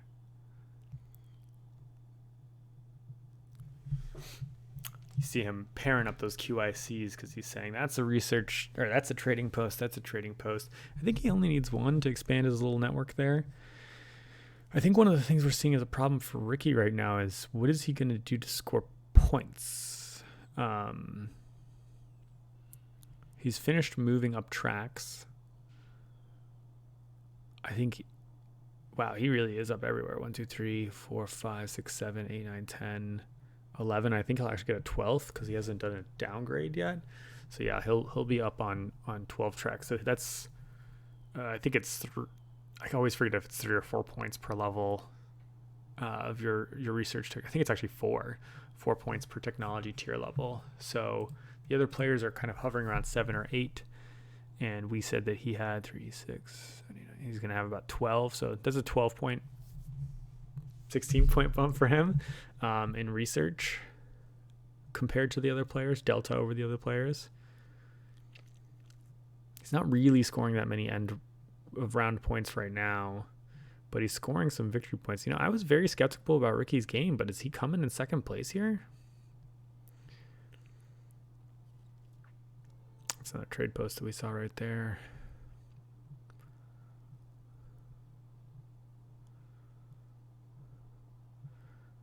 Here Cliff goes. With piles and piles and piles, including the Brainstone, all murdered to make his superhighway.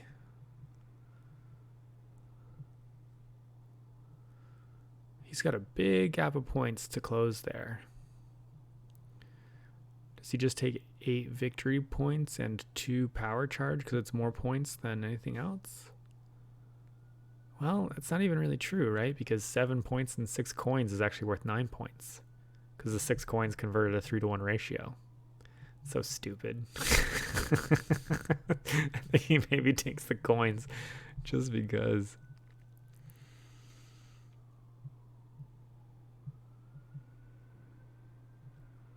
Is Ricky charging? I don't understand what's happening. I feel like Cliff didn't take a Federation.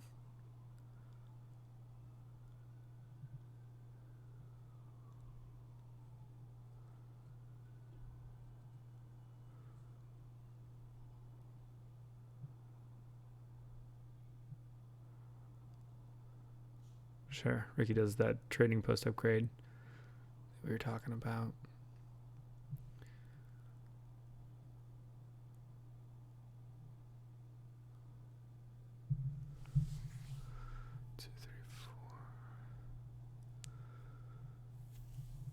Not sure why you wouldn't grab the advanced tech right now. Man, if Ricky had been able to somehow execute his actions earlier this round, because he's building a federation right now, and if he had moved up the economy track such that he was sitting below the upgrade there, I wonder if he could have taken that advanced technology tile.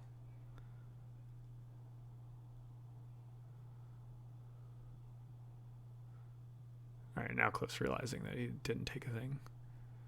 Pretty significant. Pretty significant. Yeah, the reason he realizes is because Ricky went to take one. Cliff was like, oh, I'm missing one. Yeah, and Ricky ends up last in satellites there. Fearx just didn't get a lot of extra power charge this game. Not the charge itself, but the charge discs. Just power, I guess. Yeah, because anyway, so what I was saying is that Ricky has 4 QIC right now. He could take a research tile with that, and the one that he could take would be the advanced technology. And he has another upgrade, right? He can downgrade one of his research stations into a trading post.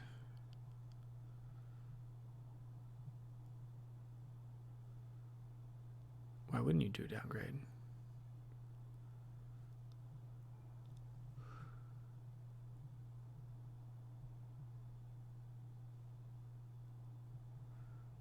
Sure.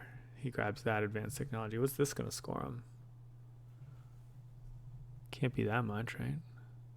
1. It's 1. 2, 3, 4, 5. It's 2 per. Does he have 1 or 2? 2 or 4? I don't know. It scored him a couple points. But if he had been, he's, because I still think he has the downgrade for him to do another research action, which just doesn't matter at this point in time. Like he's essentially missed out on 1 upgrade point. I do wonder if he could have pressed Cliff a little bit more. Here we go. Here's the research lab. Give me this, which is 9 or 12 points. I can never quite remember.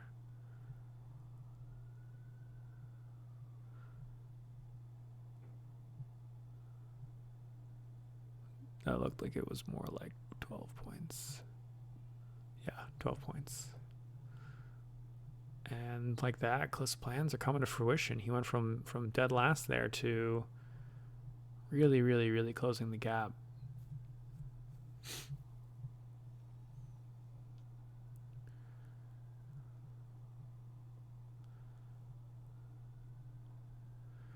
Cliff's second place in both of the endgame scoring, so that's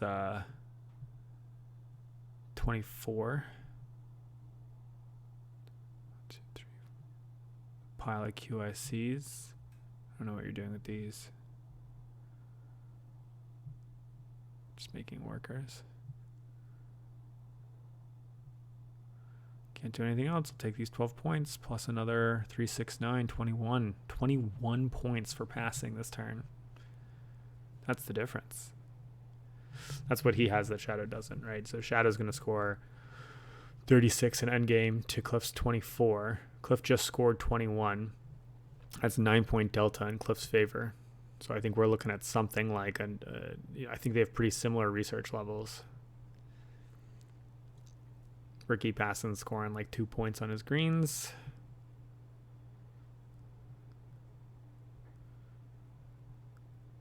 Yeah, and Ricky's endgame tech scoring, like we said, is I think a bonus 16 points for him, but he, like Bryant, is only scoring 6 points on the end track. So actually a lot of, ultimately, I think that what we see right now is going to be pretty similar of the order. I wouldn't, except for Sceadeau, who's scoring a bit extra. So I think we're going to end Cliff, Sceadeau, Ricky, Bryant, it looks like.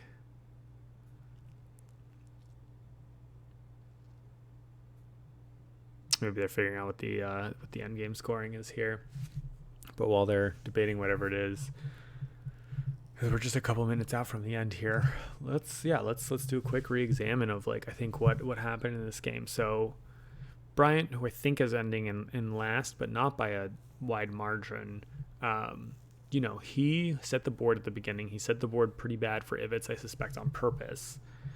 And then the players were in this color sandwich. So he said, well, Ivets are just a really, really powerful faction, and I'm far flung away from them in color. So I'm going to go ahead and do this. His Planetary Institute started somewhere, though, that was far away from other players and did not make a lot of power charges at the beginning of the game. He spent a lot of time flinging over to various places at the beginning of the game that just made for a little bit, not a slower start, but an expensive start. You can have a more powerful scoring system as the Ivets for sure.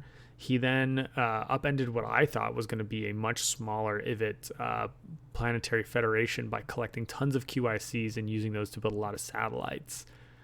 Endgame scoring is satellites, so it does make sense, but he ended up coming in third place with those satellites, so it spent a lot of resources to make that happen. Now, admittedly, it did allow him to build 4 federations for the, Ivets Mega Ultra Federation situation, but, at the expense of all those resources, he was able to take QIC actions a couple times along the way. I think Cliff just realized that he won. That was that clap, I'm sure.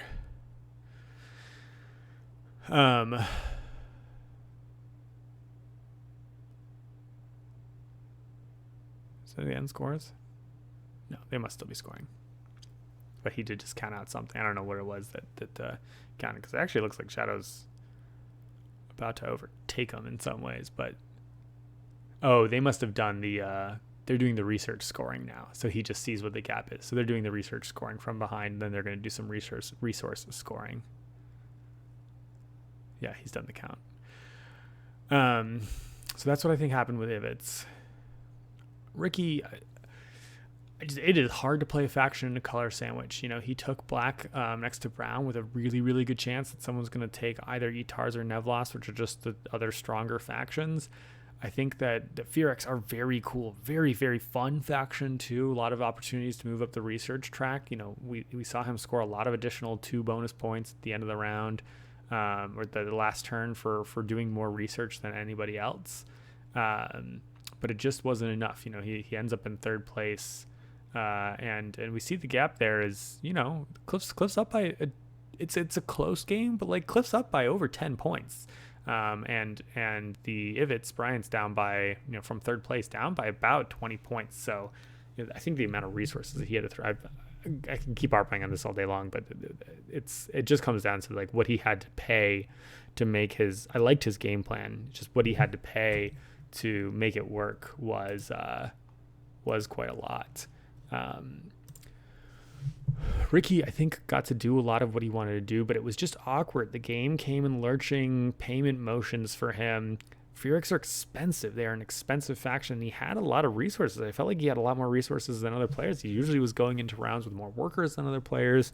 And even still, just really struggling to make it work because that yo-yo between research station, trading post, it's expensive. He has to pay for it over and over again. He kept having to use his power action to buy money at the beginning of the game, just generally resource starved.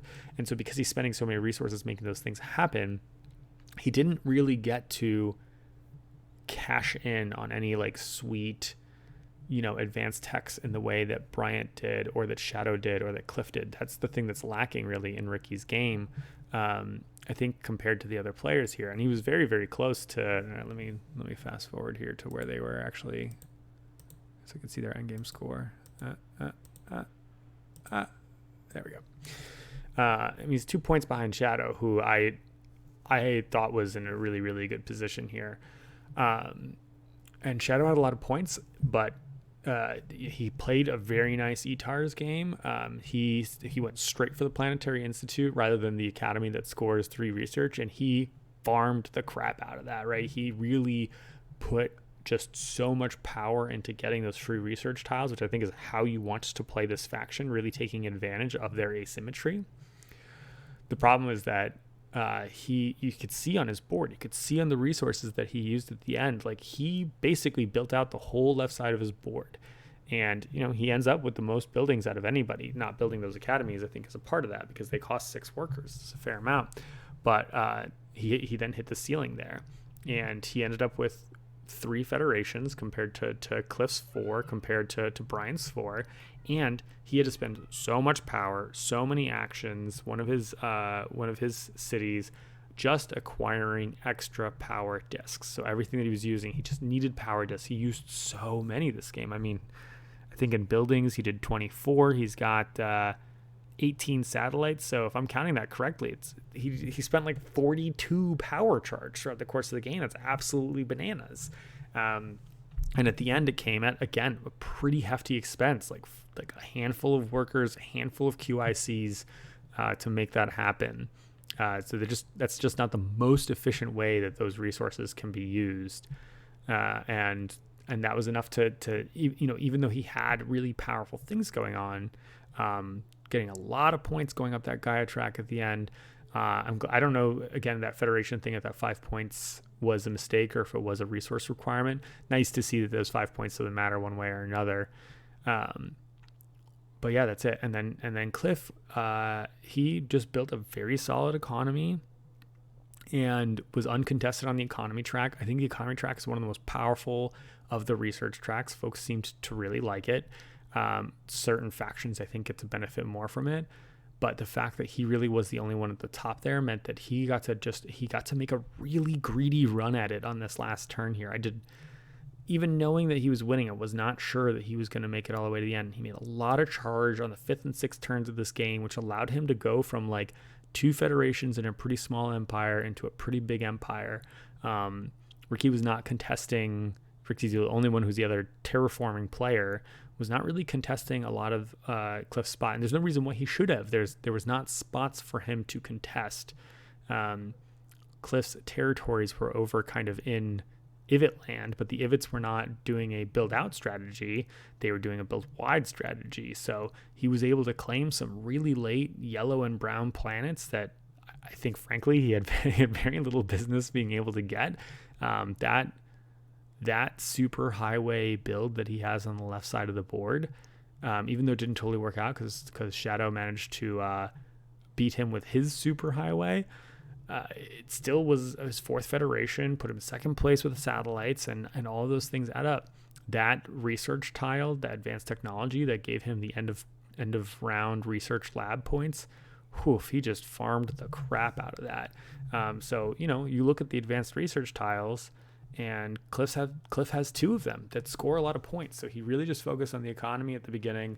He did have some awkward moments of economy in the middle, kind of like between this dance between like trading posts and mining. And I think part of that was because he was having a hard time moving places. The setup, again, hats off to Bryant for a setup in this game, because Taclon's, who everyone knows is going to be one of the players at the table in a 4-player game where you're doing a draft like this, he spread those brown planets out far. And I think Cliff was feeling the hurt at the beginning of the game for that.